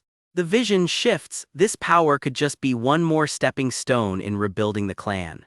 Or it could blow straight past every trial anyone's ever set for it. A chess piece glows in someone's palm, a tiny symbol for something much bigger brewing. A figure rises out of a pile of fallen chess pieces, potential stretching out to a point nobody can even measure anymore. The board itself lies in ruins around him, red and cracked, like the old rules just don't apply here. A hand hangs in the silence, waiting to see what happens next. "You little brat, you sure know how to talk," someone grumbles, half annoyed and half impressed. "Don't you dare," Chris warns, and the family head fires right back, "Regret those words," as a portal rips open right under them. Chris's face goes wide with shock as the ground itself starts pulling him in. He's yanked screaming into the swirling portal, arms flailing for anything solid to grab onto. He blinks awake, staring straight up at open sky, completely lost for a second. "Where am I? A forest?" Chris scrambles upright, totally thrown by the sudden scenery change. A message flickers into view, the first task for inheriting dark mana. Chris's stomach drops. What? The task is one word and it doesn't leave much room for negotiation. Survive. Right on cue, two huge red-eyed bears snarl out of the tree line and Chris's day just got a whole lot worse. Chris's face says it all, wow, and not the good kind of wow either. Back at the manor, a scrying orb lights up, showing Chris getting chased through the forest by an actual bear. Meanwhile, Evan gets carried around the halls like a sleepy little kid, blissfully unaware of the chaos he helped cause. The image on the orb cracks and flares, the fight getting rougher by the second. A woman watching mutters, "It's that task again," with the exhausted tone of someone who's seen this movie before. Family head, isn't it a bit much to throw a mere 2-star kid into a grade 4 beast den, someone asks. The answer comes back with a shrug, one beast isn't enough. Evan winces, guilt written all over his face. "I'm sorry, Christian," he mutters, even though Chris obviously can't hear him. He reasons it out loud. If Chris struggles hard enough to survive, he'll finally understand what dark mana really is. The deepest understanding only comes when you're pushed to the brink of death, the family head adds, cold comfort if there ever was one. A shadowy hand presses into stone and dirt, quiet and ominous, like the trial itself is watching back. "I just hope he doesn't get hurt too badly," Evan admits quietly, walking beside an elder who clearly isn't losing sleep over it. "Anyways, Miriam, did you prepare it?" Evan asks, already pivoting to something way more important. "Snacks." "Yes, here it is," Miriam says, setting down a whole tray of little glazed pastries. Evan lights up instantly, cheeks full, all his worries momentarily forgotten in favor of dessert. He sits with a letter in hand afterward, quietly turning something over in his thoughts. Elsewhere, a mischievous kid grins in the dark. "Projections are best seen in the dark after all," he says, clearly enjoying this way too much. "Well then," someone says, stepping toward the glowing orb set up in the room. "Let's watch my grandson's training," the voice says, "settling in like this is prime time entertainment." Back in the forest, Chris is booking it at full speed with a bear thundering right behind him. The bear snarls up close, both of its heads very interested in having Chris for lunch. Then Chris spots the second problem, a rock lizard tagging along too, a twin-headed bear and a rock lizard, great. Chris's brain helpfully supplies, "Yikes, won't my bones shatter with one hit? Cool, cool, cool, cool." The rock lizard rears back and fires a screaming beam of green energy straight at him. It connects hard and Chris gets thrown back in a blast of light, teeth gritted through the pain. One wrong move out here and it's over. No dramatics needed, just a flat, brutal fact. Still, Chris reminds himself this is supposedly just a training exercise. He shouts up at the sky, "Family head, can you hear me?" Back home, Evan pauses mid-snack. "You hear me?" Chris's voice echoes faintly and Evan just goes quiet. Truth is, Evan silently admits, there isn't really a solution here at all. Chris keeps yelling anyway, "You wouldn't assign a task without a solution, right?" Optimistic, bless him. "So you want me to figure out how to beat monsters way stronger than I am?" Chris asks. Marie just says what everyone's thinking. No, he just wants you to get beaten up. Chris exhales, done arguing with the sky. Fine, whatever, he mutters, rolling his sleeves back up. Then let's figure this out, he yells, charging straight back at the beasts like he actually means it. The clash hits hard, sparks and impact flying everywhere, and the outcome is still very much up in the air. That's Chris, our supposedly bastard genius, ducking and weaving through the chaos like this is just another Tuesday. Whoever's watching this fight can't believe their eyes. Such immense power and speed, they mutter, honestly same.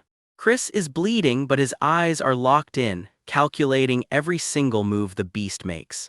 Somewhere in that chaos, a colder voice is already thinking 3 steps ahead. There has to be a way to counter this. Turns out this whole brawl is being watched live through a scrying orb by people far away, and one of them just admits it. This kid has serious talent. A sharp-eyed mentor leans in, noting his movements are nothing like the other students. This is not normal beginner stuff.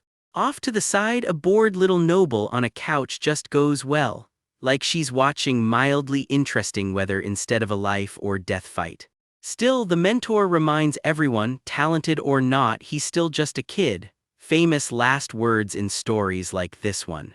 Back in the fight, Chris launches off a boulder, closing the gap before the beast can even reset. Nearby, a silver-haired boy watches in silence, clearly less thrilled about all the praise being handed out. Chris breaks it down like a true tactician. This thing hits hard and tanks hits, but its speed and magic resistance are actually garbage. And there it goes, barreling through the trees, all muscle and no finesse. So Chris does exactly what any smart fighter would do, bait an opening then take it. The beast roars and lunges, giving Chris exactly the split second he was waiting for. In that split second, everything changes. Dark magic erupts around him, crackling like static before a storm. Chris drives the killing blow home, injecting pure dark magic straight into the creature's heart. No do-overs from that. Someone watching gasps out loud, "Master, could that possibly be what she thinks it is?" The word drops like a bomb, dark death. That's not some random spell, that's somebody's signature technique. Mirian's jaw is on the floor, and the silver-haired boy next to her looks just as stunned. The boy manages to ask the obvious question, "Isn't that the technique you use all the time, Master?" Mirian doesn't answer right away, she just stares, lost for words. Meanwhile, back in the arena, another beast is very much still alive and very much still angry. It charges and Chris is forced to scramble, buying himself time to think. Chris spots yet another target lurking nearby. Oh, there's one more left, great, just what today needed.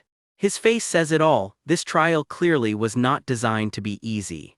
The beast lashes out with a blast of raw energy, testing just how fast Chris really is.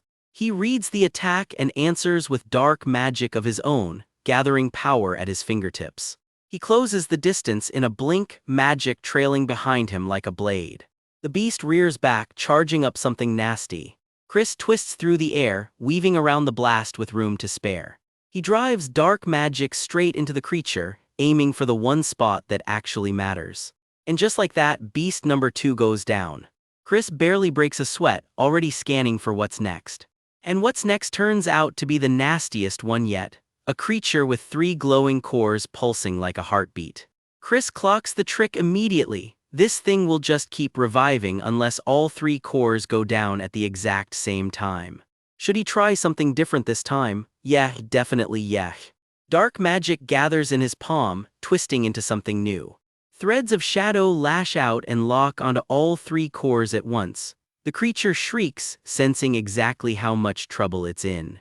The bindings spread fast, and there's nowhere left for it to run. Chris clenches his fist, timing the finishing blow to the second. Then he lets it all go in one massive burst. All 3 cores shatter together, and this time, there's no reviving from that.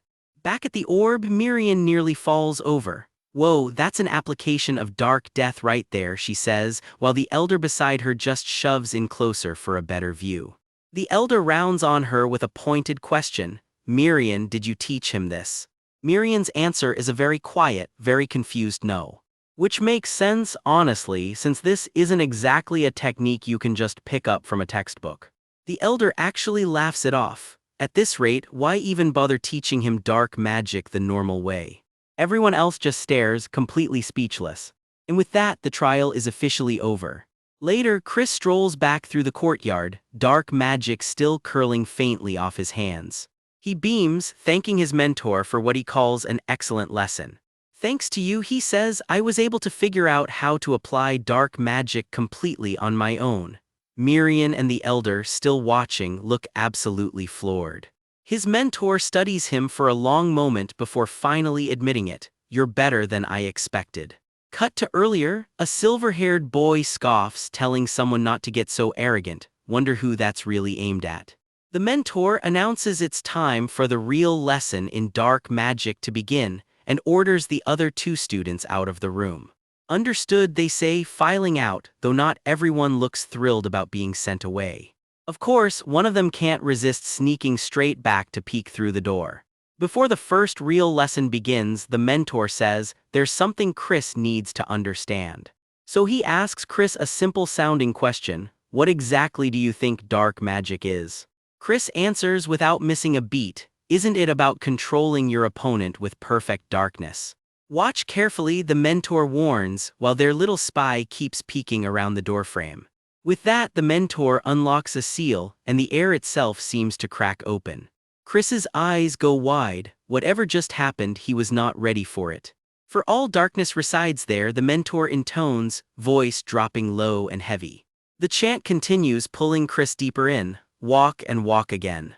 As you descend the deep stairs, it warns, 12 abysses shall be waiting. O crow who seeks wisdom, the chant goes on, accept it, praise it. Purple light streams through Chris's hair as the ritual takes hold of him completely. His eyes blaze red, and for a second he looks like something other than himself. Swallow your master, enshrouded in darkness, the chant finishes. Okay, that line alone should really come with a warning label. The whole room erupts in light, and someone nearby flinches back hard from the shockwave. Chris grips at the source of the power, refusing to let go even as it fights back. Dark energy coils around him completely, and it is very clearly not comfortable. Something slams into him and he cries out, caught completely off guard. Even the kid spying from the doorway looks worried now. Chris's eyes snap wide open. What was that, he blurts, hand flying to his own throat like he just felt a blade cross it. That definitely just sliced through my neck, right? He demands, even though there's not a scratch on him. His mentor explains calmly, that was a conceptual blade, one that only cuts exactly what it means to cut. This, the mentor says, is the ferocious energy of the black sword, forged entirely from dark magic. Chris just stands there, still processing what he was shown. His mentor doesn't waste time on comfort. You have 1 month, he says flatly. 1 month to hone the black sword he was just shown, no pressure or anything. The sheer force of it nearly knocks Chris clean off his feet. Afterward, Chris slips away quietly, already turning the lesson over in his head. He walks the long way back through the courtyard alone, the whole clan's expectations suddenly a lot heavier. But if that look on his face is anything to go by, this bastard son is about to make his month count. Sun's barely up and this guy's already wrecked. Chris is sprinting laps around the estate like his life depends on it. Legs gone, lungs gone, he face plants into the dirt, huffing like a broken engine. But he doesn't stay down. He rips his soaked shirt open, chest heaving. Months of brutal training have carved him down to muscle and stubbornness. Look at that back, every scar and knot of muscle is proof he's been pushing way past what's healthy. Something stirring around him, a low hum crawling up his spine. He goes quiet like he can feel it listening back. He yanks his collar out and stares down at himself. Great, he thinks, now I've trained myself skinny, priorities. No time to sulk about it. He drops cross-legged on the stone, wrapping his hands, might as well just train again. His red eyes go sharp and a violet glow curls around his fingers. Round 2 of the forbidden stuff, right on schedule. The energy claws its way up his palm, crackling and unstable. He's white-knuckling it, refusing to let go. He reaches straight into the churning dark like he's trying to grab something that doesn't want to be grabbed. For a second, everything just holds total silence. He doesn't even breathe. As expected, it slips right through his fingers again. He mutters to himself, losing count of how many attempts this even is. Even on a good try, he can barely hold the summon for 10 seconds before it burns out. That's the wall he's smashing his head into. He steadies his breathing and resets, wisps of dark energy still clinging to his hand. This time it actually takes color and shadow spiraling together into something way bigger than before. He realizes this isn't the same darkness family had no wields at all. This one feels like a different beast entirely. More complete, more powerful, and if he keeps pushing it, he knows exactly what's waiting on the other side, the 12 abysses. He chants the old summoning words under his breath, certain there's a hidden trick, a secret knot in the ritual he still hasn't cracked. Cut to a month later, a different house entirely. A caretaker leads a small white-haired boy down the grand staircase by lantern light. Their footsteps echo all the way down. This place clearly does not mess around with the whole noble mansion aesthetic. The boy frets out loud that everyone's already clocked how badly he bombed his last mock test. Rough start to the day. Someone in black stares him down and asks, dead serious, if he's really as hopeless as everyone thinks. Ouch. The caretaker lays it out plainly. Only 2 months left until the young lord's exam, and rushing his growth just isn't in the cards. His mentor pushes back, force it now, and he just slams into a wall. Better to build the foundation solid first. So instead of grinding for the exam itself, he's got a completely different plan sketched out. Footsteps at the entrance make everyone freeze. Someone important just showed up earlier than planned. The mentor straightens up fast. "Ah, family head, you're here already," he says, trying not to sound caught off guard. The family head just grins, way too pleased with himself. "Thought you'd all be waiting on me a bit longer," he says. He raises a hand and a blade of swirling dark energy just forms, no warm-up, no struggle, just there. Jaws drop. Is that seriously what they think it is? Someone gasps, completely floored. "Thank you, family head," the mentor says, bowing. "Thanks to your lessons, I hit 3 stars more than I ever expected." A rainbow dark trail curls off his fingertips as he keeps toying with the blade, casual as ever. "Took me about a week to pull off the dark sword," he shrugs. "This is honestly the best I can manage right now." The mentor just stands there, stunned silent, staring at him like he's seeing a ghost. He thought his own cryptic hints were basically nonsense. Turns out the 12 abysses line was the exact key to the dark sword all along. Each abyss maps to a property of the blade, he realizes out loud, half amazed this guy actually cracked his riddle. "This damn guy," he mutters, to think he actually manifested the true dark sword, not just some watered-down copy. Not only did he blow past every expectation, the mentor wonders if he even understood what he was actually being tested on.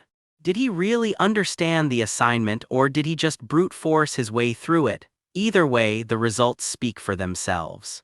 It took him a full year just to forge a basic dark sword. At this rate, this kid's about to blow way past that.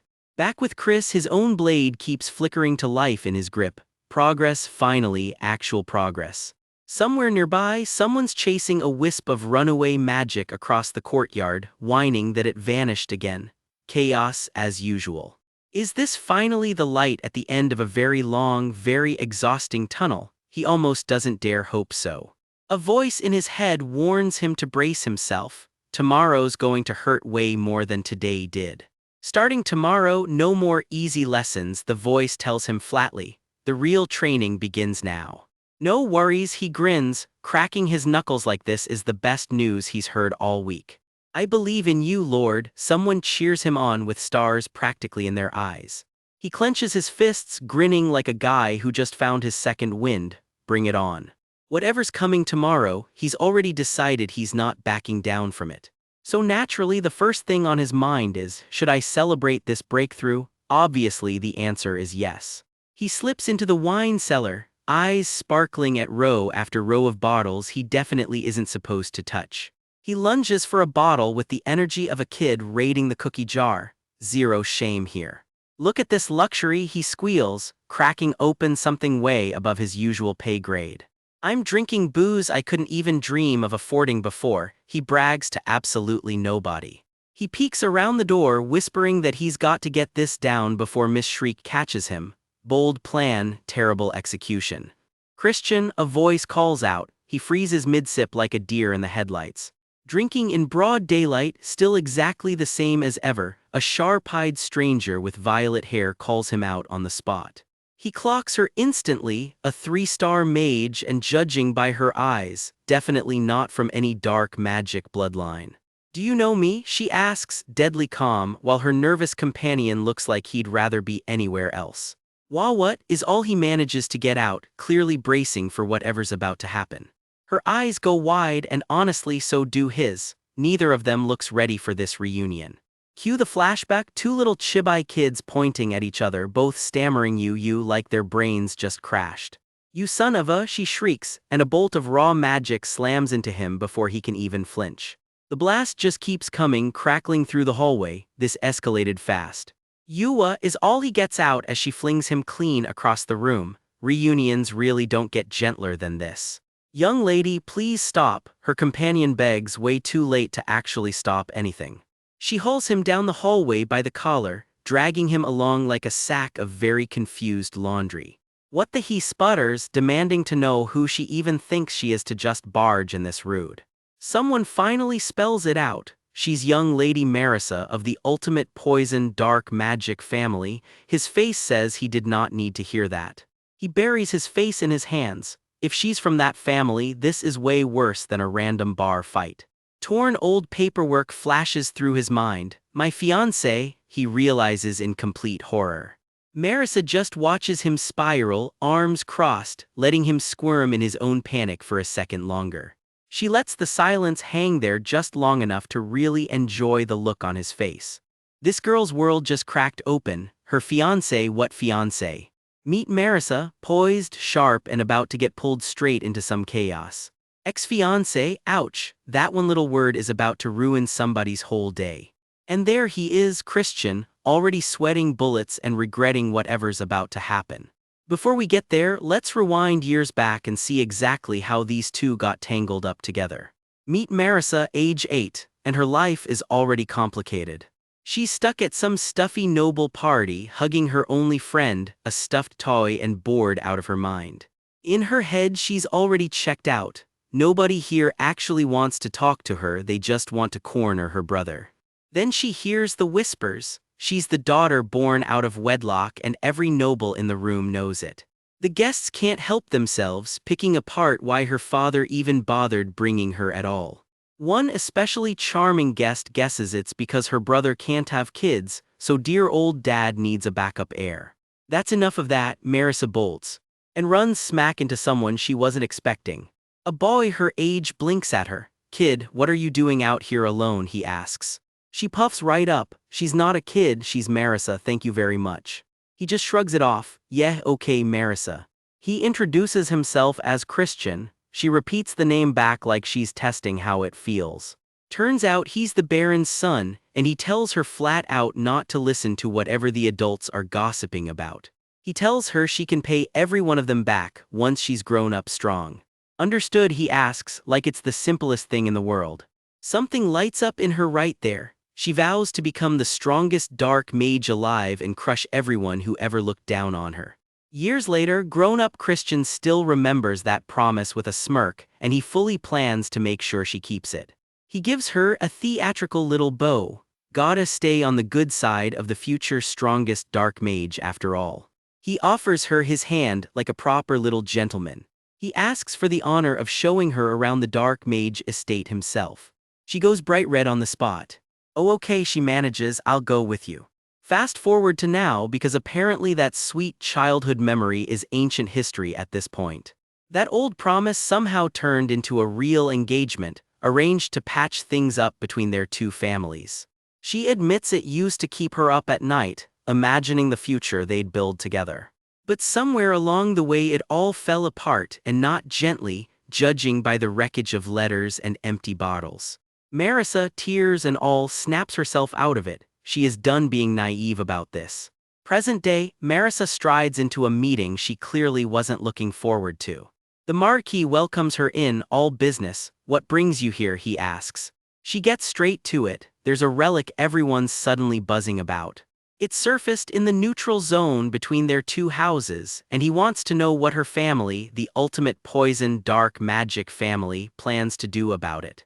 He points out that last time, her family walked off with the prize and wonders if she's ready to just hand this one over. Not a chance, she fires back. Would his family have played nice if the roles were reversed? Fine then, he says, let's settle it fairly. The deal, both sides send a small team capped at 10 mages of 3-star rank or under, and whoever finds the relic first keeps it. Small teams mean no all-out war between their houses if things go wrong. He adds that things over at the so-called Demon King's castle haven't been stable lately either. Neither side can afford a bigger fight right now. To her surprise, he agrees to the terms without much of a fight, which instantly makes her suspicious. Nobody rolls over that easily. Sure enough, there's a catch. If her family breaks the deal in any way, he doesn't just want this relic back, he wants the last one they found too. She asks him to spell out exactly what counts as breaking it. Like, say, sabotaging his exploration team. He's basically saying traps and ambushes are her family's whole brand, and honestly, she can't even argue. She agrees to it anyway. Deal struck. Now he's suddenly curious whether she'll be personally joining this expedition herself. That's the plan, she confirms, business concluded, already turning to leave. He can't resist one parting jab. He's looking forward to seeing the famous Myriad Poison Maiden in action for himself. He tells her he'll be there personally, waiting for her team on the day of the expedition. The second she's out of sight, that friendly smile drops right off his face. He walks deeper into his estate, and it's pretty clear he's already 3 steps ahead of her. He sits down at a chessboard because apparently that's just what evil masterminds keep lying around, and starts setting his pieces. One black piece slides forward, slow and deliberate. It knocks a white piece flat, and he says her name like it's already decided. So now we've got a name for this guy, Juvian, and Juvian is not planning to play fair. His whole vibe shifts into something a lot more menacing. That grin on his face is not the look of a man planning a fair fight. In his head, this whole expedition is about to become, in his own words, a beautiful stage filled with screams. 2 months just flew by, and with them the season turned to autumn. Chris has been grinding non-stop, and the whole world around him is quietly starting to shift too. While Chris pushes himself through training, everyone else is starting to make their own moves. Not everyone's moving on so easily though. Someone's still tangled up in feelings from an old flame. Yeah, this one's holding onto more than just a stuffed panda. Meanwhile, the competition's brutal. Lose and you're just gone, eliminated, no second chances. Some people are just trying to enjoy a quiet sunset while they still can.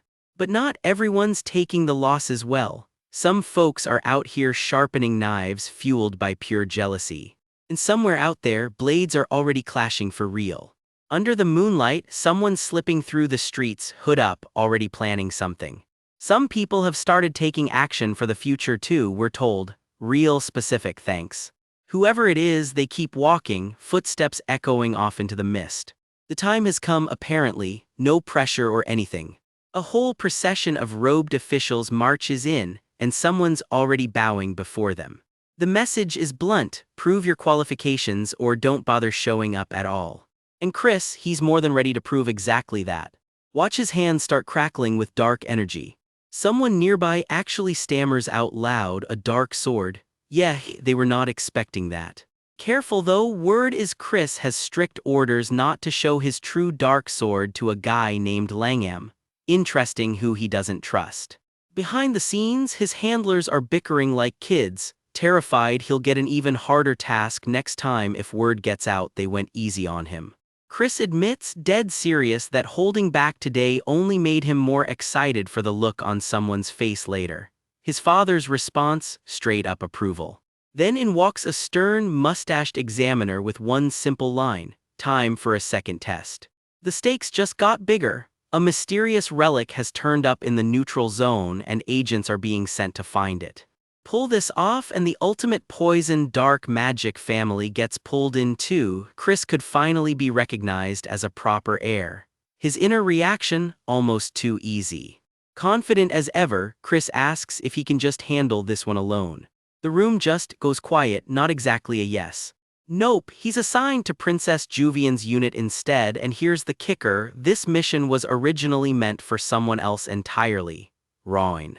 Chris doesn't love that answer, but he's not about to argue about it.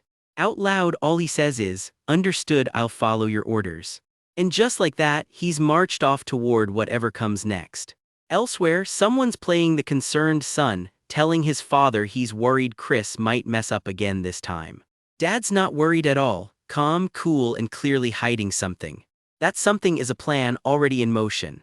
One more chilling line for the road, "Get ready for your chance." Yeah, hey, that's not ominous at all. Sometime later, Chris strolls through what looks like a memorial garden, and for some reason he just can't shake an uneasy feeling. That line about the mission being meant for Roin keeps echoing in his head, paired with a face that looks anything but friendly. So he starts digging through his own memories. Wait, what actually happened to certain people back in the history he remembers? Turns out in the original timeline, Roin was the one-crowned heir, laurel wreath and all, not Chris. Funny thing is, Chris never once heard Roin's name come up during the Great War. Somebody's dying to spill the tea. Do you want to know what really happened? Naturally, the answer comes with strings attached, as in this fuzzy little informant flat out refuses to talk. The price of information, apparently, unlimited belly rubs. Someone's not exactly thrilled about becoming a full-time pet groomer just for gossip. Here's the real story. It started as a relic dispute between the Dark Mage House and the Ultimate Poison Dark Magic House, and barely anyone outside knew about it. Officially, the Dark Mage House's forces were completely wiped out during that expedition. The Poison family didn't walk away clean either. They lost people too, and weirdly, both sides just quietly buried their dead instead of talking about it. Whatever really happened out there, it became the seed for everything that came after. The details are murky, but the blood left behind says plenty. Someone listening to all this can only ask the obvious question, why? The answer's grim. A man named Nordioni ended up dead. And the one who killed him, Marquis Langham's own son. If that hadn't happened, the story goes, the so-called demon king of evil blood never would have been able to rise at all. Chris takes it all in, replaying the whole grim history in his head. And somewhere in that memory, a familiar face grins like none of it ever fazed him. Instead of Roin dying like the history says, this time someone else took the blade meant for him. In Chris's own vision of it, he's the one coughing blood, swearing he'll be the one who dies this time, not anyone else. Which means this whole test was never as simple as it looked. It's all Marquis Langham's scheme, and now Chris knows it. Problem is, there's zero hard evidence, so charging and accusing people would be reckless. Chris is honest with himself too. He's still only third-level mastery, so he'll actually need to prepare instead of just winging it. He's about to head out and get ready when a voice stops him cold. Wait. Turns out it's Roin, arms crossed, looking Chris dead in the eye and calling him a scoundrel. Chris doesn't even blink. "Does it matter where I go?" he shoots back. Apparently that was the wrong answer, because steel is already flying. Roin admits he heard Chris is joining the expedition, and honestly he just wants to make sure Chris can handle the job that was supposed to be his. Chris doesn't hold back either, pointing out the mission landed on him because nobody thought Roin could pull it off. Yeah, that comment does not land well. Steel meets steel again, and this time it's personal. Chris holds his ground, blade for blade, not backing down an inch. The clash keeps escalating faster and faster. Chris's eyes stay locked on target, calm even in the middle of it all. A blade comes screaming straight for his face, and he shatters the strike apart like it's nothing. The whole clearing lights up with the aftershock. For a split second, even Roin looks genuinely rattled. Then, just like that, the tension breaks and everyone's back to business as usual. Chris even jokes that they've exchanged more than enough greetings for one day. Roin agrees, deciding it's probably smarter if they just avoid each other until the actual expedition starts. They part ways with a distinctly sarcastic good luck on the supply run. But Roin's not actually done thinking about this. Walking off, he mutters to himself, certain there's something off about that guy. He replays the whole fight in his head, blade and all. What really gets him is that Chris never even flinched, didn't try to dodge that blade at all. Because deep down, Chris already knew it was going to miss, on purpose. Meanwhile, Chris just heads off to prep for the mission, a couple of his little undead helpers trailing along behind him, completely unbothered. But back with Roin, the verdict is in, and it's not a comforting one. This guy is way more dangerous than he thought. We land in the Dark Mage family's outer village market, Christian's playground for the day. He strolls through the crowd like he doesn't have a single problem in the world. He snags a haul from a stall and throws it up in the air like he just won the lottery. Someone else isn't nearly as thrilled about it. A poor guy takes a box straight to the face. Over at a corner stall, a haggling war looks like it's heating up over a pile of coins. He wolfs down a fistful of meat skewers, groaning that it's been way too long since he's had real meat. All he wants, he sighs, is to eat and goof off for the rest of his life. Relatable. But he hasn't forgotten the real reason he's here. Some guy's shop should be around here somewhere. His smile drops. Those guys tailing him reek of Marquis Langham's men, and that is never good news. Before he can even react, a hand clamps over his mouth and yanks him backward. He's hauled straight into the shadows, muffled and completely blindsided. Whoever's got him just wants him quiet, for now at least. Face to face with his captor, Christian's brain is running through every worst-case scenario. The hood slips back to reveal a girl with sharp green eyes, and absolutely zero explanation yet. Turns out the guys tailing him are already flat on the ground. She says point blank, someone was tailing you. She tells him her people already handled it, so he can just relax. Christian's not exactly buying the relax part, not after getting dragged off like a sack of potatoes. When he finally asks who she is, all she gives him is 2 words, Evil King Castle. She claims she's trying to stop some ominous stuff spreading through that very castle. She says they should get moving and asks if he wants to come along. Cautious but curious, Christian tells her to lead the way. They slip through the back alleys together, footsteps echoing in the quiet. Christian finally asks just how far they're planning on walking. She goes quiet for a beat before she finally starts explaining. It all started recently. People from the Evil King Castle, she says, have been vanishing without a trace. The castle territory is caught in a 3-way tug of war between rival families. It used to run entirely on fear, she explains, long before any of this started. And from the way she tells it, that fear has a face lurking somewhere behind the whole mess. The family heads, she says flatly, couldn't care less whether their own people live or die. So she decided she needed backup from multiple families to wipe out the criminals, but she can't just ask for favors for free. Christian steps up and offers something in return, intel that could calm the storm brewing over his own dark mage family. That, she admits, is exactly why she decided to make him an offer in the first place. Her expression flickers, like she wasn't expecting him to actually have something worth trading. Turns out Marquis Langham is in bed with a top figure from the ultimate poison dark magic family, and their target is Marissa, that family's own daughter. Some poor soul in chains screams the question everyone's thinking: for what reason exactly? If those 2 families lose their grip, she warns, the real ringleaders behind Evil King Castle get bolder. Worst case, the balance between all 12 dark mage families collapses into something way uglier. The cost of doing nothing is written all over the wreckage behind her. She tells him she genuinely hopes he's prepared for this relic exploration of his. More than that, she hopes he pulls through, becomes the young lord, and actually stands up for the people who need it. For a moment, there's something almost sincere behind all that hood and mystery. Christian can't help but notice she already knows about his shot at becoming young lord. Her intel game is scary good. Which is exactly why he has to ask the obvious question: how is he supposed to trust her at all? That question catches her completely off guard, and suddenly she's stammering like a kid caught with her hand in the cookie jar. Christian takes her silence as a no and starts to write her off. She panics and yells for him to wait. He's already halfway turned around, unimpressed. Not exactly the reaction she was hoping for. Then, without warning, the pendant tucked under his collar flares to life on its own. Christian freezes, completely blindsided by his own relic lighting up out of nowhere. Whatever just happened, it's got his full, undivided attention now. Whatever just passed between them, the 2 of them end up walking on together anyway. They keep moving in silence, that little standoff still hanging in the air between them. Alone with her thoughts, she wonders why she can't just show Christian who she really is. Something or someone answers back from the shadows. It's for her own good, apparently.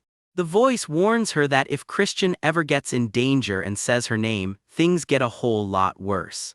She swallows hard and accepts it, even as something magical seals the words in her throat. The voice tells her to just wait and see and calls her by a name we haven't heard before, Idrine. For a second, we catch a glimpse of who she might really be underneath all that hood and mystery. She agrees, even as invisible chains seem to tighten around her. Meanwhile, Christian's already moving on to his next play. She hands him something small before they finally part ways. Christian can't believe his luck. It's a VVIP card and he needed exactly this. Turns out it's a golden ticket into a secret auction house dealing in smuggled relics and rare creatures. These access cards are normally reserved for verified nobles and the stupidly rich. Warriors never used to get one. He flashes the card to his crew, and their jaws pretty much hit the floor. The name printed on it, Leah de Balfman, means absolutely nothing to him. He can't shake what she told him, Langham plotting with that poison family against Marissa. Still, a card is a card, and this one could open a lot of doors. He reminds himself not to get ahead of things. He still can't confirm who she really is, so trust will have to wait. So for now, he's already got a plan forming.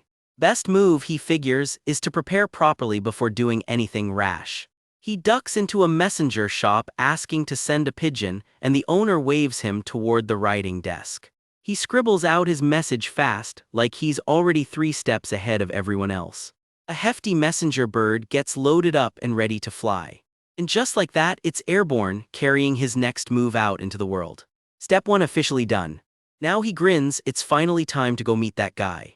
Our guy struts right up to the fanciest auction house in town like he owns the place. No invite, no backup, just pure nerve. Big mistake, the doorman takes one look at this kid and starts barking at him to get lost. Chris does not even blink, he just flashes a shiny VVIP card and goes, quote, even with this. The staff nearly faints. That is not just any card, that is the real deal. Cue the instant 180. We are so sorry, you are a VVIP, please come right on in. Chris just shrugs it off with a lazy okay, like he expected nothing less. He steps inside, and the whole lobby practically sparkles with old money. Every surface gleams gold. This place reeks of secrets and expensive taste. A staff member rushes to greet him and gets cut off mid-sentence. The guy squints at the card and stammers, wait, are you seriously Leah de Balfman? Chris grins under his mask. Yep, today he has decided he is Leah de Balfman, simple as that. He asks, all innocent, if there is some kind of problem here, while the staffer quietly clocks that his voice sounds a little too deep for the name on that card. The flustered attendant caves instantly, stammering out an offer to guide him straight to the branch manager. Under that mask, Chris is grinning like the cat that got the cream. He does not even wait for an answer. Didn't you hear? Take me to the branch manager, now. He is led deeper into the building, the hallway practically glittering with wealth. The staff scrambles off to fetch the branch manager while Chris sprawls across a couch like visiting royalty. He looks around, impressed despite himself. Every single item in here screams top class. Of course it is impressive. This is the Rudolph Merchant Group we are talking about. For anyone keeping score at home, the Rudolph Merchant Group is basically merchant royalty. They run in the same circles as the massive Union Deer Merchant Group, heavy hitters, all of them. Their reach is so wide, they practically run their own black market on the side. They have got a lock on nearly every trade route running through the dark magic empire. Word is, if the Rudolph Merchant Group cannot get their hands on something, nobody can. And right on cue, someone finally steps through the door to meet him. The branch manager introduces themselves. Ruvid, head of the Rudolph Merchant Group here at the auction house, asking if Chris was the one who wanted this meeting. Asked what he needs, Chris does not waste a second. Bring me Ruina, he says flat out. Ruvid's face goes rigid. That is not the reaction of someone who has never heard the name. What? Ruvid deflects, you do not even know who Ruina is. Chris is not fooled for a second. Yeah, I know, isn't Ruina the owner of the Deer Merchant Group, even if I could get her to come here? He pauses, eyes narrowing. Oh, that is not it, is it? Then the smirk drops in, because Ruina is already standing right here. Ruvid freezes, completely blindsided. What do you mean by that? Comes the shaky reply. Ruina's composure cracks for a split second, a startled noise slipping out. She tries to bluff her way past it. I will be seeing plenty of you from now on, so quit talking nonsense, okay? But the disguise is already unraveling around her. Chris just watches it happen with the smuggest possible okay written all over his face. Her hair tumbles loose as the illusion finally gives out completely. There she is, the real Ruina, glaring daggers. How did you know? Chris's mind flashes back to a memory only he could possibly have. In his past life, this woman put him through absolute hell, and he has not forgotten a single coin of it. Chibai Chris practically does a victory lap. This is all just to keep things from falling apart, so be grateful, which, let us be honest, is peak blackmail energy. Back in the room, Ruina spots something and scoffs. A shabby relic. The camouflage on this thing is embarrassingly clumsy. Chris does not even try to defend it. Of course, I am lying. How else am I supposed to make a fake look worse than the real thing? Ruina fires back, needling him about his mask barely covering that big face of his, and gets an instant Chibai rage face in return. I do not think that is actually the reason, though, she says coolly. And you are definitely not Leah de Balfman. Chris leans back, unbothered. Aren't you supposed to be pretty famous around the dark magic empire these days? Big talk for someone who just walked in and clearly does not know how things work here. Ruina squares up. You walked into a members-only venue using someone else's name. You do not exactly have the moral high ground here. Chris just smiles wider. Who is threatening who now? Should I go spread word that a union merchant is doing business in the dark magic empire? That lands. Ruina's confidence visibly wobbles. She finally caves. What do you want from me? The payment starts rolling in, fine jewelry handed over piece by piece. More treasure changes hands. She has got no fight left in her. Chibai Chris practically skips off with the loot, thoroughly pleased with himself. I will go prepare it right away, Ruina mutters, defeated. She hands over a stuffed pouch. All right, I scraped together just enough for the drug ingredients. Chris fist pumps like he just won the lottery. This is all to prevent disaster, so you should be grateful, and somewhere in the background, someone mutters that this is just straight-up blackmail. Even he admits quietly that this haul will not massively boost his power, but his mind drifts to a much scarier problem waiting in the wings, a bloodied memory tied to one dangerous name. Among all the backup plans Marquis Langham has cooking, Chris figures he can handle one or two of them himself. Later back home, he wanders past the torchlight, lost in thought. Footsteps echo through the quiet courtyard. A familiar redhead spots him. Where are you headed? Since you are here, come join the training. Chris waves it off, not feeling it. I am wiped out from hanging around all day. Why would I train, he adds, when I am not exactly planning to fight on the front lines like Royne. His sparring buddy laughs it off. Good luck with the training, guys, then grumbles that little punk the second Chris is out of earshot. One of the other trainees waves it away. It is fine, just let him go. It is not worth wasting a shot on him anyway, comes the follow-up, letting it drop. Chris, unbothered, is already 3 steps ahead in his head. If that guy cannot rack up real achievements, he is the one who ends up at a disadvantage. We're back at the Khazar estate, all quiet for now, but you know that never lasts long. Chris just pulled off another job, and his big brother Turn can't help but give him a nod, well done. Turn eyes the pile of loot Chris hauled in and asks the obvious question, what's all this even for? Chris just shrugs, no idea yet, he says, but hey, there's more where that came from. Digging through an old chest, something inside rattles, looks like they've struck actual gold. Turn cracks open an ornate fan and can't help but sneer at how gaudy the thing is. Beggars can't be choosers. Chris pockets the golden trinket buried in there without complaint. Then a hooded contact hands over a key, demanding her identity stay secret, and just like that, Chris peels back the disguise on someone calling herself Ruina, or maybe Ruvid. She freezes, clearly rattled that he's already seen straight through her. Meanwhile, way bigger trouble is brewing. Both the Union and the Magic Empire are quietly moving their forces. If this turns into a full-blown war, the whole continent's political map could get redrawn in blood. Worse, the one trade route between the Union and the Dark Magic Empire would get cut clean in half.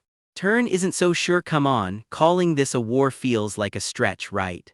But then he catches the rumors swirling out of the capital, and suddenly it doesn't sound so far-fetched. He goes quiet, turning the thought over. Word is the imperial capital's been a mess lately.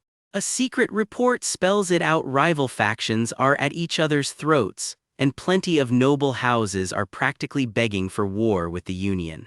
Chris turns to an old merchant contact with a wild ask help him stop a war.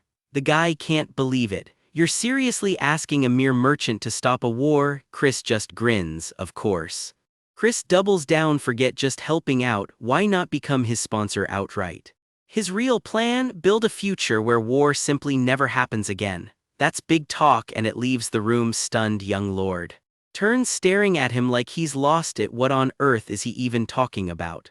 Chris breaks out a map. Any army moving through here has to cross the southern Dark Magic Kingdom, his own family's home turf. His real angle: climb to Duke this time around, get ahead of the threat and maybe dodge the worst of it while he's at it, income and all. Sparks literally crackling off his fingers, Chris lays down the challenge. So, is he in or not? The tension hangs there for a beat. And just like that, they shake on it. The deal is done. Turns out the old merchant's warming up to the idea. Maybe backing this kid isn't such a bad bet after all. All right, he finally says, sealing it with a handshake. But he's got one condition: break your word even once, and he's walking away for good. Chris doesn't blink. He doesn't say the same thing twice. And honestly, the old man admits he doesn't care that Chris is the one who once pulled him back from ruin. Business is business. Chris just flashes that unsettling little grin of his, the one that means he's already 3 steps ahead. The merchant waves him off with a smirk. Take care on your way, Mr. Moneybag. Someone lets out quite the yelp on the way out. Not exactly a graceful exit. Later, alone, Chris gets to work grinding up herbs. Old habits die hard. See, if someone high up in the ultimate poison clan really is behind all this, he's not taking any chances. Smart money says prep an antidote now, just in case. It's been a while since he's brewed this particular mix, so even Chris isn't totally sure it'll come out right. The pot bubbles away over the fire while he waits it out. Across town, at the legendary renowned medical clan, someone's getting scolded hard. This brat, and apparently his fire's way too weak. A young apprentice is sweating bullets, fanning the flames as hard as he possibly can. Fan it harder, comes the order from someone clearly not impressed. The clan's frail-looking master isn't cutting him any slack. Didn't she already tell him their clan has 0 weaknesses when it comes to controlling fire? His mind drifts back to the first time he ever met her on a battlefield, in the middle of the First War. Bodies everywhere, chaos everywhere. Not exactly a warm introduction. She'd had no choice but to fight. Young as she was, her entire clan had already been wiped out by the Demon King, Evil Blood. The renowned medical clan was once the most respected healers among the 7 great allied clans, and she was next in line. That alone probably made her a thorn in the Demon King's side, and then his blade came for her too. She didn't escape it either. The Demon King's sword cut her down right along with everyone else. Back in the present, the memory fades as the grinding carries on. His apprentice is still there, still sweating, still working the fire. Whatever you think of him, the apprentice can't help but admit it. That guy is fascinating. Chris apparently whipped up a batch of this legendary clan's own medicine. Off a quick explanation alone, the apprentice can't help but wonder why he didn't meet a guy like that sooner. The thought just hangs there in the air. Even a clan once called saintly has its cracks. The head of the household is already coughing up blood. Frankly, she admits, the fact she's even still breathing after that hit from the Demon King is a miracle on its own. It's all thanks to Chris's medicine that she's lasted this long, but she's not about to just lie around waiting to die. Out there in this hellish world, countless people are still suffering. It would be a genuine tragedy if the renowned medical clan's line just ended here. The weight of that thought just lingers. She pulls something out for her apprentice to see. It's the clan's own book of secret techniques, not something handed out lightly. Only part of it survived the war, she admits through a cough, but she wants him to have it anyway. He catches her as she doubles over. Please, just rest first, he begs. But she's not letting this go, please, she says, save the people who are suffering for her sake. Her eyes well up as she waits for his answer. If he can do that, she says, she'll finally be able to close her eyes in peace, and there's one more thing she wants him to take too. He doesn't say a word, just holds still, taking it all in. Then he finally asks the question that's clearly been sitting on his chest: can he call her master, starting today? She can't help but laugh a little at herself. What kind of master can't even act like one anymore? Somewhere in memory, a familiar voice tells her she chose her own disciple well, all those years ago. A vision of the clan's old master lingers among the flowers, watching over her still. That's the day she was named the 27th head of the renowned medical clan. A quiet, sunlit moment, right after that title finally became hers. Even with only half the old teachings surviving, she made a promise, and she kept it by walking straight onto the battlefield herself. And there, amid the fire and the wreckage, she became someone new. They started calling her the saint of the battlefield. Back in the present, Chris turns something small and strange over in his fingers, right as someone bursts in with a cheerful shout, "Hey, master." Time skips forward, and somewhere far off, a message is already on its way. A hawk cuts across the sky, carrying more than just feathers. It's flying fast, dead set on its course. Talons wrapped tight around a sealed letter. Its destination, a grand estate that definitely isn't short on staff. The letter finally lands on a tray, ready for delivery. Word reaches the Marquis: his son has finally sent word. Oh, finally, he practically shouts. His mind wanders back to an old memory, someone teasing him about how scary strong sis Marion gets when she's serious, and joking about whose kid Chris even is. He can't wait any longer. What did his son actually write? He calls over his steward without missing a beat. Whatever's in that letter, one thing's clear: it's time to start making some serious preparations for his son. And judging by that smirk, he's more than ready for whatever comes next. Somewhere on the Biskin mountain range, the border between the Dark Mage family and their deadliest rivals, the rule gets hammered in one more time: no going off on your own. The knight in charge barks the order at the assembled team: stick together, no solo heroics, and everyone snaps back a crisp "yes, sir." Everyone except one guy. Before anyone can even get his name out, Christian cuts in with the last thing anybody wants to hear: he's going in alone. The whole group freezes up. Did he seriously just say that out loud? Christian just shrugs it off with a smirk. He's always worked better solo anyway. He doubles down, needling the group. Shuffle around in one clump like nervous bugs, and the enemy family gets the first strike for free. So what's the actual plan here? Someone reminds him exactly what's crawling around out there: grade 4 demonic beasts and worse, and makes it very clear: wander off and get in trouble, nobody's coming to save him. One more warning gets shouted after him as he walks off: don't you dare get captured by the enemy camp either. Someone presses an antidote into his hand, made specifically for the ultimate poison dark magic family's toxins. Christian waves it off, says he's already immune. The guy insists anyway. This poison is nothing like what Christian's used to, so take the antidote and stop assuming he knows everything. Turn flat out refuses to take one too, and Christian practically tackles him to force it down. The two brothers dissolve into a full-on scuffle right there in the woods. Deeper in the mist, someone's already clocked the tension. Looks like cracks are showing in the group before the mission even starts. Out of the green haze steps their rival for this whole expedition, a sharp-eyed girl wrapped in white, moving like she owns the mountain. She wastes no time needling them. You're late," she says, arms crossed. Christian fires back that he was on time and she's just impatient, though he'll give her credit for at least not starting trouble first. She lays out the rules cold: no sabotaging each other's mission, no ambushing rival teams out in the field. Christian agrees but can't resist the jab back. She's technically the enemy here, so what exactly is she getting at? The two of them lock eyes in a stare down that could curdle milk. "Let's just get this over with," she mutters. Word comes down the line: the rival family's team is finally ready to move out. The order to begin the exploration finally comes, and every team snaps into motion. Turn asks if he should tag along too, watching his brother with a flicker of worry. Christian doesn't answer right away. There's clearly a plan forming behind those red eyes and he isn't sharing it yet.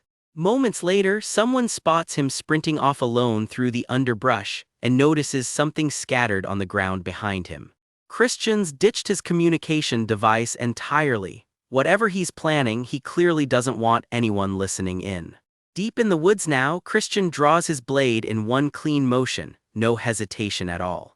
This isn't his first rodeo. In his past life, he wandered through more demon realms than he can count, and he can find a beast's weak point blindfolded. He zeroes in on the exact soft spot on the grade 4 beast and drives the blade home. Elsewhere, Marissa flashes back to his parting words, "Don't expect to be rescued even if you're in danger," and something about it snags in her brain. Was that actually him worrying about her? She shakes the thought off instantly. Please, the guy's so cold he probably wouldn't even bleed if she stabbed him. Christian's mind is somewhere much darker, though. If his hunch is right, the plot to take out the heir may already be in motion. He scans the area as he moves. No ambush yet, which only makes him more suspicious. Best move for now, track down whoever got separated from the group before anything worse happens. And the first person he stumbles across in the fog is none other than Marissa herself. Dead silence. Christian realizes with a groan that he's wandered straight onto the ultimate poison dark magic family's own path. He apologizes for the wrong turn and starts backing off toward his own route. Marissa, a little quieter than she probably meant to be, tells him to be careful out there. As he pushes on through the brush, a thought needles at him. Wait a second. Why did Marissa seem so rattled back there? Something about her reaction wasn't adding up. It clicks all at once. Whoever set up this whole exploration, their real target was Marissa. He starts piecing it together. Which power player inside her own family stands to gain from this, and are they actually trying to sacrifice their own princess? He doubles back and calls out to her. There's something he needs to ask. She turns, caught a little off guard by the sudden approach. He asks it flat out. Is her own family the one trying to get her killed out here? Her face goes ice cold. You really are the worst, she snaps, and Christian's mind drifts back to a memory from his past life. Back then, he admits he used to lump every noble together and judge them all the same way. He clearly misread people like her. He mutters an actual apology for how that came out, though his eyes are already scanning the tree line for something else entirely. Something's out there, he can feel it. Marissa isn't done with him though. She flares up in his face, magic crackling green, demanding a real apology. Now she snaps, magic coiled and ready to strike if he doesn't. Watching how genuinely furious she is, Christian quietly reconsiders. This doesn't look like someone caught in a staged family plot. Which means he needs to find whoever actually rigged this trap if he wants the real reason behind it. Even if her family's team plays nice with the rest of the expedition, he doubts they'd walk away from what's coming, not unless something changes fast. Reinforcements are still on the way, which means his only real move right now is to stall. Marissa suddenly rounds on him. Wait, isn't he the one breaking the rules right now? Christian barely gets a "what did you just say" out before she points straight at a nearby tree. Proof, she says right there. Her accusation lands hard. His family struck first, also the dark mage family could grab some relic for themselves. Is she wrong? Christian pulls a small crystal from his pouch, completely blindsided. That's not what this is at all. She's not backing down either. As far as she's concerned, this is a crime against her family's honor. And then she drops the real grudge, the humiliation she says she suffered when Christian broke off their engagement. Christian doesn't flinch, he calls it exactly what it was, self-defense, nothing more. Before either of them can push the argument further, something slams into him out of nowhere. Pain rips across his face. Whatever that was, it hit a lot harder than it should have.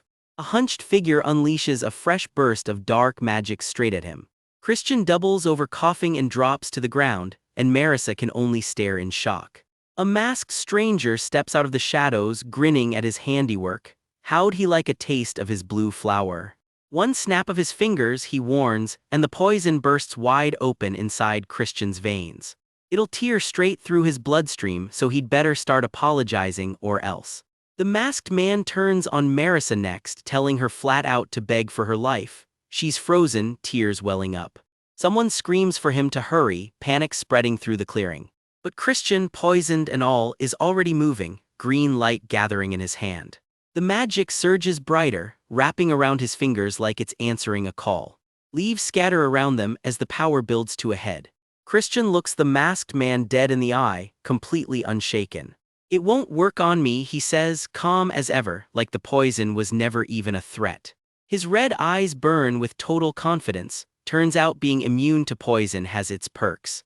We open mid-argument. Somebody's flat out refusing a request, and you can already tell this isn't going to end quietly. Something flares up bright and blue right in front of him. That is not a normal reaction. Turns out it's nothing dangerous, just Chris pulling a young healer in close, worried sick about her. She teases him for being stingy with his own pain, pointing out he white-knuckled through poison rather than ask for help. Then the real bomb drops. She was hiding the only antidote for that poison this whole time and never said a word. She brings up something called the physician's oath, like she's about to justify all her reckless secrecy. Turns out she's been busy. She whipped up her own cure and wants to call it the perfect detox pill. Subtle. Chris clearly says something dumb about it because she's suddenly furious, demanding to know what nonsense he's been spouting. She finally lets out a long breath of relief. Crisis over for now. Next thing you know, Chris is hauling her through the forest and she is not walking under her own power anymore.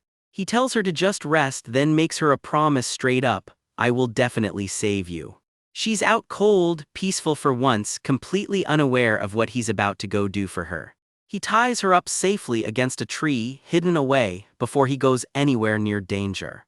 Then he crouches down and fires up some kind of tracking device, getting ready to hunt down whatever can actually help her. Out in the woods, a signal suddenly lights up on someone's arm. A message just came through. "Is this a message from Lady Marissa?" someone asks, because apparently that name gets everyone's attention. A glowing orb pulses in someone's palm. Whatever this magic circle is about to reveal, it matters. Two mages in matching white cloaks catch the same alert, and their faces say this is not good news. One of them jolts back, clearly not expecting whatever just got relayed to him. Turns out the order is to go explore some cliff, and judging by the reaction, that's basically a death sentence assignment. Someone else is thrilled about it though. "Now I don't have to deal with that ultimate poison dark magic family," they cackle, dumping the job on their buddy. Cue the mocking laughter as the poor guy who got stuck with cliff duty leaps off to go do it. Rough day to be him. Elsewhere, Chris is dead serious, sizing up the same dangerous terrain everyone else is dreading. Quick history lesson: a relic is an item forged when a demon or a saint pours their own power into it. These things have apparently been hidden away since practically the beginning of time. And sometimes they just fall out of the sky like cosmic hand-me-downs. Like whatever made them is basically saying here, you creatures figure this one out, and this chapter's relic is about to reveal itself. Say hello to the Amulet of Twilight, a gorgeous, glowing pendant with a nasty reputation attached.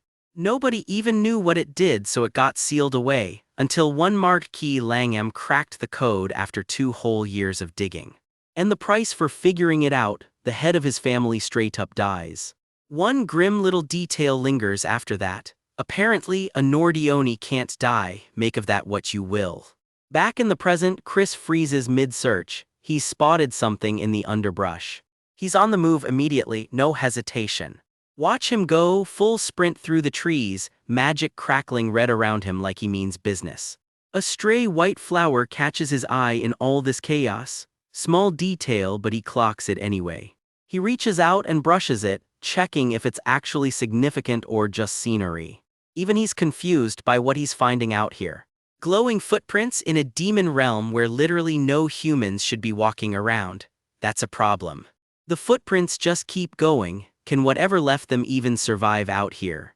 Chris cracks a joke to himself, there's no way a relic has feet, then throws out a scan to actually find out what's really going on. Cut to a totally different crew. A mage out here is demanding to know if the dark mage family has even shown up yet. Yes, comes the flat answer. 3 cloaked figures are done waiting around. How long do we have to wait, you damn turtles, one snaps. Their mage reads the auras in the air. That signature belongs to the ultimate poison dark magic family, and one of them clocks in around 4-star. The woman leading them, she guesses, is sitting at a terrifying 5-star. And the other one, the sentence trails off like whatever they're sensing doesn't add up. Turns out this mystery guy doesn't carry the family's aura at all, and his magic core reads as a total jumbled mess. Then the blame lands. Marissa, this whole mess is on you. It'd be nice if he just died quickly, one of them mutters, already annoyed by the inconvenience. Judging by how he talks, they figure he's a direct descendant of the ultimate poison dark magic family, meaning this whole mess is really just a fight over succession. A masked, green-cloaked mage decides to play nice. Fine, I was planning to let you have the relic too. And there it is, sitting right out in the open in the forest, the actual relic box, unattended. But what even is this thing? He was going to hand it off to Langham once Marissa was dealt with, except knowing what it actually does kind of makes him feel bad about that plan. You guys, go find out where they are, comes the order. Yes sir, the subordinates answer. And they're off, cutting through the forest to track their target down. The masked tracker gets close. If he's really only 4-star, I could take him head-on. But should I? Second thoughts, right on schedule.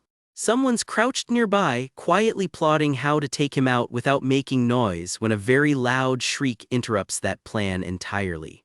Monkeys, glowing, magic monkeys appearing out of absolutely nowhere. Even the mage looks thrown by it. Meanwhile, the masked tracker is just yawning, completely oblivious that chaos is about to find him. That yawn gets cut brutally short. What, it's monkeys? Yeah, that tracks. Nobody trains for an ambush by wildlife. The troop swarms in overhead, screeching their battle cry. Full-on brawl now, purple magic clashing with a very offended "how dare you" from the guy losing to primates. Someone's clearly enjoying this way too much, grinning and egging it on. Don't go. Can't come down, the tracker stuck, dangling, dignity long gone.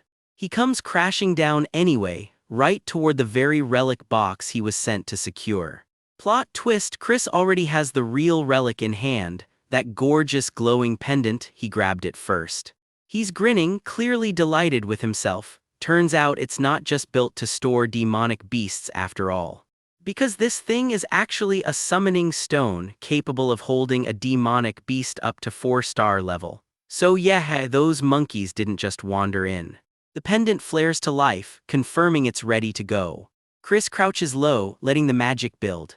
And he lets it loose. That's exactly how a troop of monkeys ended up ambushing an assassin in these woods. Then comes the real genius move. He modified a used relic box he'd gotten off someone named Ruina, dressing it up to look completely untouched. He sets the whole decoy up carefully, relic pendant safely on him, fake box in front. What those guys will find is this fake, he thinks, practically cackling as he tosses the counterfeit away like garbage. He finishes packing everything up, satisfied with the setup. Then his face changes completely. Something's caught him off guard. It's not the amulet of Twilight, is it? Someone's staring down at a pendant that clearly wasn't part of the plan. A second relic, glowing and chained up in the dark, sitting there completely unexplained. Whatever this is, it's not the one we just spent this whole chapter talking about, and that is a mystery for next time. Deep in a shadowy forest, a girl stirs awake, dazed and confused. She's tied to a tree, ropes cutting into her wrists with no memory of how she got there. A warmer memory flashes through her mind, someone once telling her, quote, "It's not called a miracle cure for nothing." In the memory, a furious woman screams straight in her face, calling her a vile brat. They call her a worthless bastard who can't even manage an apology, and tell her to go rot out here alone. All she can think is, how could they do this to her? Was her pain really that entertaining to them? Then a voice cuts through the trees, "So you're here, someone's finally found her." A lone swordsman steps out of the shadows and closes in on the girl bound to the tree. Barely conscious, all she can manage is a whisper, "Who are you?" Cut to the present, deep in the misty mountains, a team of cloaked knights presses on through the wilderness.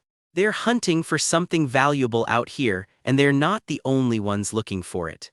One of them holds up a small vial. By the way, lady, he starts, clearly building up to something. Why'd you give me the antidote again? He asks, suspicious of the guy who handed it to him. Yeah, right, he scoffs. Why would I believe anything that bastard says? Spoiler, he is about to be very glad he didn't just toss it out. Elsewhere, a worried teammate asks if Christian is really going to be fine out there on his own. His brother Turn just goes quiet, saying nothing at first. I'm not worried, Turn finally says. He left on his own, dead or alive, that's on him. Ah, sibling love, truly alive and well. Suddenly a shout rings out, lady, I found the relic. Turn rushes over to see for himself. Tougher than expected, someone mutters, still catching their breath. But there it is, the relic finally in their hands, snatched up before their biggest rivals, the ultimate poison dark magic family, could get to it. Mission complete, comes the order. Tell everyone to regroup at the Lanka's rendezvous point. Orders from the lady, pack up, we're heading back. The team cheers her on. Well done, lady, textbook mission, nailed it. We found the relic first, so that means we beat the ultimate poison dark magic family, right? Someone is already bragging. Turn glances up, catching something the others miss. Why do you say that? Someone asks him. Should I just go on ahead too then? Turn shoots back. Did he die or something? Everyone falls quiet, boots crunching over the trail until someone finally speaks up. Lady. Their commander cuts through the bickering. Teams 1 and 2 stay behind and find Christian. What are you even gonna do with him? No matter how useless he is, she says flatly, he's still family. We find him even if it's just his corpse to save face. Understood, comes the reply, and the rest of the group presses on toward the northern region without him.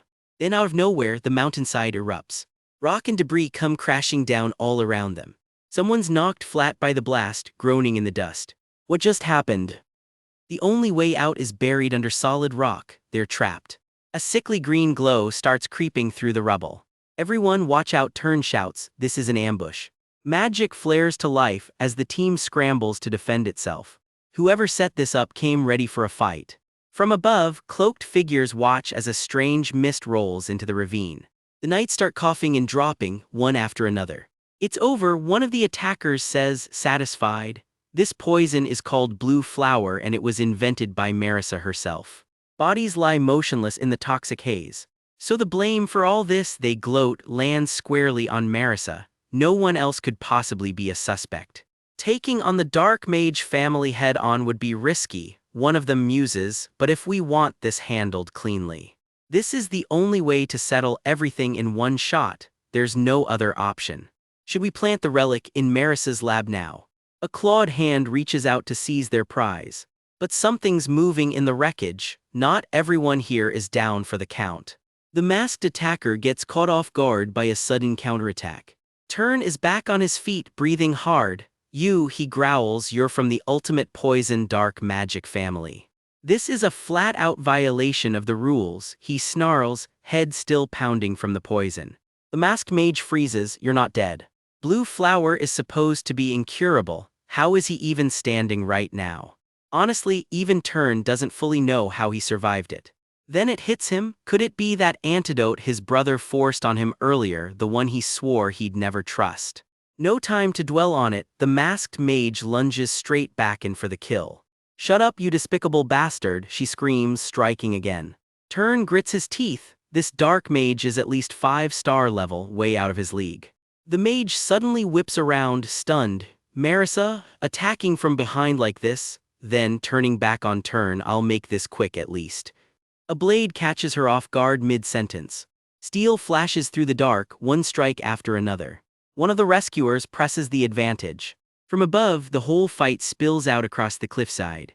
Marissa, someone calls out, shielding Turn, and the group can barely believe their eyes. Even Melon is here. The masked mage panics, ugh, how did they even find this place? Turns out a whole crew was ordered to keep anyone from getting near this ravine, and that masked dark mage is actually the vice commander of the Black Swamp Knights himself, Melon, the Growler. Oh lady, someone teases, getting a little restless. Don't get chummy with me, Marissa snaps back. She rounds on the traitor. State your name and affiliation. Then, through gritted teeth, how dare you use my own blue flower to poison people? Heemp, you still don't get what's really going on here, the Growler sneers. A clawed blade slashes in close. A thrown blade forces the enemy back. The clash escalates fast, Marissa and her people holding their own for now. Then the grim math comes out. 2 more 3-star dark mages are backing up that 5-star. The enemy is simply stronger than they are. Turn realizes the enemy planned this down to the letter, knowing the scouting team had no strong dark mage of its own. At this rate, he mutters, they are actually going to die. That's when a new figure drops straight into the fight, and both Marissa and Turn freeze. Christian, Marissa gasps, staring at the brother everyone assumed was gone for good.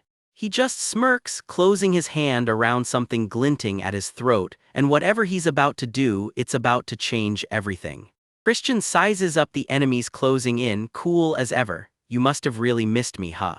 Back with his crew for a second, tempers flare Chibai style. Christian, you talk to me later. Yehi, that's not a warm welcome. A cloaked stranger struts out of the shadows, sneering that one more nobody won't change a thing. A bunch of soon-to-die fools, he laughs. His teammate grits her teeth. The insult lands harder than she'd like to admit. It stings because it's true. Hit 5 stars and your whole body transforms, shedding its old limits like a snake sheds skin.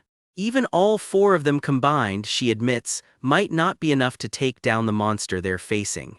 The masked enemy twists the knife. Flaunt your rank all you want, one look and everyone can tell you're no 8-star. What did he just say? Rewind a bit. Back at camp, Christian tosses something to his crew with a grin. Hey everyone, catch this. Something small and shiny sails through the air, and everyone's eyes go wide. A ring glints in someone's palm, and confusion flickers across her face. Turns out it's no cheap trinket, it's a real relic, one that bumps your power up a whole level. Christian hands the treasure over himself while an older teammate watches on, clearly unimpressed with the flex. Why don't like it, he asks way too casually for something this dangerous. Of course not, who would ever, she starts, right before the relic answers for her, flooding her with way more mana than anyone expected. She screams as the power surges through her. This little rock just rocketed her up 6 whole star ranks. Even Christian looks a little spooked. I definitely didn't hand out a relic that strong, he mutters, never a good sign. Elsewhere, someone passes along a warning word for word, just like Christian told him to. Melon, people are gunning for the headmaster's seat. Whoever's listening wants to know exactly where a relic this dangerous even came from. Simple answer, he swindled it off some poor sap. Job done, and he's already walking off to handle something else urgent. Back with the crew, someone's already calling dibs on a sparring match for later. Christian just brushes it off with a lazy wave. Standing alone on the cliff's edge, he throws back one last line before heading into danger. Let's all meet again alive. His teammate isn't having it. Weren't they supposed to fight this together? She's fuming that he'd just wander off alone. She's yelling at him to actually answer for once, while someone else guesses he's got a bigger plan he's not sharing. Christian just shrugs it off with a quiet, I just have that feeling, the kind of line that never ends well for the enemy. Meanwhile, his teammate is spiraling over something else entirely. Why is everyone suddenly on Christian's side? And why do her eyes keep going soft looking at him? Somewhere close, a shadowy figure erupts in sickly green light. Whatever that is, it isn't friendly.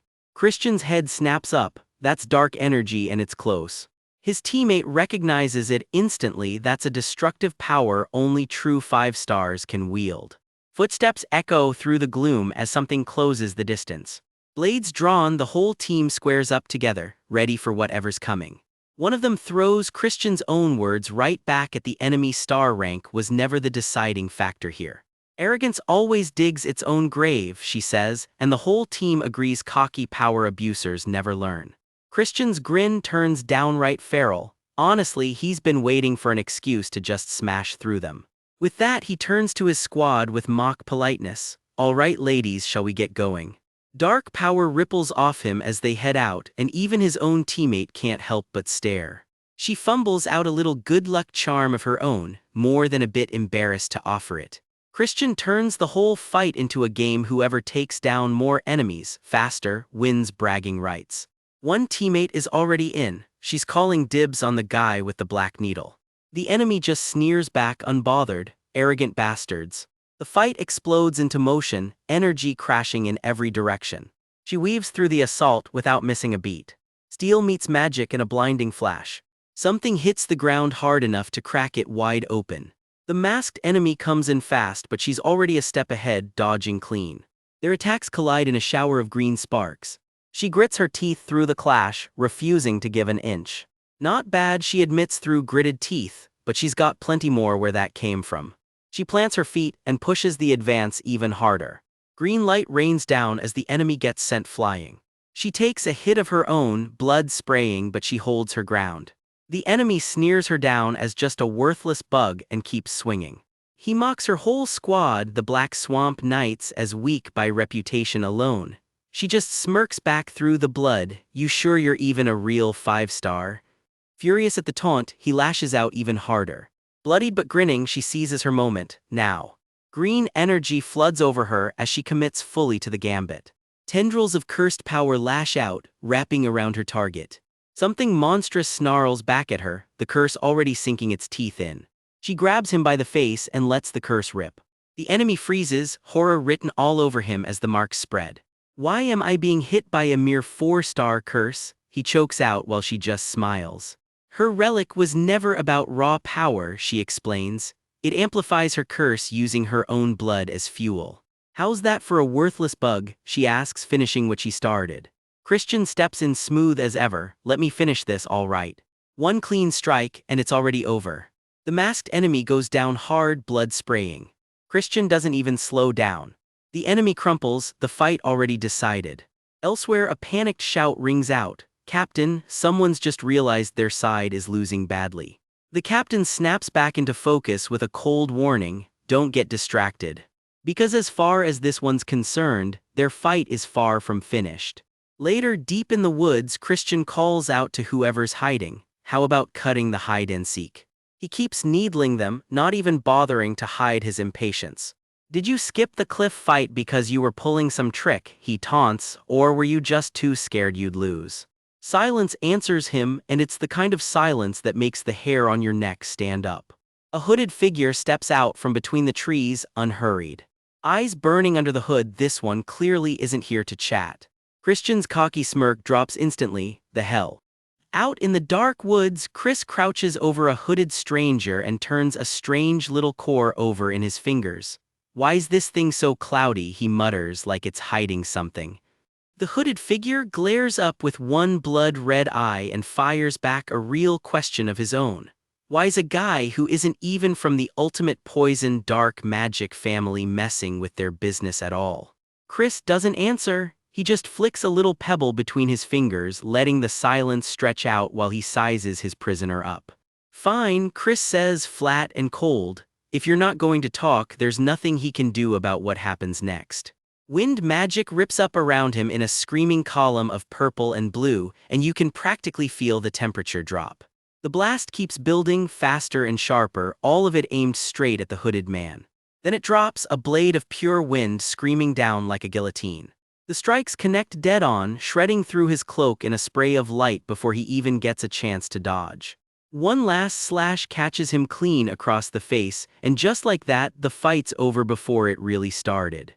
From somewhere nearby, a new voice cuts in, almost amused. "Whenever you tense up," he says, "your right shoulder rises, and when your focus slips, your eyes give you away too." Not exactly a great habit, the stranger adds with a smirk like he's grading homework instead of watching someone get wrecked. Then he starts to say a name.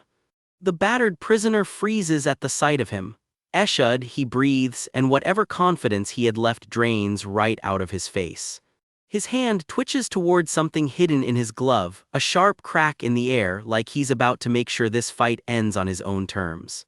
Chris walks away with more than just a scar this time. He's got the core in his hand, and from the look on his face he already knows this is bigger than one masked spy. Elsewhere, in some official study, an older man lays out the plan. Their poisoned dark mage will handle Juvian and Marissa, he says, but if Christian ever goes missing the way Mora did, somebody's going to have to hunt him down personally. Deep in the woods, our guy is not having a good day. All he can spit out is a frustrated "damn it." He is booking it through the treetops like some kind of black-haired ninja, grumbling that the job took way longer than he planned. Bruised and out of breath, he stumbles into view muttering that his crew better still be holding up, and the second he is spotted, the whole camp erupts. Christian. Cut to a very different kind of report. Somewhere else under a blood-red sky, a shadowy figure kneels and confirms, "Mission complete, young master."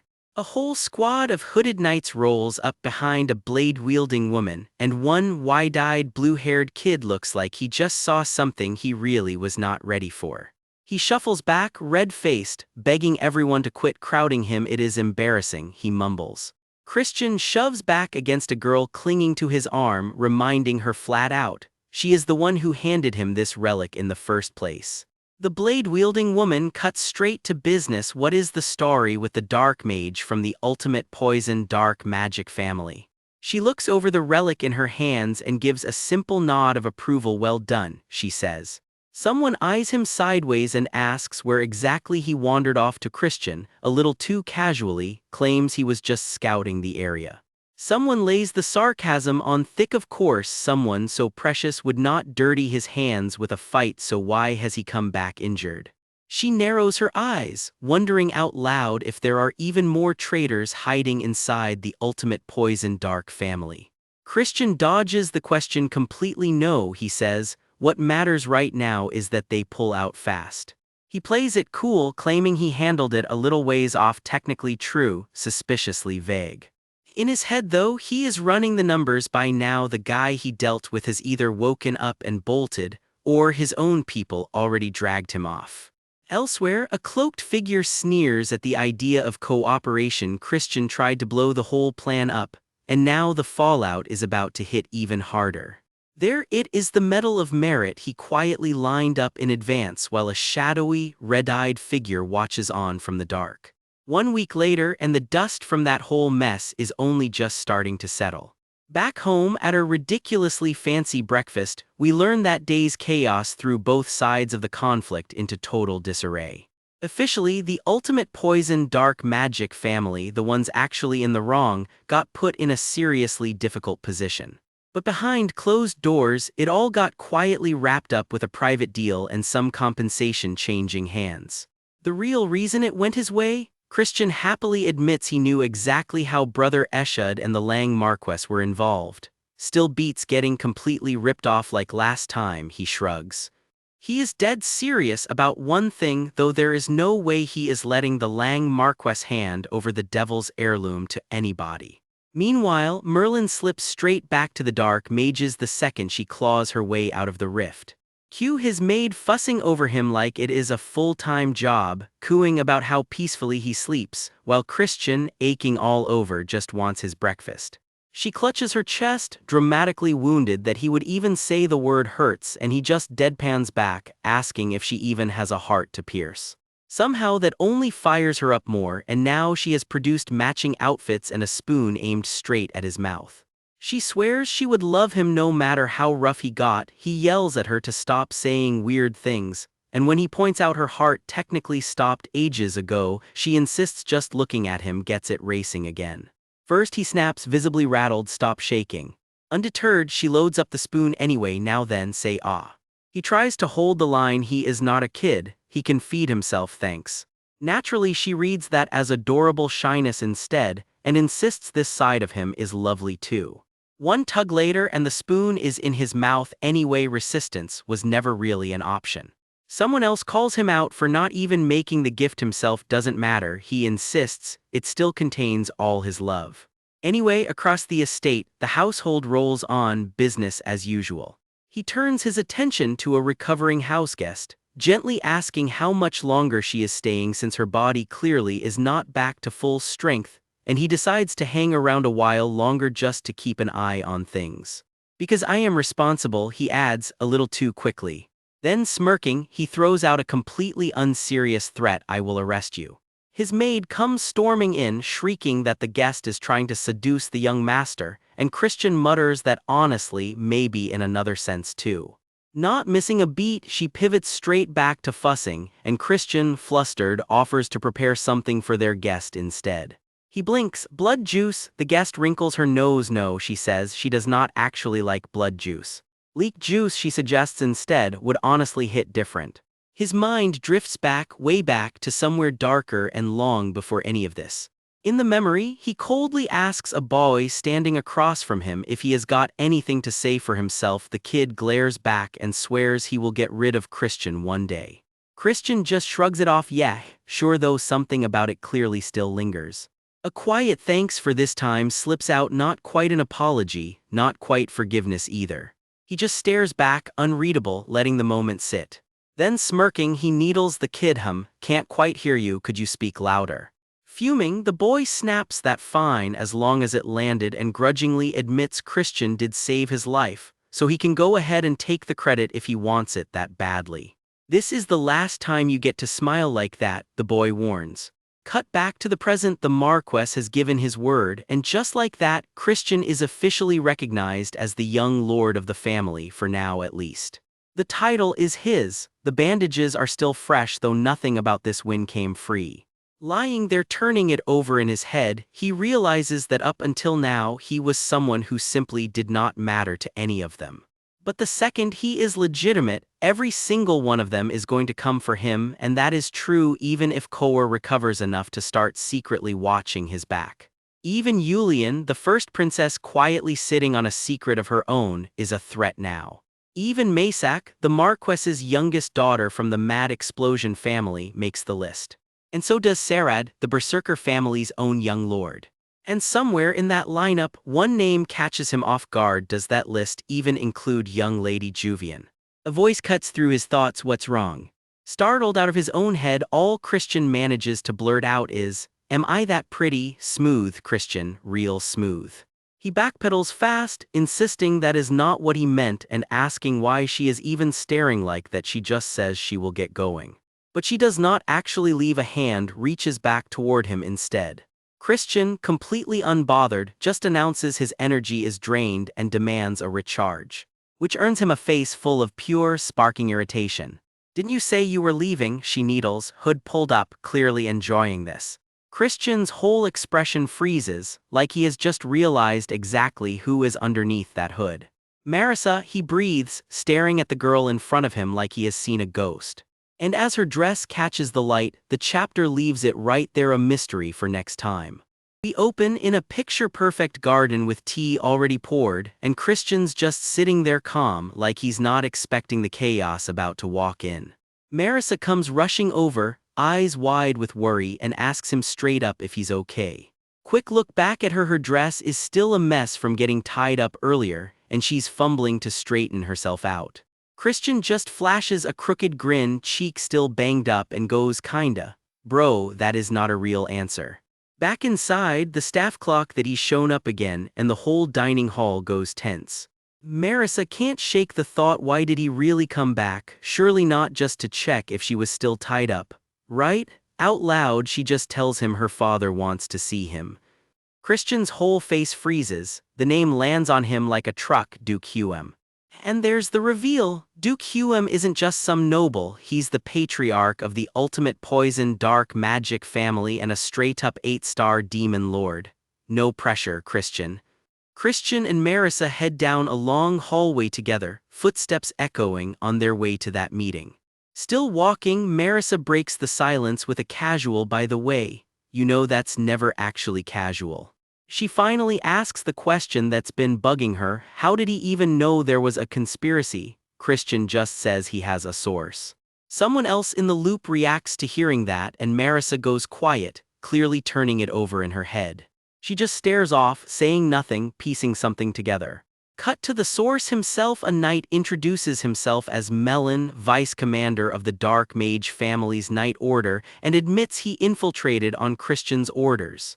Yep, the Growler's been playing spy. Marissa's jaw drops. Infiltration? Turns out someone's been targeting the exploration team, and Christian was digging into their water supply as the motive. Marissa pushes back. If he already knew about the conspiracy, why not just warn her instead of tying her up like that? Christian's answer is simple. He was worried she'd be in real danger. He lays it out. If her own family, the ultimate poison dark magic family, is behind this, then she, the successor, is probably the actual target. So that's why she never doubted him. He realizes out loud, She just blinks caught off guard that he noticed. He admits the real reason he's protecting her: he owes her a debt. Marissa steps up and genuinely thanks him for saving her whole exploration team's lives. She presses a hand to her chest, clearly moved by the whole thing. As they keep walking, Christian drops the real bomb. Of course he'd protect her because she's an important person to him. Marissa completely short-circuits. What? Smooth, Christian, smooth.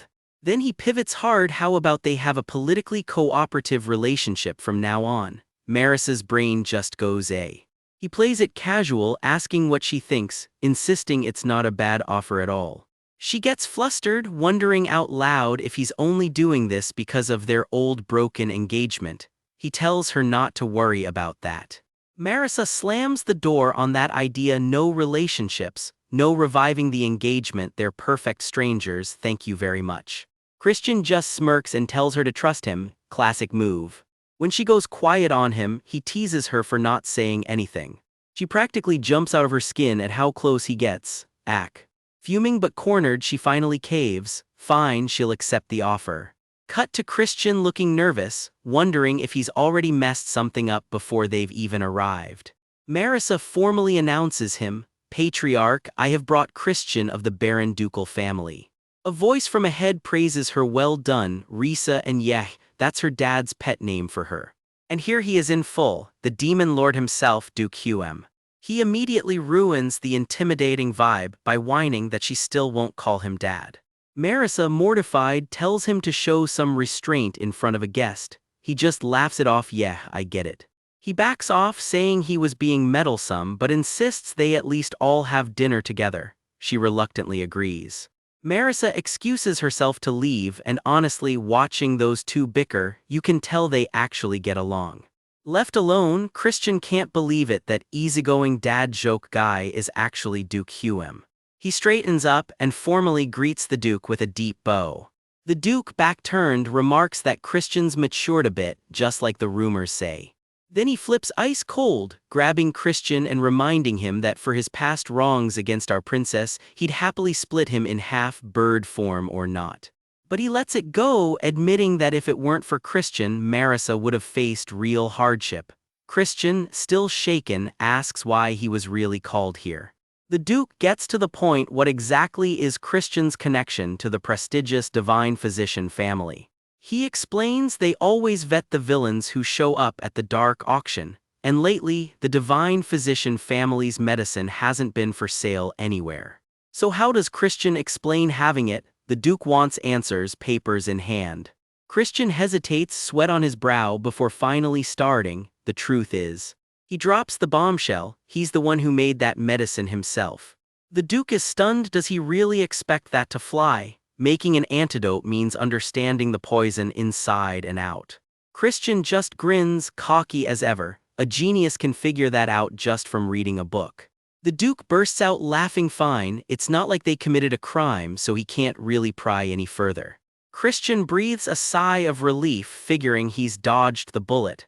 But the Duke isn't done. That wasn't even the main point. And here's the real offer. How would Christian like to become part of the lethal poison demon family? Meanwhile, somewhere far darker, a dim, candlelit study where trouble is clearly brewing. Enter Marchioness Frisia, the so-called Crimson Snowflower, and she does not look happy. She storms in, demanding to know this is Christian's doing, isn't it? The man at the desk barely looks up, just tells her to lower her voice. She's furious that scoundrel is actually becoming a duke now. She pushes harder. The Dark Mage family's honor is on the line. Is he really just going to let this slide? He finally answers, calm as ever, actually this works out better. Since both her and someone named Edwin already failed, he says he'll handle that scoundrel personally now. Frisia tenses up but fires back a warning. Don't forget, the position of First Duke belongs to their family. His glare goes ice cold, blood-red energy crackling behind him. He tells her to do whatever she wants, he won't interfere, and somehow that's the scariest thing he's said all scene. It's the big day. Christian's walking the halls in his brand new suit as an official young master, and he knows he looks good. His maid is straight up swooning overhead, gushing about how good the suit looks on her man. Cue an instantly jealous shriek of "Who's your man?" right before his father comes striding up calling his name. The Iron Count himself closes the distance, all business as usual. Christian straightens right up the second he spots him. Some habits don't go away just because you're a young master now. And then, shockingly, a compliment. You look very handsome today, Christian, probably the nicest thing the Iron Count has said all year. Turn can't help but agree, smug as ever, while a starstruck young cousin screams his congratulations and completely mangles the words doing it. Christian, ever the killjoy, tells the kid to slow down before he bites his own tongue off. But the mood shifts fast the moment someone brings up an awkward subject. Did he ever apologize to Marissa? Yeah, about that broken engagement. The poor guy on the receiving end can only manage an awkward I think so. Not exactly reassuring when the follow-up is good job. Where else would you find a girl that refined? Someone all but shoves the poor general back toward Marissa, insisting they make it work again. One nosy bystander gets grabbed by the collar for even bringing it up. Everybody else just slaps on a big cheerful good luck and bails. Somebody's clearly enjoying this way too much, tossing out a smug thumbs up at the poor general's expense. Marissa herself wanders over wondering what all the fuss with the Count was about. Christian just shrugs it off and says hello can wait. Turns out Marissa's not just an old family friend. She's about to be his go-to for handling the family's missions. She says she's looking forward to it, then tries to circle back to about yesterday. The general nervously asks what the Count actually said and Christian deadpans back, he told me to marry you. Cue total panic until Christian cracks a grin and admits he turned the whole idea down flat. He won't bring it up again, Christian promises, looking way too pleased with himself. Marissa's left more than a little flustered by the whole exchange, not that she'll ever admit it. She spins on her heel and storms off before anyone can tease her about it. Meanwhile, someone's already spiraling, convinced he did something wrong again. Hey there, sir, sorry. Classic Evan, somehow certain he's the reason for all of this drama. Meanwhile, the actual ceremony hall is packed wall to wall. This is the real deal, folks. Every noble who's anyone showed up to watch a once looked down on son take his new title. Even rival houses sent their own eyes to size him up. The gossip's already flying. Some grumble he's climbing too fast, others admit he actually earned this one. Not everyone in the room looks thrilled about it. Then a ripple of confusion spreads through the crowd. Something's happening. Whatever it is, it's got even the sharpest tongues in the room speechless. And there's the reason. A legendary, reclusive elder just walked through the front doors himself. The reaction is instant, gasps all around the hall. Because this is the same man who skipped the last heir's entire inauguration, and now he's here for Christian. One particular noble's face goes ice cold at the sight of him. Just the reaction I expected, the old man says, clearly enjoying the chaos he's causing. Someone finally works up the nerve to ask him outright, "You're actually attending this? Why is it somewhere I'm not allowed?" He shoots back, knowing exactly how loaded his presence is. Openly backing Christian paints a target on his back for every rival house watching. The old man just brushes it off, completely unbothered. Undeterred, he lets himself be led right into the ceremony proper. Every eye in the hall follows him in. He takes a seat right up front next to the Count himself, about as loud a statement as you can make without saying a word. The ceremony officials scramble to make sure everything runs perfectly. And there's Christian standing dead center, looking like he was born for this exact moment. "Don't mind me," the old man says, waving them on as if his presence wasn't already stealing the entire show. And with that, the ceremony officially kicks off. Christian climbs the stairs one confident step at a time, guards flanking him the whole way up. His people watch from the crowd, beaming with pride. The officiant raises his fist and gets ready to make it official. With this, Christian murmurs quietly to himself. The declaration rings out for the entire hall to hear. He's officially a young master of the House of Darkness now, and the whole crowd erupts. Cheers roar through the hall like he just won a championship. But under all that celebration, one dark thought is already creeping in. The age of destruction is only getting closer. Christian knows it too. As things stand, he's nowhere near strong enough. He needs to get stronger fast. Young Master is just step one. His real goal is becoming Grand Young Master, and soon. And right on cue, someone spots something impossible in the sky. Wait, is that a dragon?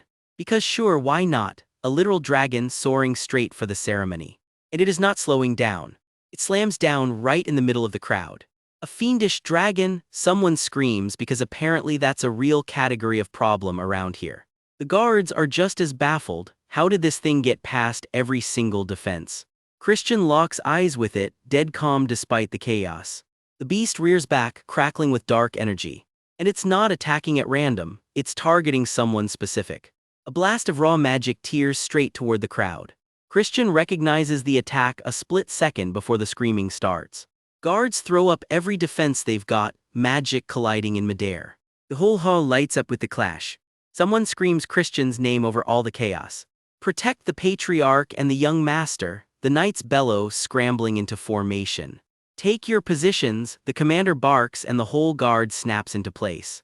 Someone fires off a blast of ice magic, and the dragon roars in pain. It's hurt, but it's far from finished. Whoever's holding the barrier is already at their limit. I can't hold it any longer. Everyone braces as the dragon's screech tears through the hall. Through it all, the old man just sits there, completely unbothered. In fact, he almost looks like he's enjoying himself. The House of Necromancy sent quite the interesting gift, he murmurs, and just like that, the ceremony turns into round one of something much bigger. Picture this, the manor's under siege, stone and timber crashing down like it is the end of the world. Something huge has slammed into the courtyard. A dragon has crashed the party and the guards are already lighting up their spells to hold it back.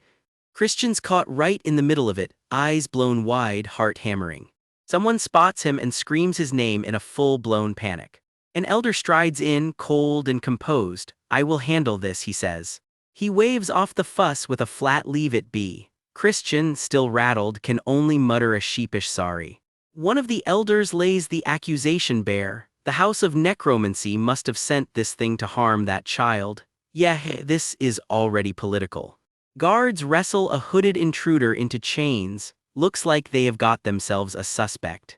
A noble officer barks the order to clear the hall while the storm keeps raging outside. The young ladies of the clan flinch, trading terrified glances. An elder gathers the young heirs. It has been a while since I checked on your progress. Uh-oh, you know that tone. Then the bomb drops. As successors of the House of Darkness, you should each be able to slay a dragon. Cool, cool, cool, cool.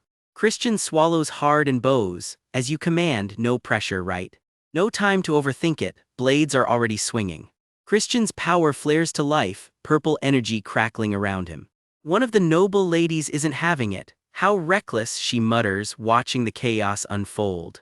Another can't believe her ears either, suddenly ordering them to hunt a dragon. What is even happening?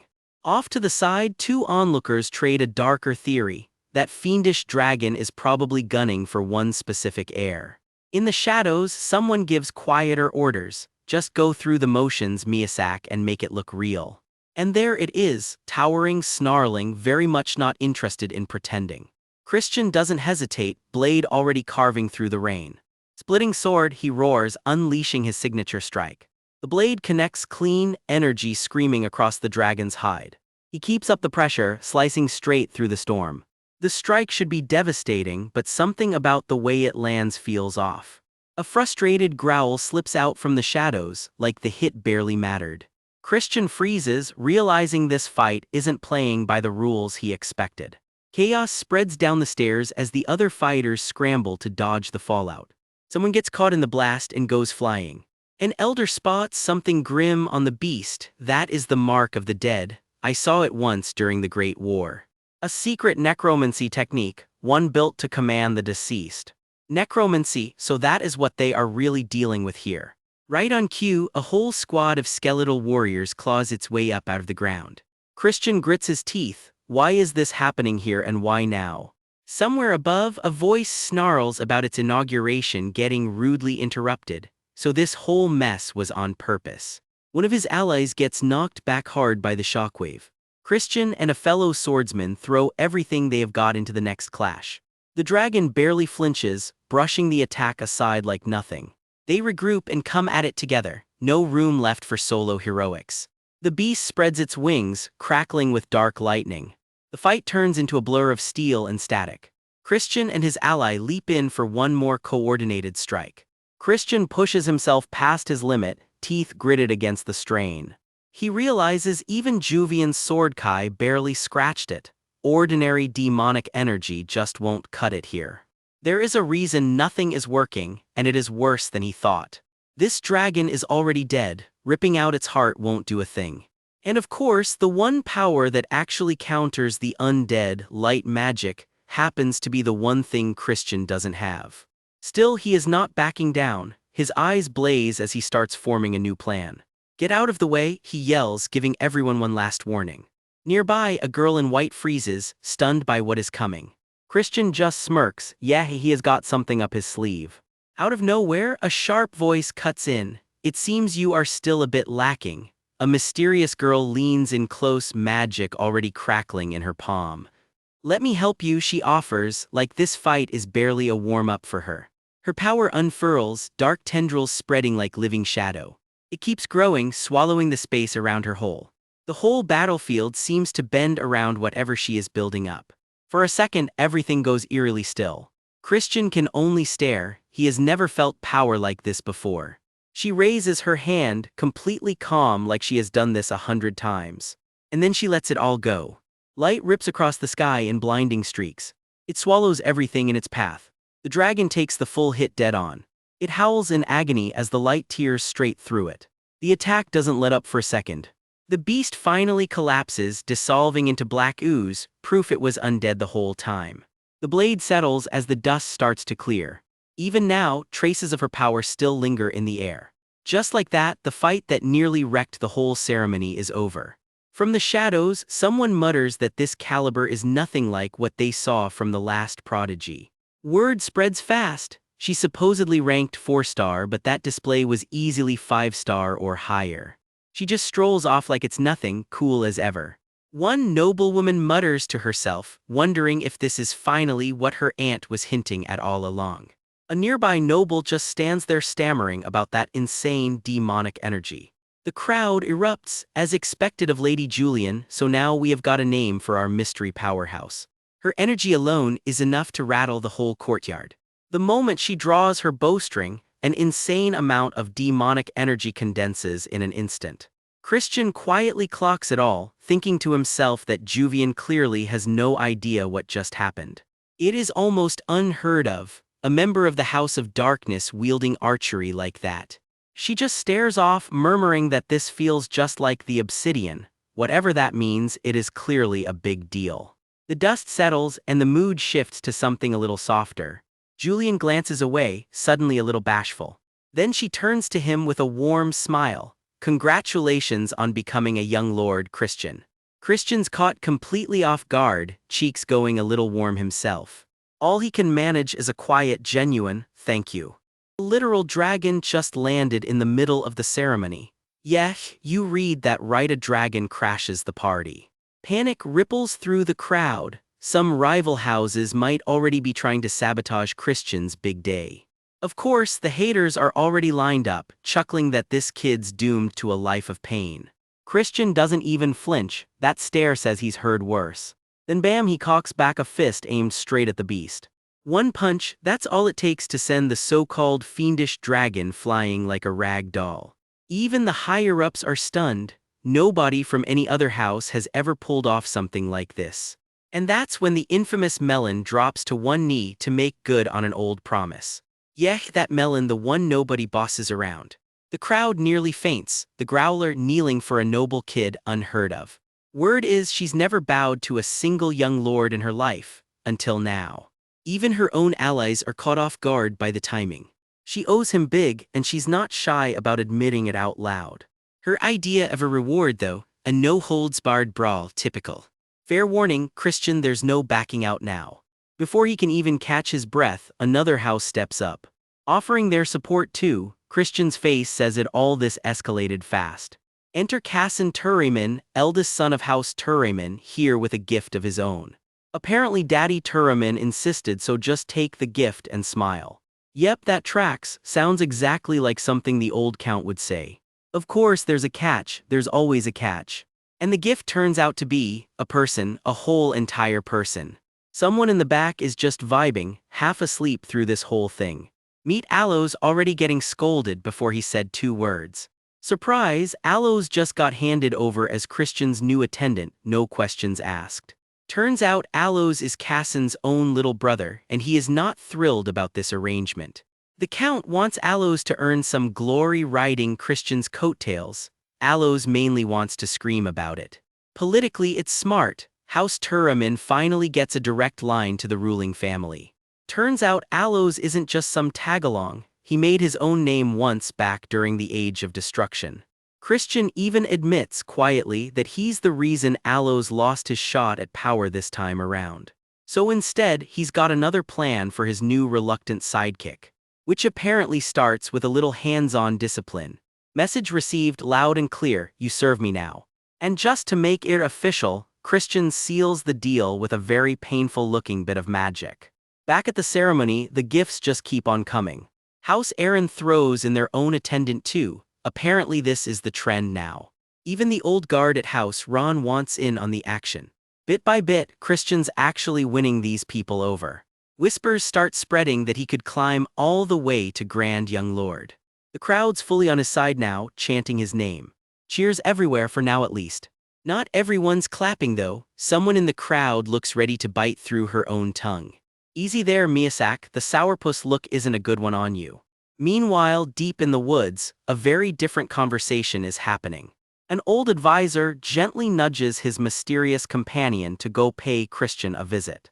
She waves it off, her house already sent its own greeting, thank you very much. That alone, she figures, should be more than enough to get Christian's attention. But there's something else nagging at her name, Julian. Something about Julian's power doesn't add up way stronger than it should be, she shrugs it off anyway. The old man's not one for playing by anyone else's rules, especially not to reach the top. Turns out Julian's ambition runs deep, and that ambition might be exactly what this house needs. So the plan is set, groom Julian to take the whole clan's throne. Unless of course someone better comes along. In which case she'd happily throw her support behind whoever that turns out to be. Cold-blooded and practical, gotta respect the hustle. Whatever's coming for the House of Darkness, it's already in motion. Elsewhere, a very different kind of meeting is happening, and it's a bloody one. One masked merc is bored out of his skull, calling the whole job teasingly slow. His partner's got a much simpler solution, just storm in and kill everyone. Their so-called young master can't even be bothered to care. Then a rumor catches their ear, and suddenly things get interesting. The young master perks right up at the mention of it. Words traveled far all the way to Christian's name. One of the crew can't resist a jab, calling their own boss a crazy bastard kept around out of pity. Bad idea, very, very bad idea. Before anyone can blink, the joke-teller's already been cut down. The rest of the crew stares in horror, their own leader just turned on them. What did I do? The young master asks, completely unbothered. We're comrades, someone squeaks back, panicking. Comrades or not, she's next. Guess that title expired real fast. Mask off, hair down, and suddenly this young master looks a lot more dangerous than anyone realized. One last subordinate begs for mercy. He doesn't get any. It's over in seconds, the whole crew wiped out. She doesn't even break a sweat doing it. Calm as ever, like she just swatted a fly. This is boring, she mutters, ice cold. Without another word, she decides it's time to move on. A small voice asks the obvious question. Home, she says, it's been a while since she's shown her face there. There's something she's been meaning to check out, back where she came from. If the timing's right, she just might swing by and meet that interesting brother everyone's been talking about. Yeah, hey, that's Christian, and he has no idea what's coming. We open on a letter. Chris is riding home to his brother, the newly crowned emperor, checking in like a good little sibling. A week into his own promotion to young lord, Chris is already bragging that his curse magic training is paying off. 1,000 sword swings later, he has earned bragging rights on basic swordsmanship too. Somebody's arms must be dead. Physical training, check. He is not exactly humble about the report card he is sending home. He is clearly proud of himself, laughing it up with family like the model student he never used to be. Even his little sister gets a mention, itching for a rematch. Watch out, Chris, next time she says she is winning. But that smile is hiding something bigger. Chris is not just tracking his own growth, he is quietly building someone else into a weapon. The plan: turn his little sister into his secret trump card for something ominous on the horizon, the so-called Age of Destruction. She has already got the evil little cackle down perfect. Even her own people think it is a bit much. Turns out that letter he was smiling over is her official training report, fresh off the press. Someone side-eyes her progress, pointing out she has never trained beyond basic drills. Hiding something, she just shrugs, says she has her own methods and leaves it at that. Not impressed, someone scoffs that whatever she is doing cannot be much, since she could not even land one hit on the fiendish dragon. Cue the flashback, a chibi dragon absolutely wrecking both of them in the memory. And the comeback lands instantly. If you could not scratch that dragon either, maybe sit this one out. Elsewhere, Chris brushes off some unsolicited advice, not in the mood to argue today. The tip sticks anyway: separate the illusion from your own ego or it will never move on its own. He walks off chewing on that advice, filing it away for later. Turns out he is more curious about illusion magic than he lets on, quietly digging for more. 3 months of study already under his belt, he admits, staring up at the night sky like he has bigger plans brewing. Someone calls him arrogant for it. His answer: geniuses are just built that way, thanks for the compliment. He credits a legendary 9-star mage's teachings, while in the background his little sister gets scolded to focus, mid-daydream about ice cream. A blade of pure illusion magic flickers to life in his grip, proof the theory actually works. Then someone struts in with an insult ready, calling Chris nothing but a bug from the collateral branch. She frames it as friendly advice out of concern apparently. Chris just stares her down, not buying it for a second. "Shut up, you stink," she snaps out of nowhere. Chris blinks, genuinely thrown by the randomness of that one. "Your breath smells like a sewer," she doubles down, telling him to keep his mouth shut. A bystander asks if she is seriously taking his side. Nope, she hates him just as much apparently. Chris fires back without missing a beat. Her breath is even worse, so maybe she is the one who should get lost. Her thoughts turn venomous, calling him an arrogant nobody. If not for his father's standing in the family, she would have gotten rid of him ages ago. Honestly, even Chris has to admit it, it does kind of smell like a sewer over here. So he turns her own insult right back around, mockingly suggesting dragon breath here, try brushing her teeth for once. "That lands hard, you bastard," she spits, and Chris just shrugs it off, not even worth a punch, he says. The insults escalate fast. Someone claims Chris could not possibly have contributed anything real on the recent relic expedition. Dragon breath doubles down, convinced he is lying just to sound impressive. Then she cracks her knuckles, dark energy rippling out to prove exactly who she is. That surge of destructive power is no joke, clearly inherited straight from her mother's side of the family. Chris clocks her power level immediately though, and honestly he is not worried. Lower 4-star, nothing he cannot handle. She is not backing down either, daring him to test her power directly if he really doubts her that much. Chris just grins, challenge accepted. "Fine then," she says, she is about to expose exactly what he is made of. Both sides start gathering their dark energy, the air crackling with tension. It is a trap though, this whole thing. Chris muses to himself that she has taken the bait completely. Just as the attack launches, a hand slams down out of nowhere to stop it cold. A striking red-haired woman appears from thin air, and Chris freezes on the spot. Not exactly thrilled about the interruption either, judging by that annoyed scoff. Mother Dragon Breath blurts out, so this is her mom and she showed up right on cue. She is furious, scolding her daughter for throwing dark energy around so carelessly in the first place. Her verdict: if you two really want to fight, then set an actual date for it. Dragon Breath, thoroughly chastened, mutters a quiet apology and follows her mother off. Then the mother turns her attention straight to Chris. "Young Lord Christian," she says, she has something to discuss with him. "Oh ho," Chris thinks to himself, a much bigger fish just took the bait. They head off somewhere private to talk, surrounded by gallery walls lined with old family portraits. Face to face now, just the two of them in a quiet parlor. Meet Frisia, nicknamed the Red Snow Flower, sipping tea like she owns the room, because honestly, she basically does. She is the daughter of the Destruction Mage family's patriarch, and she runs internal affairs for the entire Dark Mage clan. Backed by one of the 12 most prestigious magic families out there, her strength is said to be second only to someone called Langam. And her one and only biological daughter is, of course, Dragon Breath herself. Frisia is dead set on making her the family's official successor, whatever it takes. Which means, Chris quietly notes, he is probably about to become her first convenient scapegoat.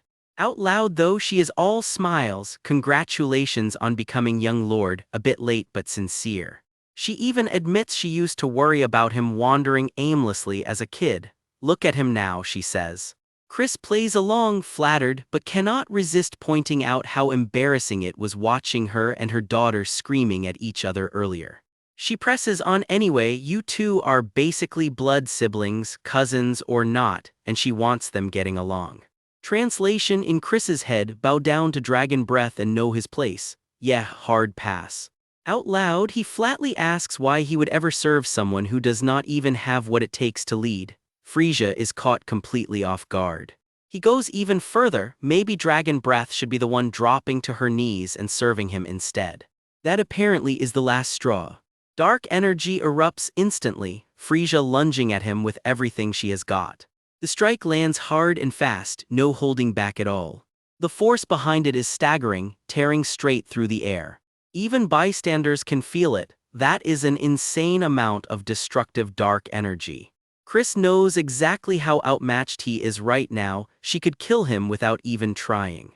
But she will not really. Killing a freshly appointed young lord would be a direct hit on the whole Dark Mage family's standing. That kind of move could spark a full-blown war between two of the most powerful magic families around. She cannot risk it, and he knows it. She stares him down anyway, daring him, as a fellow young lord surely he will just accept this, won't he? Bloodied but unbothered, he answers simply of course. He wipes the blood off his face with a smirk, like he expected exactly this. Good, she says, satisfied, already moving on to logistics. She will have the butler handle it from here. She is setting an official date for the rematch and throwing in a few personal instructors for him too. Would not be fair otherwise, she reasons, letting Dragon Breath beat someone who never got proper training. Chris thanks her sweetly and takes his leave, smirk still firmly in place. He strolls right back out through the grand entrance, mission accomplished. Every single prediction lined up exactly as planned, not even a little off. His easy, comfortable life as young master is officially over, at least for now. And sure enough, starting the very next day, Frisia's scheming kicks into high gear. Cobwebs everywhere, dust an inch thick. This dim old room is apparently Chris's brand new living quarters. He heads deeper into the mansion, his ghostly maid Marie drifting along behind him like she already knows exactly where this is going. The butler bows low and mutters an awkward apology. The orders for this room came from higher up, and there's nothing he can do about it. But Chris just smirks. Everyone expects him to be crushed. Instead, he's thinking this whole punishment thing actually worked out great for him. Turns out he wanted a hideout away from prying eyes anyway, and honestly, a punishment cell is perfect cover. Marie squeals with delight at the idea, and Chris, deadpan as ever, just tells her to get the place cleaned up. Then the shadows start swirling with ghostly blue light, and Chris has one nervous thought, guys. Marie raises a hand and calls something out of the dark. Come on out, she says like she's done this 100 times. A whole squad of ghostly maids materializes out of thin air, asking if she called for them. Ghosts, actual ghosts. Chris freaks out for half a second before his brain kicks in. Wait, are these just lower-level spirits compared to Marie? Marie proudly announces this dusty room is now hers, and the young lord's cozy little home. She orders the spirits to scrub every last speck of dust, and they salute back, obedient as ever. We will obey your command. The ghostly maids line up in perfect formation, ready to get to work. Chris and Marie just stand back and watch the spirits get to it. Streaks of blue magic rip across the floor as the cleanup crew gets to work. Even the old teapot gets caught up in the whirlwind of spectral scrubbing. The whole room lights up as decades of grime get blasted away in seconds. Amazing, Chris blurts out, the whole place is spotless in literally an instant. He lets out a tired sigh and wonders when, if ever, he's going to get some normal human servants instead of a ghost squad. Quick history lesson: the Dark Mage family is a bloodline of dark magic swordsmen, sword and sorcery all rolled into one. And now that Chris has proven himself, he's earned the right to learn every skill tied to dark demonic energy. Which means it is officially training time, and the clan is bringing in some serious firepower to test him. His new instructor barely even sits up straight, lazily cheering him on from a lounge chair. That's right, young lord, just like that. Chris grits his teeth and hacks away at the training dummy, sweat and all. Turn your wrist to the left, the instructor drawls. That's it, you must just be a genius. Chris is not buying it for a second. Lies, he thinks there is no actual swordsmanship technique behind any of that. Day 2 of class and the lesson is somehow even vaguer, something about roughly grasping how an obsession curse shatters a mind. The professor just waves at the mana core theory and tells him to go research a way to destroy, well, something like that. Chris stares back in total silence, unimpressed by the world's vaguest curriculum. Day 3, and this time it's the little deputy butler up front, already sweating bullets. He forces out an awkward laugh that fools absolutely nobody. Turns out there is a reason for all that nonsense. Some scheming noblewoman has ordered the teacher not to help Christian improve at all. The little deputy butler tries to protest. That lesson is completely within the young lord's rights, he says. It's supposed to be his reward. She just twirls her rose, not even bothering to look at him. Our family has spared no expense supporting you, teacher, she reminds him, cold as ice. Translation: do what I say or else. I believe you understand exactly what I am saying, she says, and the poor teacher just breaks out in a cold sweat. Trembling, he gives in. I will do as you command, he mutters. Night falls over the mansion, quiet as ever, but that little secret is about to come out. I do not know if I deserve any thanks from you, young lord, the teacher admits. I was really just talking nonsense this whole time. But Chris just smiles and lets him off the hook. I understand your difficult situation, he says. I am the one who should be apologizing for dragging you into this childish mess. The old teacher is completely speechless, clearly touched. Even so, Chris adds, you really did try your best, and honestly that brief explanation still taught me the right underlying principles. Underlying principles? Huh, Chris murmurs, then casually conjures a dark glowing orb like this, he says. Green and gold energy swirl around the room like something out of a fairy tale. His fingers trail pure magic, effortless, like he's done this 1,000 times before. The teacher's eyes go wide, completely floored. Insane, he whispers. Fairy manifestation is an illusion spell that normally takes at least 6 months just to learn, and Chris just pulled it off on the spot. He mutters to himself, red-faced, the Marchioness was wrong about this kid. Young Lord Masak could never be a match for young Lord Christian, he realizes. This is commendable, but honestly there is nothing left he can even teach him. Sorry, Chris says gently, letting little illusion fireflies flutter through the room. It's really fine, he starts to say, before getting cut off. Because the old teacher suddenly whips out his staff and unleashes a massive illusion spell of his own. Golden light and butterflies fill the whole room while Chris just leans back and takes in the show.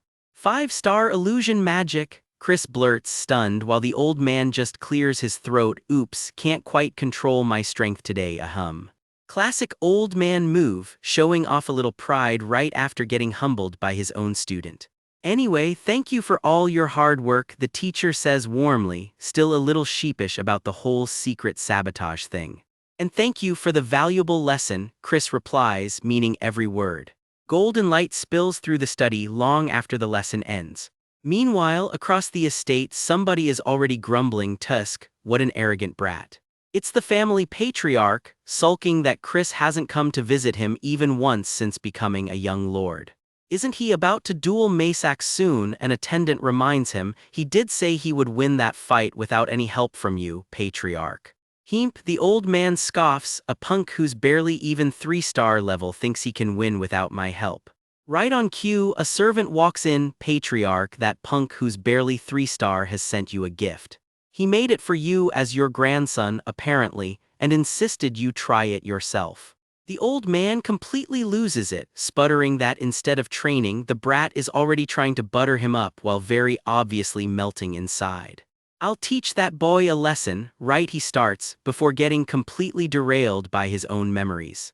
His mind drifts back, way back, to when he was young himself. Back to a time when the family name meant something very different.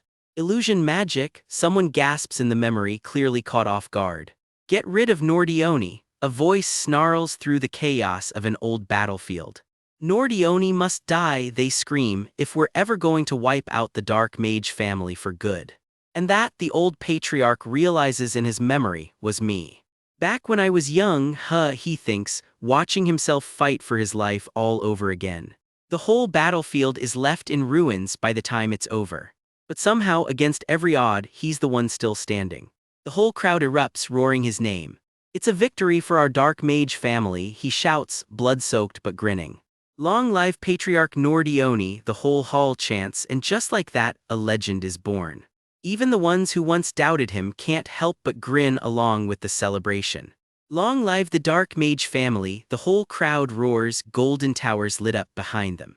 And with that memory finally settling, it's easy to see exactly where Chris gets his talent from. Banners rise across the Dark Mage family's grounds, crowds cheering their clan on like it's the biggest day of the year. But the mood snaps cold when someone freezes mid-storm and gasps out one word, Patriarch. Those red eyes go wide, like they just saw something nobody was ready for. Someone steps in to smooth things over, bowing low. I apologize, I did not expect this to displease you so. Then the old man simply says, I like it, and even the one who brought the gift can barely believe what he's hearing. That answer earns a slow, wicked grin from the silver-haired elder. What an audacious brat, he mutters, clearly delighted. Cut to a battle-worn fighter, blood on his collar, quietly wishing the Dark Mage family well from somewhere far from the celebration.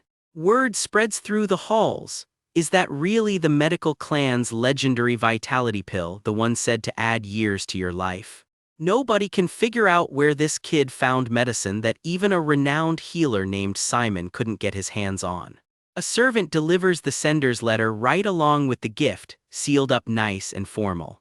The letter opens humble enough, if this offended you, I apologize. Then it turns bold real fast. It contains one of my own secret techniques, he writes, and I am devoting myself to meeting your expectations. The silver-haired elder reads it over, a grin slowly creeping across his face. The letter ends with a flex, I will certainly please you during my duel with Masak. The whole room bursts out laughing. Word of the gift reaches the family members standing by, and even they can't quite believe the nerve of it. So he asks outright, you're telling me Christian sent this as my grandson? Yes, comes the answer, that's correct. News breaks that shakes the whole household. The Grand Patriarch himself plans to witness the showdown between Christian and Masak in person. The old man can't stop grinning just thinking about it. As their grandfather, he says, it's about time he sees exactly how much his two grandsons have grown. The room goes dead silent for a second before someone finally splutters, wait, what? The Grand Patriarch coming to the competition himself, nobody saw that one coming. Yes, Lady Frisia, comes the confirmation. He wants to see his two grandsons' achievements with his own eyes. Why would he suddenly do something he's never done in his entire life? Someone mutters, completely floored. This is unprecedented, one noble says. Even the rival necromancer Dark Mage family is taking notice now. That obnoxious old man, Frisia seethes, her whole presence practically crackling with fury. He got in the Count's way once, she snaps, and now he's meddling with Masak's future too. No matter, she decides, they'll just have to crush Christian completely right in front of the old man. Then he'll finally see his precious eye for talent was worthless all along, she hisses. I'll tear you limb from limb with my own two hands when the time comes, Christian, she vows, and she means every word of it. That threat just hangs in the air, thick as blood refusing to fade. Miles away in a quiet sunlit room, none of that darkness has reached Christian yet. He's back at it, hand on the hilt, grinding through the basics again. Sigh, he mutters, dropping onto a bench. Honestly, he's getting sick of these ridiculous classes. His mind drifts back to the undead dragon they sent to the inauguration, a warning dressed up as a gift.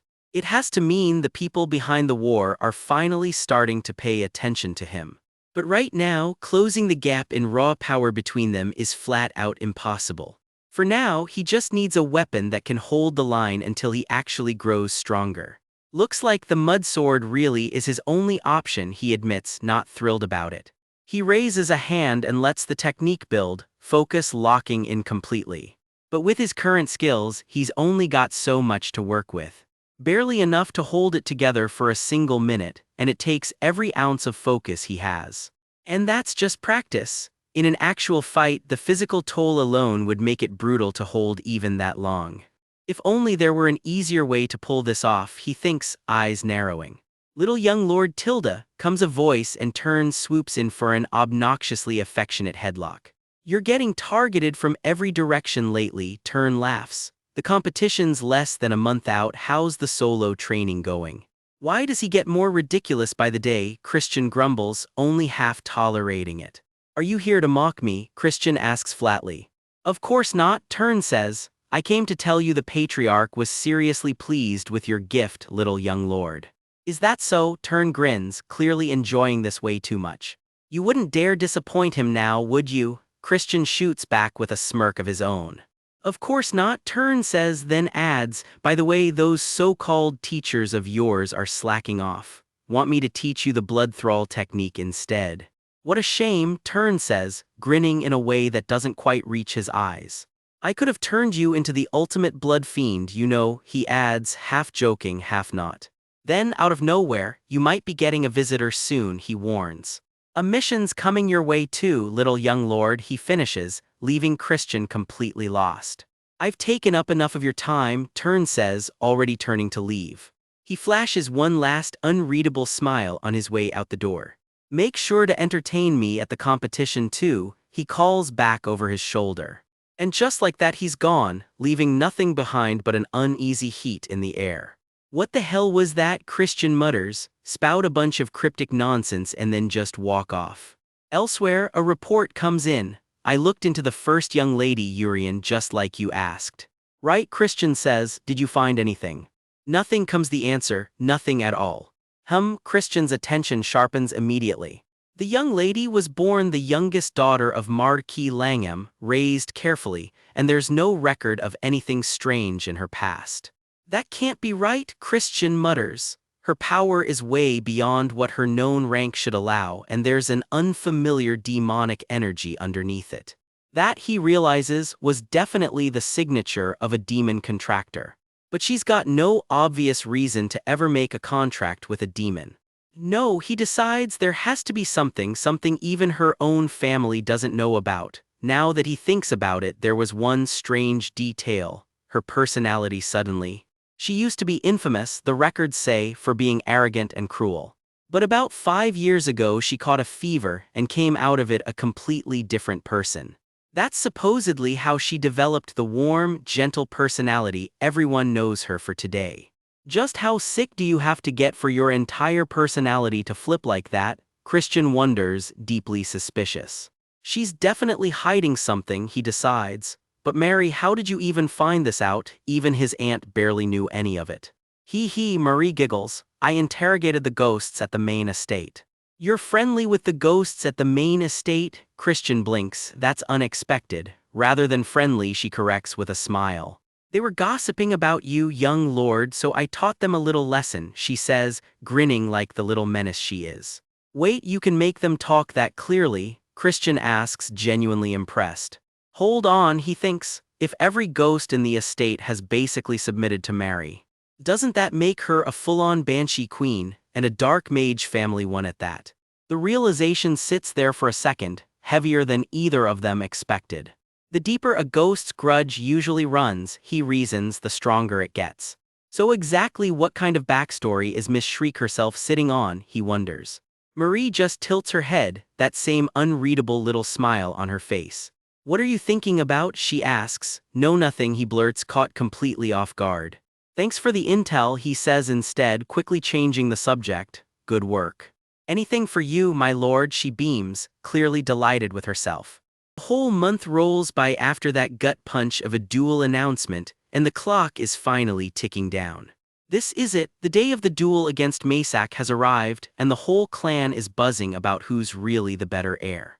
Picture the scene: a massive hall, robed patriarchs watching from above, and two rivals squaring off on the floor like it's the world's most awkward talent show. Chris strolls in with that signature smirk, and you can just tell he's already 3 steps ahead of everyone in the room. In his head, Chris is thrilled the Grand Patriarch showed up. Turns out having the big boss watching plays right into his plan. The Grand Patriarch himself lays down the stakes. If they're deciding who's the better young lord, they need a packed house to see it. Across from him, Maysak jabs a finger in Chris's face, promising to humiliate him right in front of the Patriarch as the worst young lord alive. Maysak doesn't stop there either. Mama's boy, sheltered brat, you name it, solid opening trash talk 10 out of 10. Turns out duels in the Dark Mage family are fights to the death, and Maysak's already promising to send Chris home carrying his own head.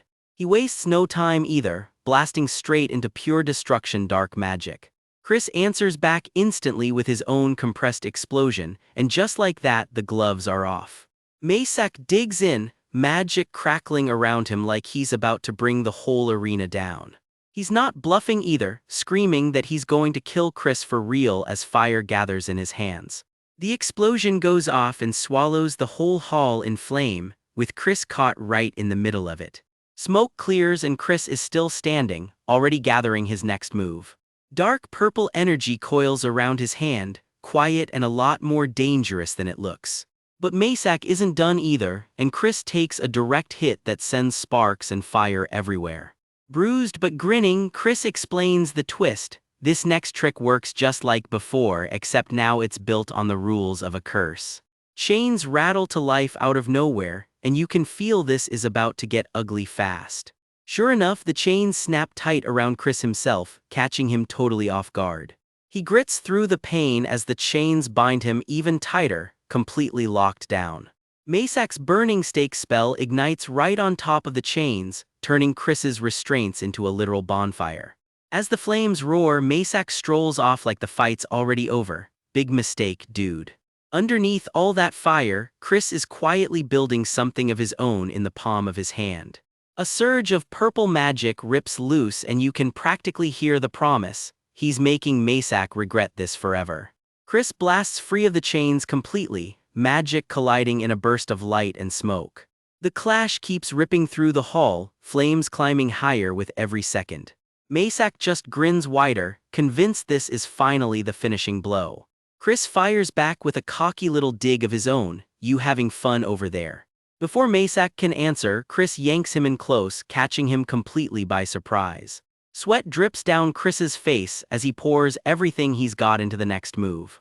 A dark purple spell swirls to life right in his grip, and this one looks like it's going to hurt.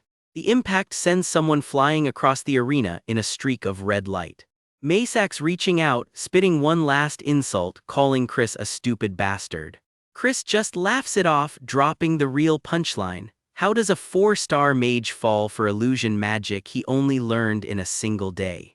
With Maysak completely faked out, Chris lays into him with a flurry of hits. Here's Maysak's real weak spot. He's poured every ounce of training into pure destruction magic and basically nothing else. For a dark mage, keeping your distance matters just as much as hitting hard, and Chris knows it. Problem is, Maysak's coddled tutors were way too scared of him to ever teach him how to handle a close-range fight.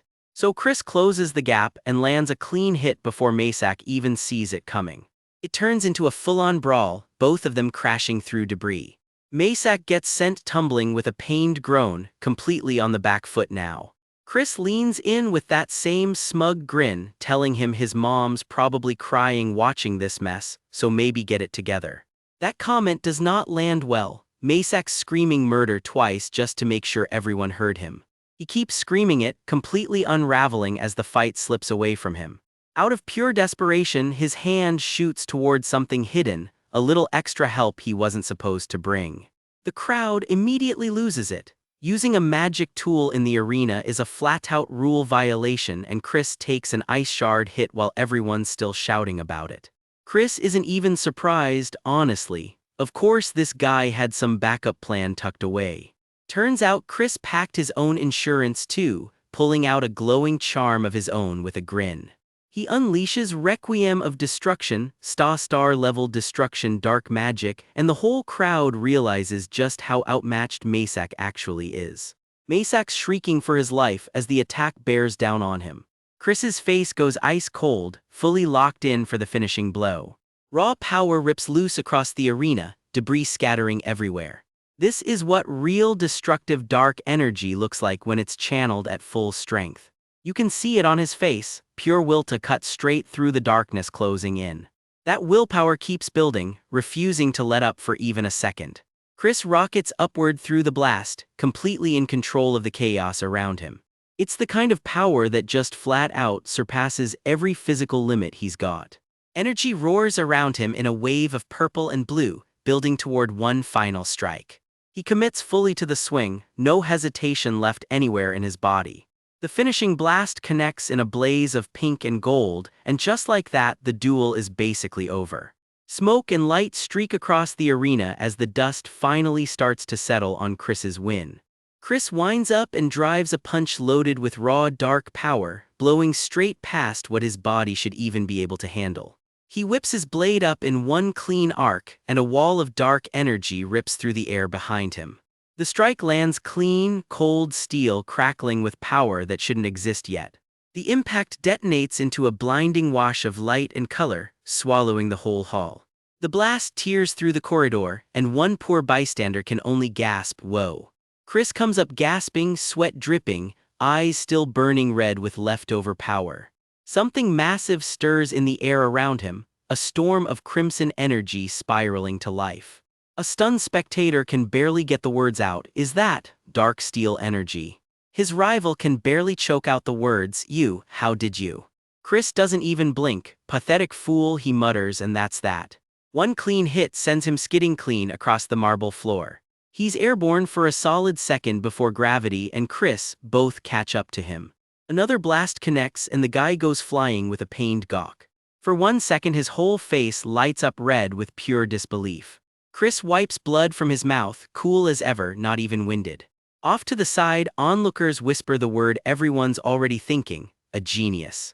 The fight's over and all that's left is the wreckage, and a crowd staring at the guy Chris just wrecked.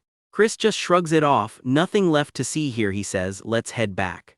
House Khazar's old steward bows low. "Yes, my lord," is all he says. Cut to a completely different hall where an elder advisor needles a noblewoman about her son's schooling. "Marchioness, you'd be wise to pay more attention to Masak's education." The remark that follows makes her fists clench. Word is if the boy doesn't shape up, they might just ship him off to the Dark Mage family for his own good, apparently. Back home, someone calls out from the top of the stairs. Christian and Chris straightens up on the spot. "Yes, my lord," he finishes obediently. The old steward watching him just smiles to himself. This trip was worth it. The second he's alone again, that serious face cracks into a big, goofy grin. "I'll keep proving my worth to the patriarch," he vows, practically sparkling with determination. Sometime later, snow drifts across polished floors as a lone figure walks through the quiet. From above, Chris cuts a small, deliberate path across the frost-dusted hall. "It's only a temporary measure," he grins, "but I've successfully manifested dark energy." Debris scatters as raw dark energy rips loose around his fist. At the 5-star realm, this power doesn't just juice up his blade, it lets him blast a target with demonic energy from any distance.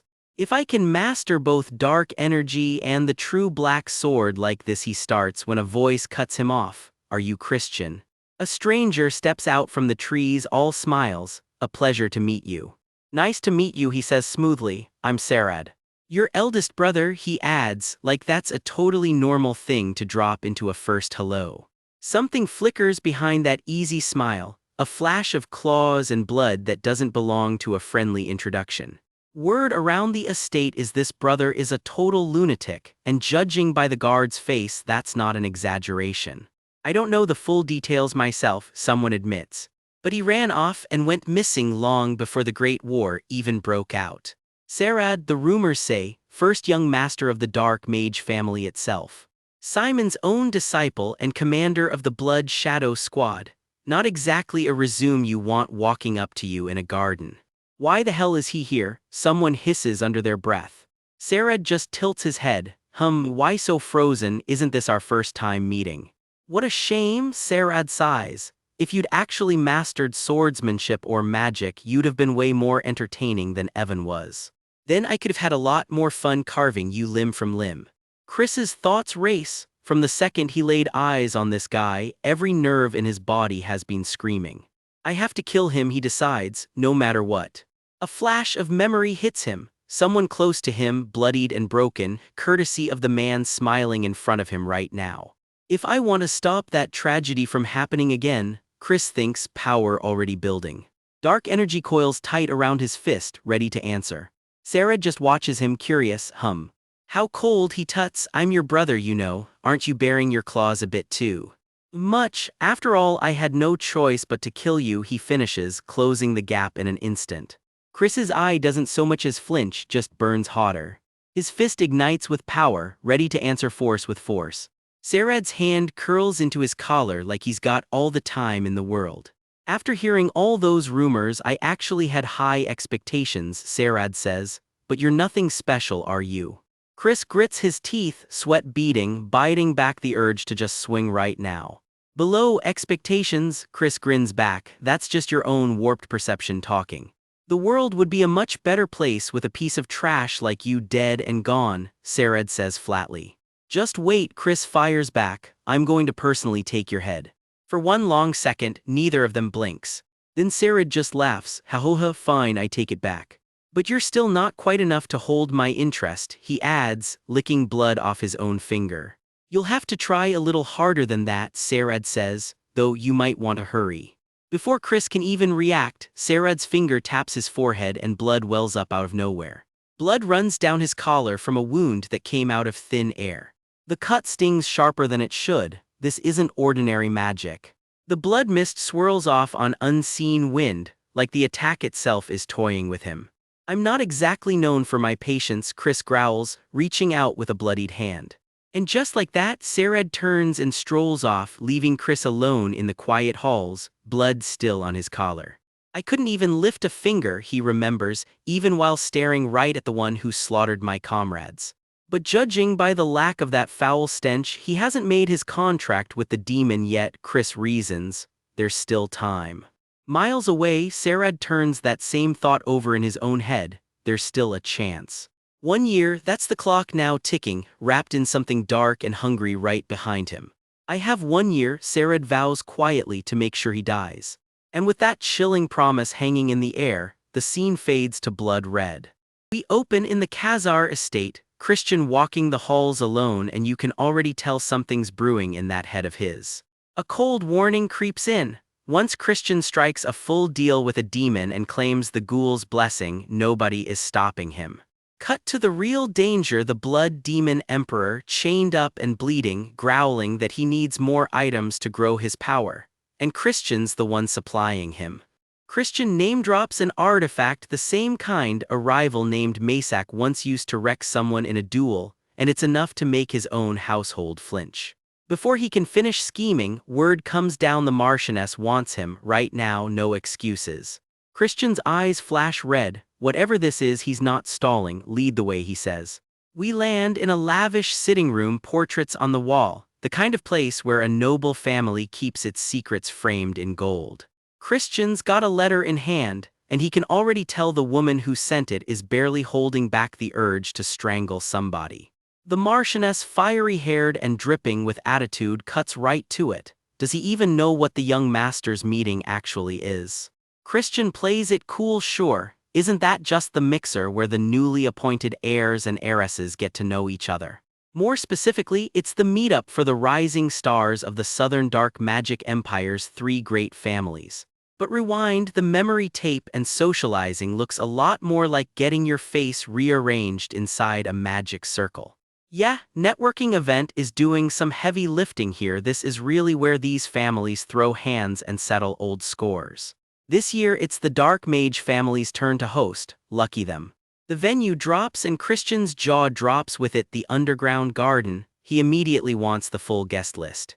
First name on it, young Master Kashmir, heir of the Destruction Dark Magic family. You know him as Kashmir the Resister, and trust me, that's not a nickname he gave himself. He's a rising 7-star demonic powerhouse and a top exec of the resistance against the Blood Demon Emperor, and word is, his own family cast him out when he was young. Rough start, scary result, that's basically his whole deal. Christian scans the rest of the list and it clicks, every single name here is a family reject, just like him. Which makes him wonder why anyone would host a meeting somewhere as deadly as the underground garden in the first place. Then it hits him like a gut punch, this mixer might actually be a setup to wipe every one of them out in one go. The Marchioness doesn't even blink. Got it, she says she'll prepare accordingly. She's stunned he's agreeing this fast. Has he already figured out what's really going on? Oh, one more thing, she adds, she's still worn out from beating the hell out of Masak in a duel the other day. Christian grins ear to ear and hits her up for cash. A guy's gotta live it up a little before diving into mortal danger.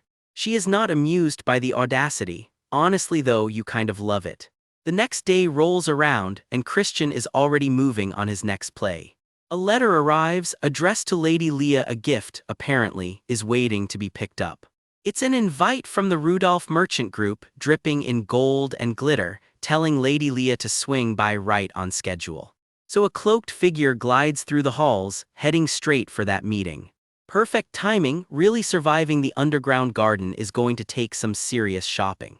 Under normal circumstances, this kind of gear would be way out of his reach for years. But maybe today's his lucky day. Someone up ahead is already waving him down like an old friend. Enter the Rudolph Merchant Group's rep, all smiles and jazz hands like they're old buddies.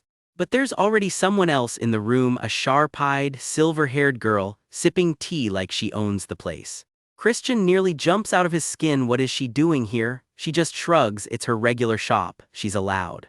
That's when the merchant slips up and outs him. You're here, Lady Leah, I mean, young Master Christian. Oops. Christian is not thrilled about that little slip and just grits out, is this gift actually worth all this? Turns out there's a conflict of interest. The shop only serves one client at a time, and the silver-haired girl casually reveals she needed to talk to both of them anyway. Both of you take a seat, let's talk, the merchant says, and somewhere behind him, someone lets out a very confused pardon. The silver-haired girl vouches for him. Don't worry, she says, he's just as trustworthy as you are. Which, the merchant points out dryly, is not exactly the compliment she thinks it is. She turns the tables first, though, because she got quite the gift at his inauguration ceremony recently, and she wants answers. She leans in, dead serious under all that sass. The merchant finally spills it. Congrats on the promotion, by the way, but he's stunned. The necromancer Dark Mage family already moved to send an undead dragon after him. An undead dragon, and apparently things at the Evil King Castle have taken a turn for the worse too. People keep vanishing and entire noble families have gone completely dark, cutting off all contact with the outside world. Whatever's happening behind those gates, nobody on the outside is getting a straight answer. The merchant's gut says they're plotting something big. The problem is, there's no way to spy on it in secret. Then he turns it right back on her. Funny how she talks about that lockdown like she's actually been inside. Busted, she visibly panics. It's nothing, my family just happens to have some connections there. Smooth save, not really. The merchant's not buying the innocent act, but he lets it slide for now. Digging through his own reports, though, he has to admit her story actually checks out. If she's right, it would explain every weird rumor coming out of the Evil King Castle and why that whole territory has gone so isolationist.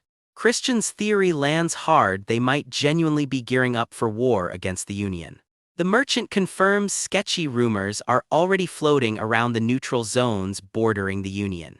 He mutters he hopes he's just being paranoid. You and I both know he's probably not. Some travel routes have been shut down completely, no explanation given. Christian puts it together the Holy Kingdom must be involved somehow. Problem is, the merchants got zero contacts inside the Union to dig any deeper. Still, he offers to look into it personally. The silver-haired girl perks right up. Wait, seriously, he will. Merchants go everywhere. After all, he figures he can at least find out who ordered the lockdown and when it started.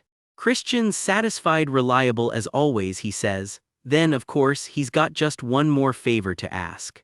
The merchant's face says it all. Here we go again. Meet his shady business partner, and she is not in a trusting mood. A favor? Ha, trying to fleece me again, she snaps. In walks Christian, and all he's got is a casual hey, smooth opener. She's not buying it. Can you really just decide things without even asking me? Trust issues much. Then, shock of the century, she actually agrees to pay him upfront. Everyone in the room is floored. A quiet little victory, fist pump all around, deal's basically sealed. Not everyone's thrilled though. What do you even see in this trashy young master? Someone grumbles. Marie chimes in, totally smitten. Whatever his plan is, it's worth the investment, she says.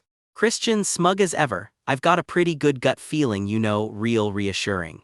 Here's the plan. There's a place called the Underground Garden, and its nickname says it all, the Treasure Garden.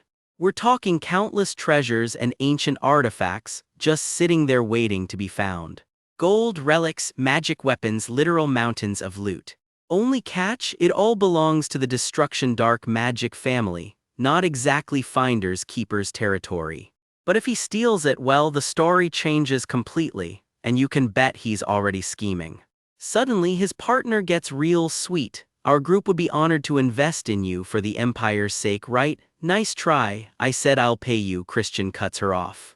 She keeps insisting it's fine, but he won't let it go. You'd better take it, the favor I'm asking for. He leans in and whispers it right in her ear. Whatever he just said, it clearly hit different.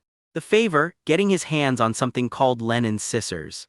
Lenin's scissors, the pinnacle of human-made artifacts, basically as strong as an ancient relic.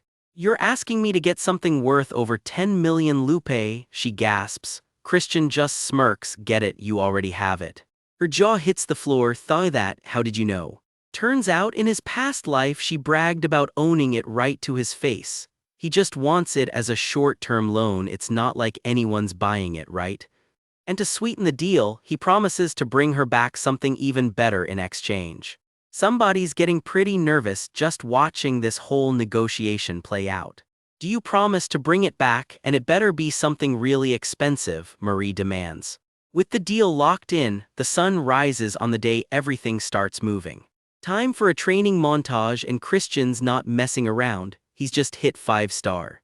Purple demonic energy wraps around his blade as he drills the fundamentals over and over. Even the households watching him grind, wide-eyed. Turns out that duel with Masak taught him a ton. His illusion magic and demonic energy control are both way sharper now. He picked up the principles of dark energy insanely fast.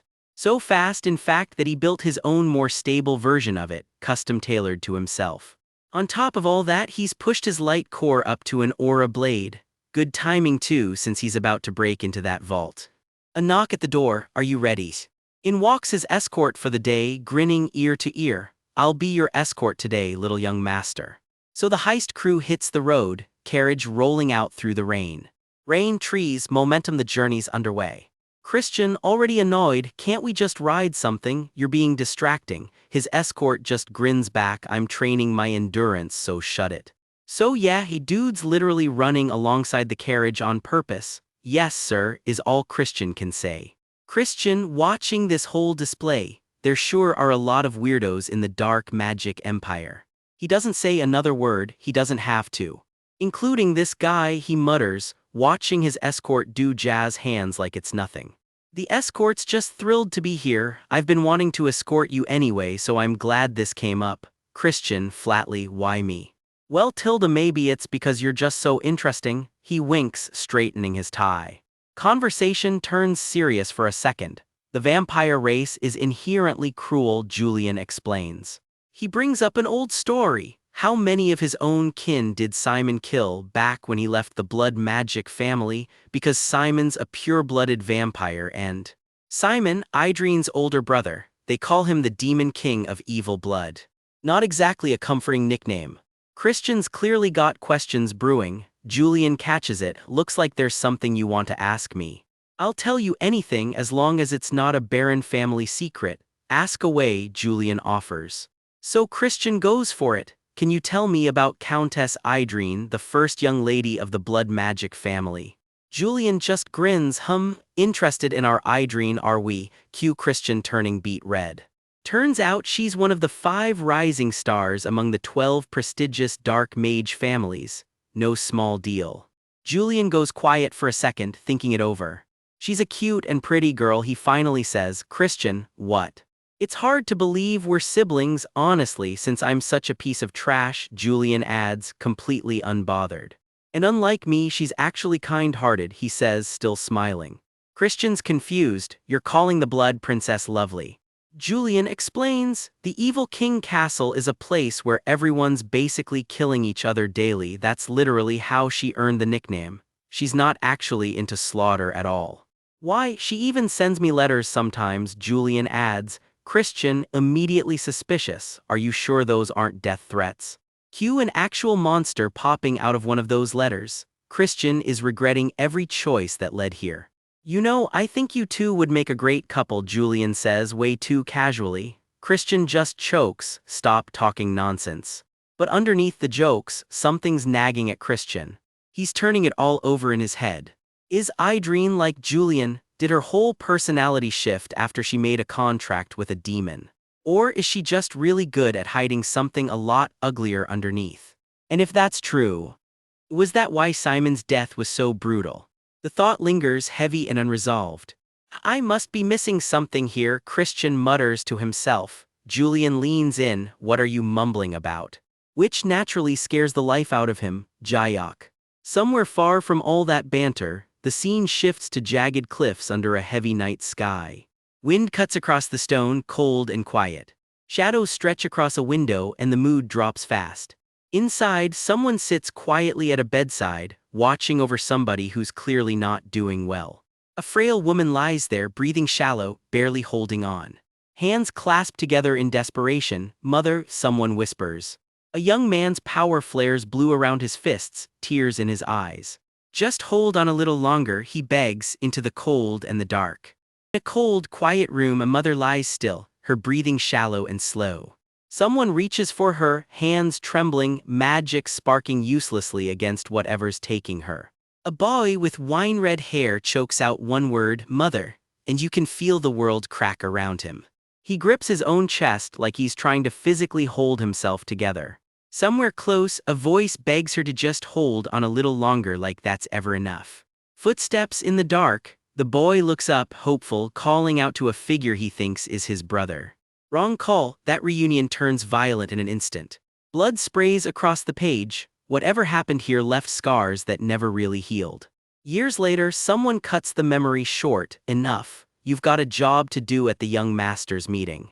Enter Schward de Bisen, first young master of the Destruction Dark Magic family, all tailored suits and zero warmth.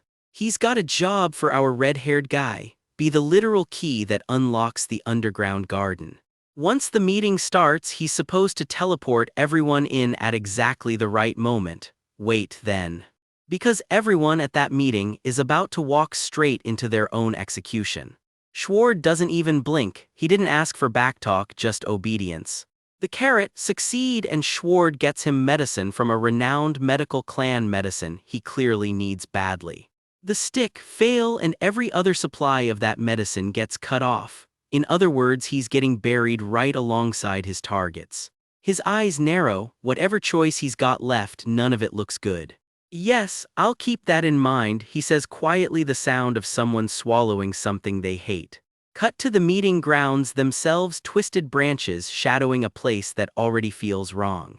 Underneath all that greenery sits the so-called underground garden, fancy dome, glowing pillars, ominous vibes included, free of charge. And here comes Chris, strolling in like he owns the place. Whoa, talk about flashy, he says, clocking the decor. Something about this spot tugs at him. This brings back memories, he murmurs. Last time he came here, it was to hunt down a weapon against the demon king of evil blood, and this place was way gloomier back then. He remembers the top-tier artifact he scored during that mission. That thing carried them hard through the whole war. Now he's wondering if he can talk his way into getting his hands on that again. I should be able to, right? Long time no see, he grins, snapping back to the present. A girl with sea blue hair rolls up on him, boxing glove and all. Have you been well? She's quick to clarify she's totally not happy to see him. Chris just fires back a lazy "Yo, you're here." Wrong move apparently, that greeting is a personal insult. She repeats it back at him like it physically hurt to hear. You have absolutely no manners, you bastard, she shrieks right as a new voice cuts in, welcoming everyone who's gathered. And there he is, amused as ever. Turns out our mystery red-haired key is none other than Kashmir. Chris quietly hopes to stay on good terms with this guy in this lifetime too. He plays it humble, explaining he was only appointed young master late, so he's tagging along with this year's group. Word is Kashmir values trust above everything, so Chris leads with total sincerity. It's a pleasure, I'm Christian Van Baron Kazar. The others practically bow, calling it an honor to meet the renowned young master Kashmir. Blue Hair is fuming. Why does everyone get the polite treatment except her? Is this guy even strong enough to deserve it? She is not over it. Kashmir waves off the praise, though he admits he's heard plenty about Chris's own feats against the Holy Empire. Step 1 of Operation Build Trust, according to Chris, the classic "I've totally been following your career" move. He keeps laying it on young masters on the front lines must be under insane pressure, especially to earn the title this young. You must have pulled off some incredible feats, right? Kashmir just shrugs it off. I was just lucky. The collateral branch crowd around them isn't buying that modesty for a second. One of them admits Kashmir's path is basically an inspiration to anyone stuck in the collateral branches, himself included. Chris lays it on even thicker. That's high praise. How could I ever compare to you, young master? Kashmir just blinks, genuinely lost. What are you even talking about? To someone like him, status means nothing, only power and merit count. Not everyone agrees. Somewhere in the shadows, someone spits that he's just a filthy brat who doesn't know his place. No matter how high he climbs, they sneer, he'll never really count, not a true member of the Basen family. Chris, oblivious to all that baggage, casually tosses out, since we've met like this, why don't we treat each other like brothers?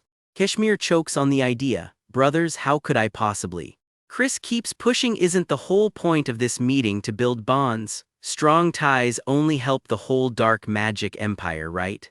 Still hesitant, fine, how about a bet instead? Whoever reaches the 7th floor first gets to be called Big Brother. Kashmir's whole face goes. 16 versus 25. Yeah, hey, this is definitely a fair fight. Well, if you're not confident, you don't have to, Chris shrugs, already knowing exactly what that'll do. Guess I won't get to test my skills against the renowned young master Kashmir after all. Didn't realize you were such a coward. Kashmir's pride just about explodes on the spot. Chris grins to himself. He knew Kashmir can't stand losing. Then, shall we start right now? Kashmir doesn't even answer, just dives straight into the tower. I'm heading out first, Tilda. And the race is on, straight down into whatever's waiting below. Elsewhere, Blue Hair scrambles right along with them, not about to be left out. For a second, it's just tense silence between everyone left behind. Chris turns to her next. What, you want to be siblings with me too? As if, she snaps, though she's clearly still standing right there. She insists she'd hate that even more, then demands to know why he keeps talking to her so informally in the first place. You want me to be formal? Chris considers it for half a second. Nah, never mind. Someone calls her out. You've been staring at Christian this whole time, and she nearly combusts. I have not. Sure, totally believable. Someone else asks if she's actually planning to challenge Chris to a duel. Sorry to break it to you, she declares, but I take him the one who's going to crush Christian.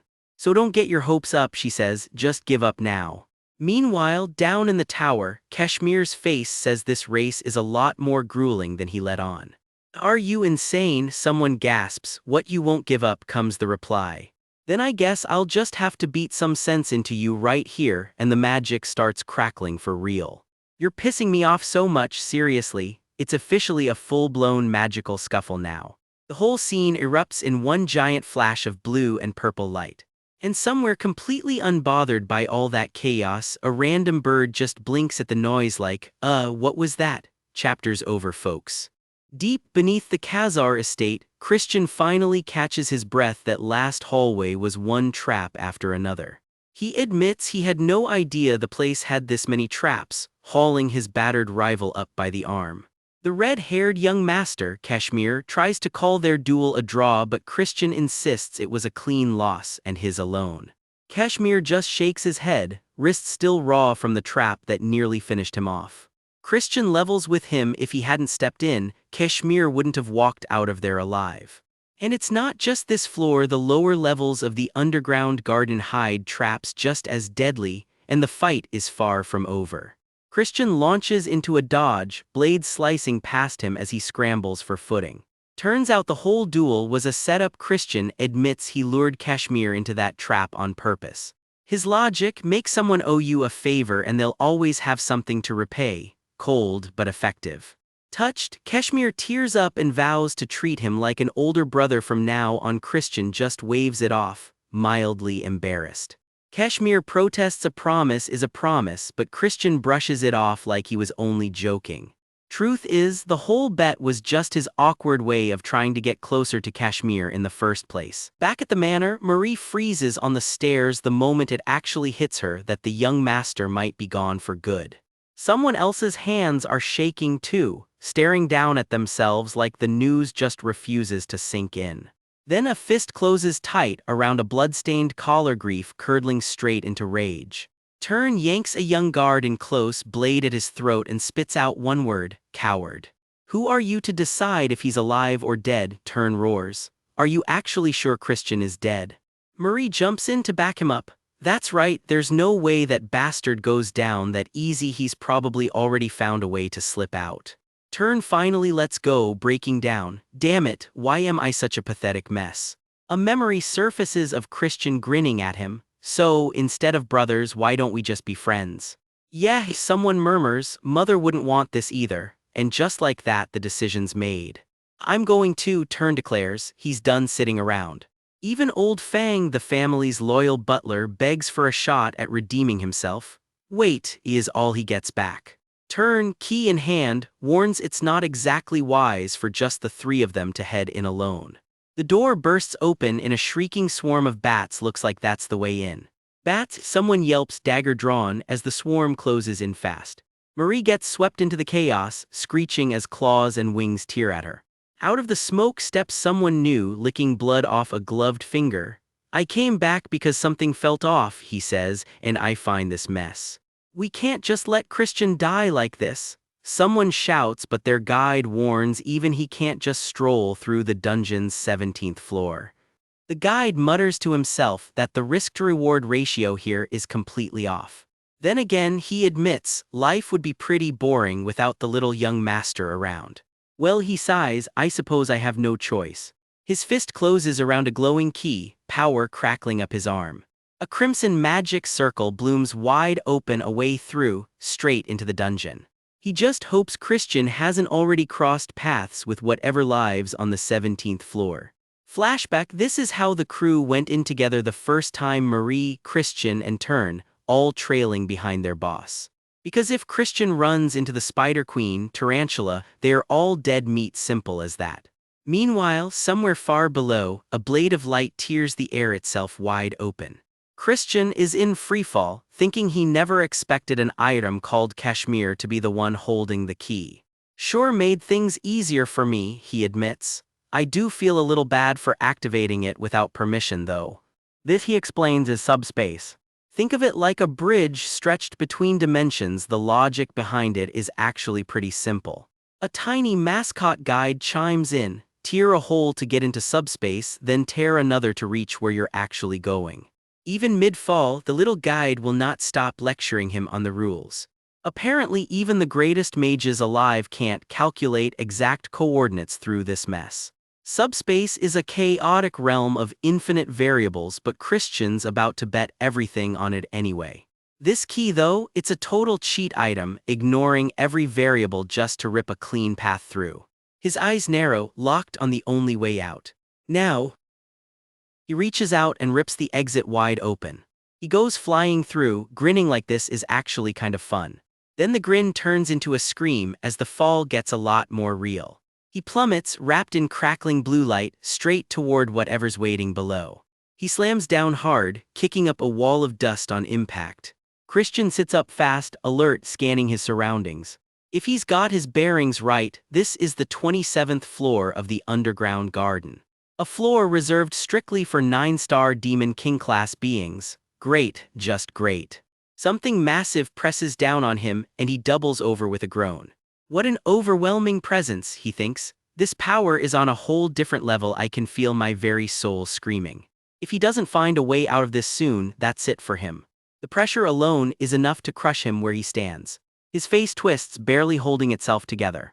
Just his eyes wide with fear, reflecting whatever's looming in front of him. How curious, a voice rumbles out of the dark. It sensed something in him, the status of a half-demon, somehow living inside a mortal body. But it matters not, the voice decides. A monstrous shape looms into view. You are nothing but an insignificant speck. This thing belongs to the 4th realm, a rank below only the archdemons who govern death and destruction itself. One of the highest-ranking demons in existence, and Christian just landed right on top of him. Even sealed and stripped of most of his power, this thing could still wipe an entire nation off the map with one flick of his wrist. The memory of exactly what that looks like says it all: fire, ruin, nothing left standing. Now then, the demon grins, jagged teeth filling the screen. You've brought some entertainment to my tedious immortality. What is your name? He asks. Christian's hand shakes but he steadies himself. What? How foolish I am, Anne. Horns curl from his head as he finishes it. I'm an incarnation of a seat within Gehenna's 4th realm, just like you. Have you gone blind from being sealed that you can't even recognize an equal? Do you honestly expect me to believe that? The demon snarls. Without real authority, Christian shoots back, do you think a mortal body could ever wear the status of a half-demon? Truth is, the demon's senses are still completely sealed. He can't see through the lie. This bluff only works right now. Isn't that right, Star Slayer? Christian adds, and the demon goes rigid. How do you know my title? It roars. The Star Slayer, a name that detonates like its own burst of light. Titles like that don't just get handed out, only a demon or someone who lived through his past would ever know it. But Christian remembers it clear as day, straight from this demon's own mouth. From a past he isn't even supposed to remember, and the demon snarls that he must be the exiled one who sealed him away in the first place. One day it swears, blood dripping from its jaws, I will cast you into the deepest abyss. Half demon or not, you're still just a mortal, it spits. A mere insect like you could never actually know me. How dare you lie to my face? It roars, power building in its throat. Horns blazing, Christian doesn't flinch. I'll kill you, he says right back. Somewhere underground, a demon the size of a hill looms over our hero, sneering that a bug like him could never know its real name. Horns out, eyes blazing red, Chris does not flinch. He snarls right back that the beast is the one lying and threatens to end it. Through gritted teeth, Chris admits his half-demon look is just a con, a disguise to slip past some very nosy constellations. The demon roars back that if he would rather rot away clueless, fine, it dares him to bring everything he has got.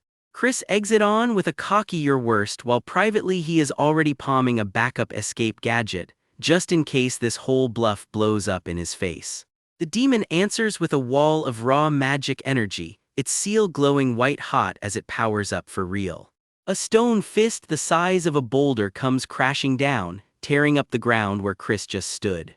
Snarling, the demon backs off. Fine, it will humor his silver tongue for now, but if it catches even one lie, it is ripping him apart. Chris pitches a deal instead of a fight. How about a wager? The terms are simple, he says. If the demon wins, he will personally break its seal. The demon scoffs, stunned he would even dare defy the will of the 3 realms of dark heaven with a claim like that. Cool as ever, Chris just says I would. The demon cracks up, calling it impossible, as if a nobody like him could pull off something so absurd. Chris shrugs it off. Suit yourself, he says. He is not the one with anything to lose here, and for just a second the demon actually considers it. Turning to walk away, Chris asks the real question. What does it even want from him if it wins? The demon's answer is chilling. If it wins, Chris chooses to self-destruct. Chris just grins, thumb up like that is nothing. Simple, he says. Out on the sand, tiny against the ruins, the stakes finally sink in. What?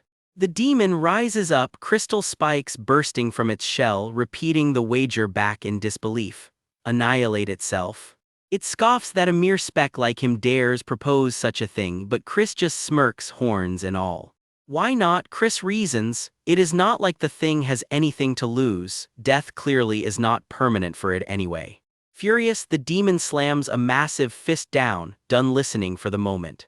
Turns out this whole underground garden is not natural at all. It is a training ground someone built on purpose.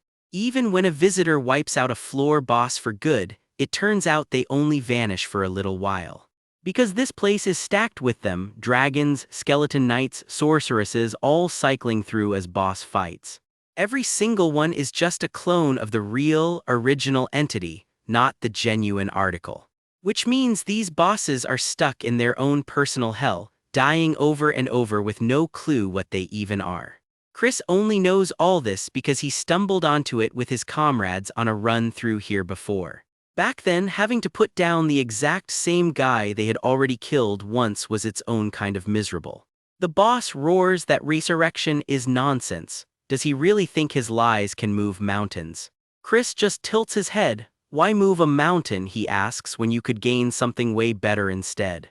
If it does not want the deal, fine, forget it, he shrugs, but wouldn't that be a shame? To rot and wither away here forever, and this is supposedly the great Star Slayer talking. That name lands like a gut punch. The demon's fist cracks with fury, a wound of red magic splitting across it. Now it wants proof. Tell me my true name, it demands, pinning Chris under a blazing magic circle. Reveal it and Chris wins outright. He scoffs. If this thing really holds a seat in the fourth realm, he would know it for sure. First guess, Nabarius. Wrong. Then it must be Larage. Nope, incorrect again.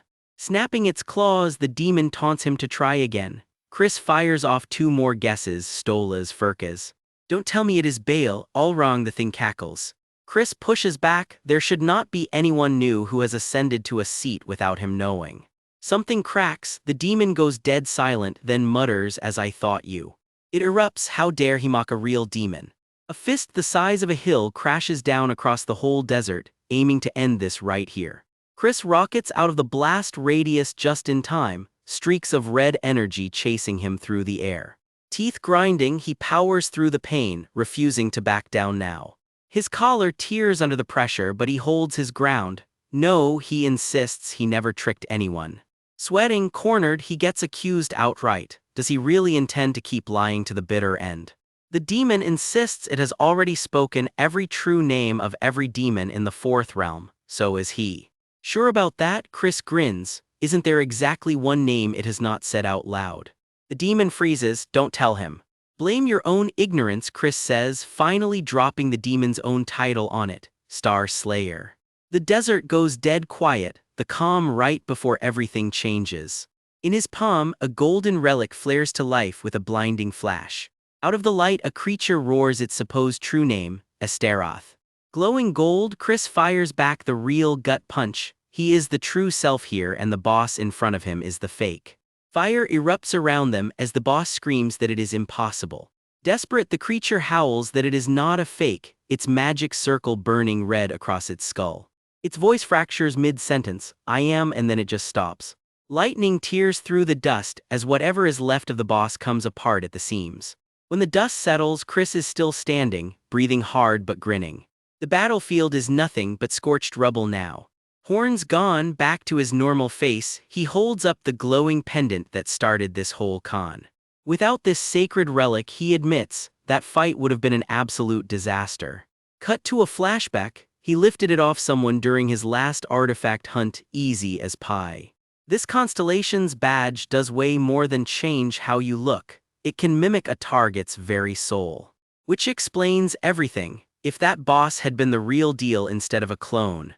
It would have seen through the whole trick instantly. Instead, a message flashes up, first clear of the 27th floor achieved. Chris pumps a fist, it actually worked. A bigger notification rolls in. First to ever conquer this floor, earning the title, the one who mocked a demon. He cannot help but laugh. Okay, that is a pretty dramatic title for a guy who just talked his way through it. Then a bonus alert pops up too, a reward for clearing it using nothing but his silver tongue. A reward container flickers open with a hum of light. It suddenly detonates and Chris flinches back in shock. Diving clear, he half jokes that the loot itself might be trying to kill him now. Digging through the wreckage, he pries open a case and there it is finally in his hands. It is the vampiric ring, a growth-type artifact that boosts its wearer's power by up to 30% over time. It once belonged to the 9-star great mage Lana herself, and Chris, ring in hand, grins that with this. Meanwhile, in a totally different corner of this story, things are about to get loud. A wall of spiders comes pouring out of the dark and somebody's already screaming, "Look out." A black-haired kid with blood-red eyes freezes for half a second before purple energy crackles up his arm. He doesn't waste the opening, one slash and the front row of spiders gets shredded. His blade doesn't stop there either, he's carving through them one after another. Spider guts everywhere, nobody's slowing down to admire the mess. Someone else is holding their own too, weaving through a hail of spider fangs like it's nothing. Then a flash of blue lights up the whole hall, something huge just got taken out in one hit. The black-haired kid just shrugs it off with a grin. What a racket, he says, like they're not currently fighting for their lives. His partner behind him looks way less chill about it. Somewhere off to the side, the redhead is not thrilled about being ignored. "Geez," he snaps, "you're supposed to say thank you at a time like this." The spiders don't care about manners though, more of them are already creeping in. The whole crew throws down together now, the redhead leading straight from the front. Somewhere in the noise, someone mutters that the risk-to-reward ratio on this job was way off, and that finding whoever they came here for is going to have to wait. Because right on cue, the real problem shows up. A spider queen the size of a building crawling down the stairs like she owns the place. "We are all about to get slaughtered," the redhead mutters. Honestly, fair assessment. That face alone is nightmare fuel. Fangs, extra eyes, the whole horror movie package. Still, they fight back hard, and another spiderling goes down screaming. But something's about to change the whole equation. "With their blood," she murmurs, already planning something drastic. One of the girls catches on immediately, and she does not look happy about it. Because what she's about to pull out is a blood sacrifice. A forbidden spell that burns blood as fuel to amplify raw power. The kind of magic nobody touches unless they are truly desperate. With that, I should be able to take down the boss somehow, she figures. And once the queen's dealt with, the mindless spiderlings should be a walk in the park. "I could rip their throats out right this second," he growls, already itching to go all in. She's also supposed to be introducing him to someone named Idrine right about now, which, given the giant murder spider, is looking real complicated. "Listen up," she barks, "if you three want to live. You're going to need to move fast." Another spider goes down mid-lunge. The black-haired kid takes charge of the backline, telling the two girls to hold off any spiderlings sneaking up from behind. "Got it right," they call back. "Young Master Kashmir," she orders, "I'll open a path up front. You're the one who has to pierce that queen's carapace." "I'll do my best," Kashmir answers, gripping his weapon tight. "Doing your best isn't enough," she snaps back, "you have to make it happen." Blood starts pooling across the floor, and it's clear she means business. She's cutting into her own skin without so much as a flinch. Power floods up her arm, dark red and humming with sacrifice.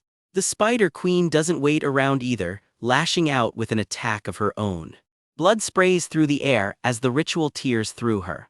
The magic keeps building, streaking down the hall in ribbons of red. She raises her fist, channeling everything she's got left into the spell. Every drop that falls is fuel for what's coming next. Now she screams, and that's the signal. Kashmir moves the instant he hears it, his blade cutting clean through the air. Sweat drips down his face as he pours everything he's got into the strike. In the aftermath, a lone figure keeps walking, sparks trailing off with every step. Kashmir's grip tightens around his crystal blade, eyes locked on the target. Rusted horn, he shouts, and the whole room lights up with the attack's namesake. The strike roars out of him like a living thing.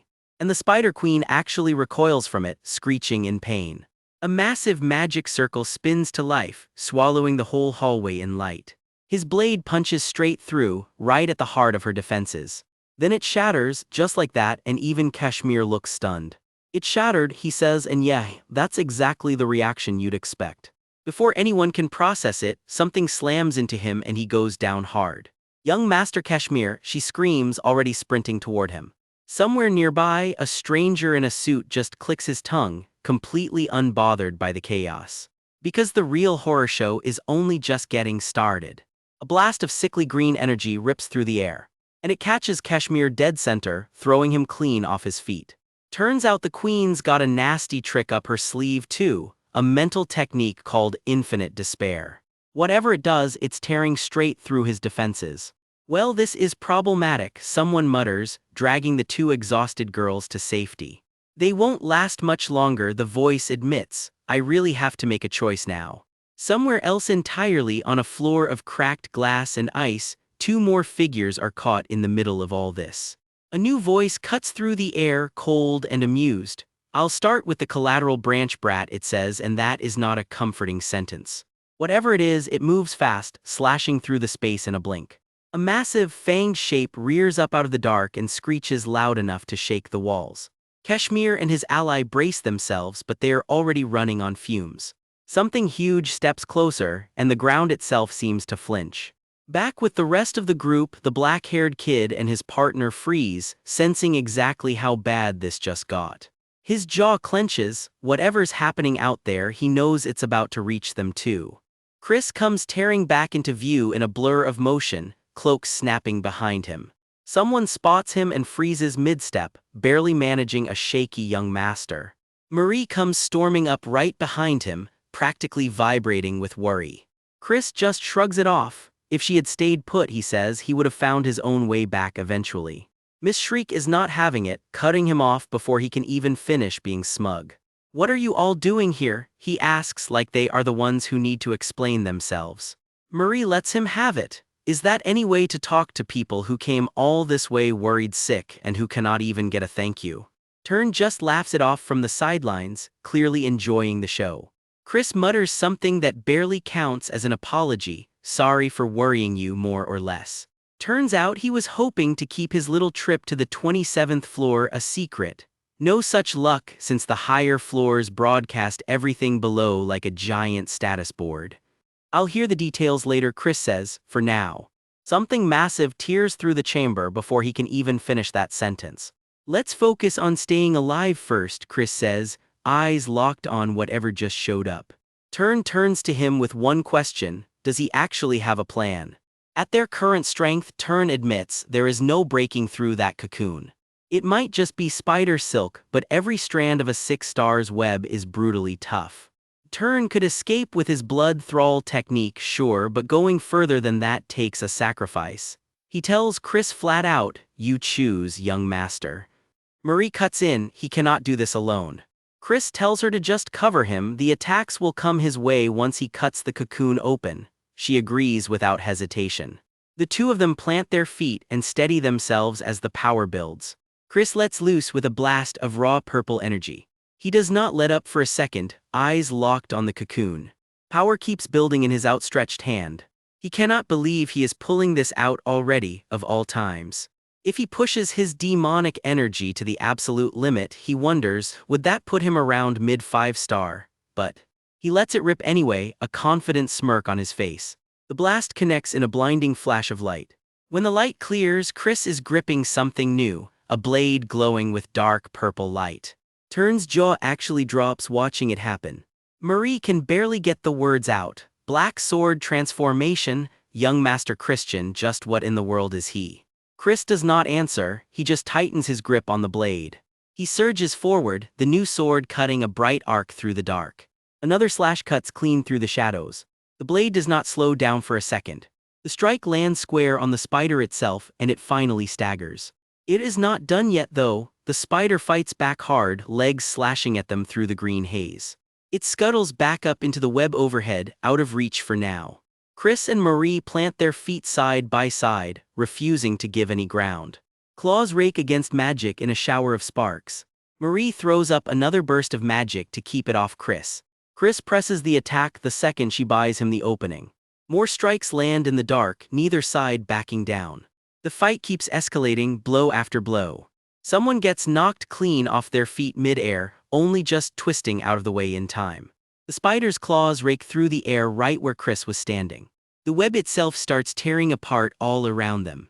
Damn it, she even has a barrier, Chris grits out, sweat dripping down his face. He scrambles for footing on the shattered floor. They get tangled deeper into the webbing with every move. Turn watches from the stairs above, waiting for his moment to step in. Chris looks up just in time to see it looming right over him. Turn's face goes tight with alarm. A nasty claw mark opens up, blood already welling out of it. Marie gets thrown clean across the chamber by the impact. Blood streaks across the shattered web behind her. The spider's eyes glint in the dark, completely unbothered. It lets out a screech that rattles the entire web. Chris grits his teeth, whispering to himself, just a little more, just a little bit more. Damn it, my strength is. His fist trembles as it starts to give out. Young master, Turn shouts, finally moving, a blade of blue energy blazing to life in his hand. He comes in swinging, right on cue. The blade blazes brighter with every strike. A wall of ice locks into place, shielding Chris just in time. Something else answers the call too, a shadowy shape with glowing eyes stepping in to help. Chris reaches out, pulling every last bit of his power together. Now someone shouts and everything hits at once. Chris drives the finishing blow home, a huge arc of energy tearing through the dark. The shadowy creature backs off, its job done. The spider finally curls up and goes still for good. The last of it collapses into the darkness below. Chris and Marie finally get a second to just breathe. I told you I'd handle it, Chris says, all confidence again now that it's over. Turn smirks, he never fails to live up to expectations, this little young master. Turn wonders out loud what kind of face the patriarch would have made if he had seen this. A message flashes up, floor 17 cleared, and it notes this is not even a first-time clear. No clear rewards will be granted, it adds. After all that, not even a consolation prize. The three of them head off, leaving the spider's lair behind. Another message pops up, an achievement for Christian van Baron Kazart for clearing 8 floors at once. The title it gives him, the one who shattered a rock with an egg. Is all Chris can manage, staring at that title. One more line follows. The secret realm is sharing this with everyone, calling it 2 impossible miracles pulled off by one challenger. Glass Lake, Turn asks, catching sight of something out in the distance. What? Chris breathes, following his gaze. Under the night sky, something about that lake is not adding up at all, and it is clearly bothering both of them. The chapter closes on the glass lake shimmering under the moonlight, whatever secret it's hiding still waiting up ahead. Somewhere far off, a status screen flashes in the night. Christian just cleared the 8th floor of some brutal tower, earning the weirdly specific title, the one who broke a rock with an egg. Under that same moon, a hooded stranger answers a call only they can hear. Did you call for me? A young blonde swordsman steps up and bows low. The clan greets the prophet, he says. Turns out that hood belongs to a real seer. The prophet skips the small talk. A great disaster, they say, is on its way. That blonde guy isn't just anybody, by the way. He's the vice patriarch of one of the realm's top swordsmanship houses. The prophet drops the real bomb. A new demon king might be about to rise from the prestigious dark mage family. The vice patriarch's jaw hits the floor. That clan hasn't produced a demon king in over a century, so naturally everybody wants to know, who is it? Cut to 2 figures locked in a dead serious stare. Whatever's coming, it's already got everyone on edge. Turns out this is a whole council of hooded elders and they're already gossiping. That brat who just became a young master, no way he's the one. Behind them, a ritual of falling crimson pillars plays out like dominoes, a grim omen for whatever this union is actually planning. The vice patriarch's already made up his mind. I will eliminate him, he mutters, cold as ice. For the great union, someone murmurs over still water, like this whole plot has a name and a cause. The lake goes dark and silent, like the calm right before something ugly. A lone hooded figure creeps through the night grass, footsteps the only sound for miles. They start sizing up the dark mage family's military muscle, clearly worried whoever they send in won't have it easy. One elder sighs that back in the day they'd have just sent the Holy Kingdom's cursed prince to handle this. But, unfortunately he died, comes the blunt reply, so now the real question is, who do they send instead? A single eye locks into frame, cold and watching, while a chained figure lurks in the dark. They're calling this one Shadow. Shadow steps fully into view. Whoever or whatever this is, it's clearly built for one job. Cut to a much cozier scene, a tavern table, mugs raised high. Great job, everyone. Someone grumbles they're stuck drinking ginger ale at a real bar, then gets scolded, save the attitude, kid, until you're actually an adult. The whole crew digs in, and someone admits this rowdy dinner beats their fancy old tea time in the underground garden by a mile. A redhead raises his mug with a grin. Isn't there a saying that surviving near-death experiences together bonds people? That's right, comes the reply, though the guy behind all this probably didn't mean for us to bond.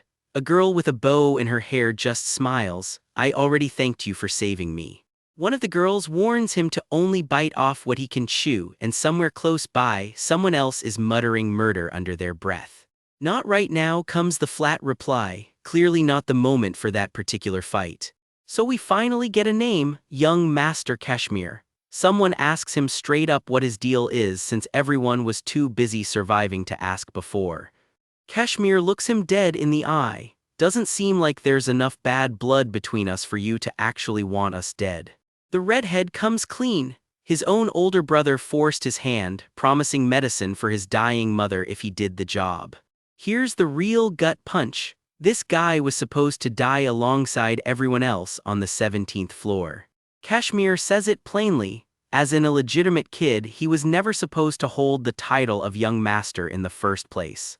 Someone puts it together. People clearly see Kashmir's growing strength as a threat, and this whole destruction demon story has way too many holes to be the full truth. The guest list was no accident either. Juvian, Marissa, and Kashmir, every single one of them out of favor with their own families. The redhead worries Kashmir doesn't know the full story and might feel guilty over it. Kashmir just shrugs it off. It's fine, everyone's got their reasons. Still, the guy insists on owning it. That doesn't change that I put you all in danger, and he apologizes again, properly this time. Nobody says a word for a second. That's the kind of apology that actually lands. Kashmir waves off the apology completely. Forget that, what happens to your mother now? The guy admits he'll have to scrounge up the medicine himself somehow. Then, because this manga can't stay serious for 2 seconds, someone's just gnawing on a giant bone at the table. I'll be rooting for you, young master Kashmir. Someone cheers. Kashmir just nods, thank you. Then the redhead clears his throat and holds something out. Young master, would you take this? It's a Hui Sandan, a legendary cure-all from the most famous medical clan around. Someone's hand freezes mid-reach, completely stunned. That's not the kind of medicine you casually hand over. Wait, twist, it was Kashmir who bought it, playing it off with a casual lie about grabbing it at an auction house. Really, he planned this whole thing out in advance. That should cure your mother, Kashmir says simply. The redhead can't even process it. How could I accept something this precious? Kashmir just brushes it off. I throw money around all the time, just take it. The guy stammers that Kashmir's already given him a pricey antidote for free once before, and this is just too much. He can't wrap his head around it. How does a guy like this even exist, especially after he tried to kill him? His face cracks, all that guilt is finally catching up with him. And yet I've been in his debt since the moment we met, he admits, voice breaking. I don't deserve this, he says. Kashmir smirks. It's not free, obviously. Grant me one favor. Of course, I'd even risk my life for Kashmir. Cuts him right off. Survive, that's the whole favor. Kashmir's advice is dead simple. Whatever life throws at you, just don't crumble. Endure it, survive it, so that one day you can hit back hard at whoever wronged you. Can you promise me that? The redhead asks, dead serious. Kashmir just gives a confident little smile. I'll keep that in mind. The redhead nods back, resolved. I will definitely do that. Under the table, the whole group still gathered close. This bond isn't going anywhere. Night falls over the inn where they're all crashing for the evening. Someone's clearly had one too many, dragging Kashmir along. Come on, one more drink. Turns out the chief butler was really the only one drinking. Thanks to that chief butler's antics, the whole dark mage family party ends up stuck staying the night at the inn. Cue some classic drunk guy chaos, stumbling straight into doors and walls. Kashmir, arms crossed, just asks flatly, "Aren't you going to sleep?" Someone grins, "It's been a while since it was just the two of us." Kashmir just raises an eyebrow, and "Let's spar," Kashmir suggests. "No, please just go to sleep already," comes the panicked reply. Later alone, someone paces a dark hallway, lost in thought. Standing still in the shadows, they let the night's events sink in. Guess all that's left now is getting home safe, he thinks. And with his mother's medicine sorted, Kashmir doesn't have to bow and scrape like he used to. Elsewhere, someone watches Kashmir, Juvian, and Marissa train hard, thinking coldly, "Build your strength, because you're all going to be my weapons when the real destruction comes." Anyway, the glass lake awaits. Back with Kashmir, he rubs his neck, already annoyed. Those Union creeps are definitely coming to dig into his past next. But for now, he trails off, too drained to worry about it yet. He decides to rest up. He's burned through way too much mana today. And just like that, he faceplants straight into bed, completely wiped out. The room goes quiet and dark as he drifts off to sleep. But outside his window, something red and wrong starts creeping up the building. And just like that, a hooded intruder is already standing right over his bed. Green eyes glint from under that hood. Whoever she is, she's not here to say hello. Idreen freezes the second word reaches her, eyes wide under that hood like she already knows this is about to get messy.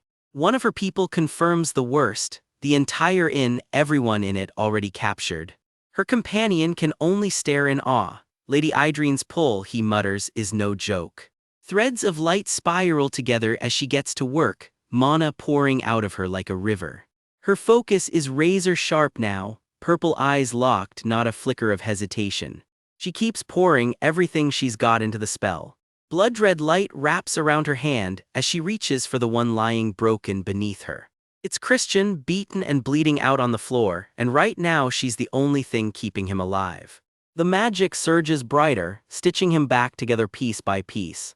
A thread of crimson light sinks into him, and slowly the color starts coming back to his face. He's out cold but stable, for now that's enough. Her companion can't hide his shock. Sharing her own mana with an outsider, he wants to know why she'd go this far. Simple, she says, they need the dark mage family's muscle if they're going to survive whatever's coming for them.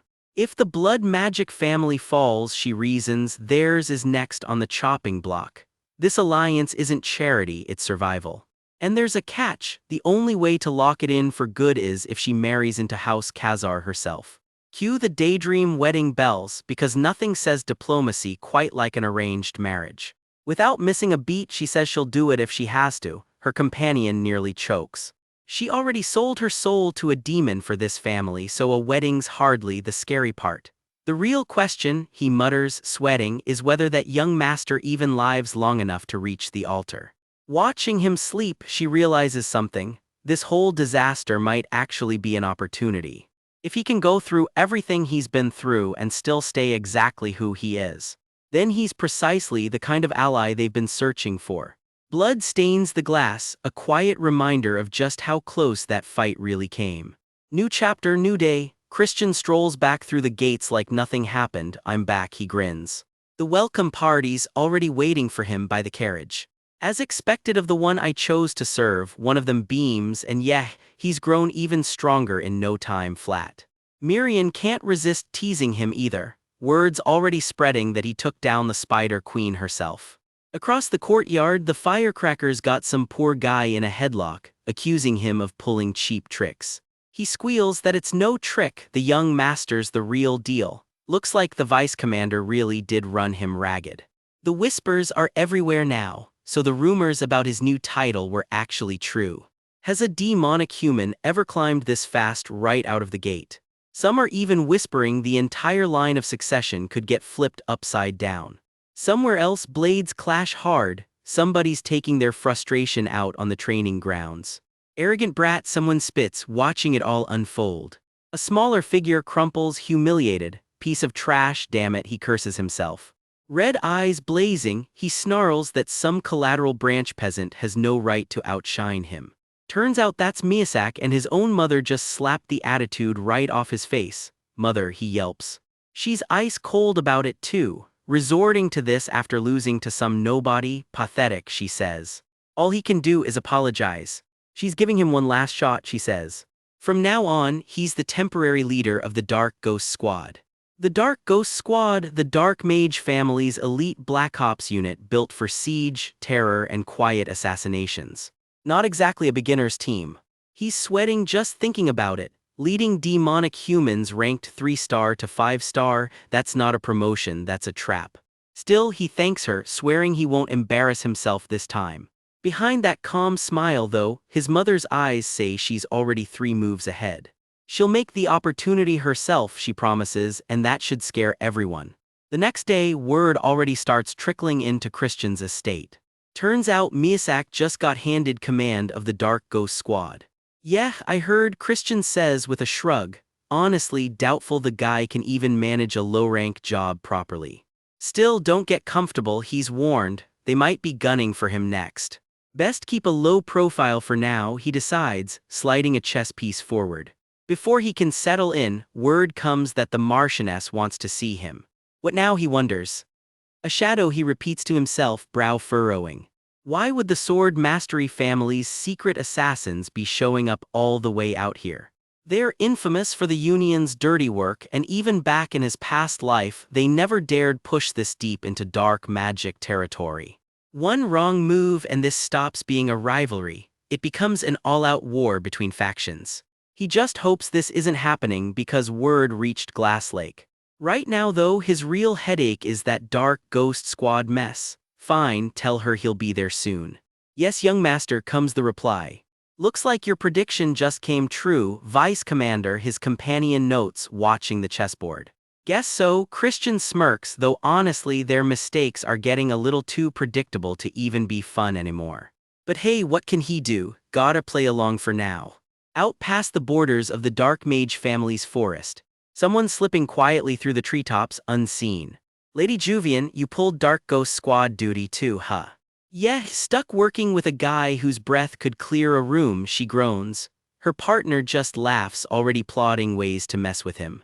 Got a plan? Someone asks, eyeing the squad's tracking device. They're definitely using it for tomorrow's hunt, so why not sabotage it early? Christian just grins, the device glowing faintly in his palm. Oh, he says, this'll be fun. Turns out the Growler knows exactly where the Dark Ghost Squad keeps its warehouse too. He's probably combing all the wrong spots right now, Christian figures, somewhere out there Miyazaki's yelling into the trees, demanding the shadow show itself. Christian meanwhile stays sharp and focused. The plan's simple, find the target fast, knock them out, then take Miyazaki and his whole squad down with them. Someone else is already moving in the dark, wondering just who's hunting them now. The real plan is uglier than it looks. Pin the whole bloody mess on the shadow and let someone else walk away with the credit. Too amateurish, Christian mutters, unimpressed. He spots it right away, a leaf bent just a little too perfectly, a marker planted on purpose. Evan actually taught him this trick once, misdirection, the kind shadows used to shake off trackers. Which means the real target is hiding in the exact opposite direction, southeast. Sure enough, he finds him, wounded. Must have gotten hurt sneaking across the border, which explains how the Dark Mage family caught him in the first place. Christian closes in, dead calm, eyes locked on his target. He grabs him by the collar, and the shadow freezes. Up close, battered coat and all, the truth is finally staring him in the face. Something's building, and it's about to go loud.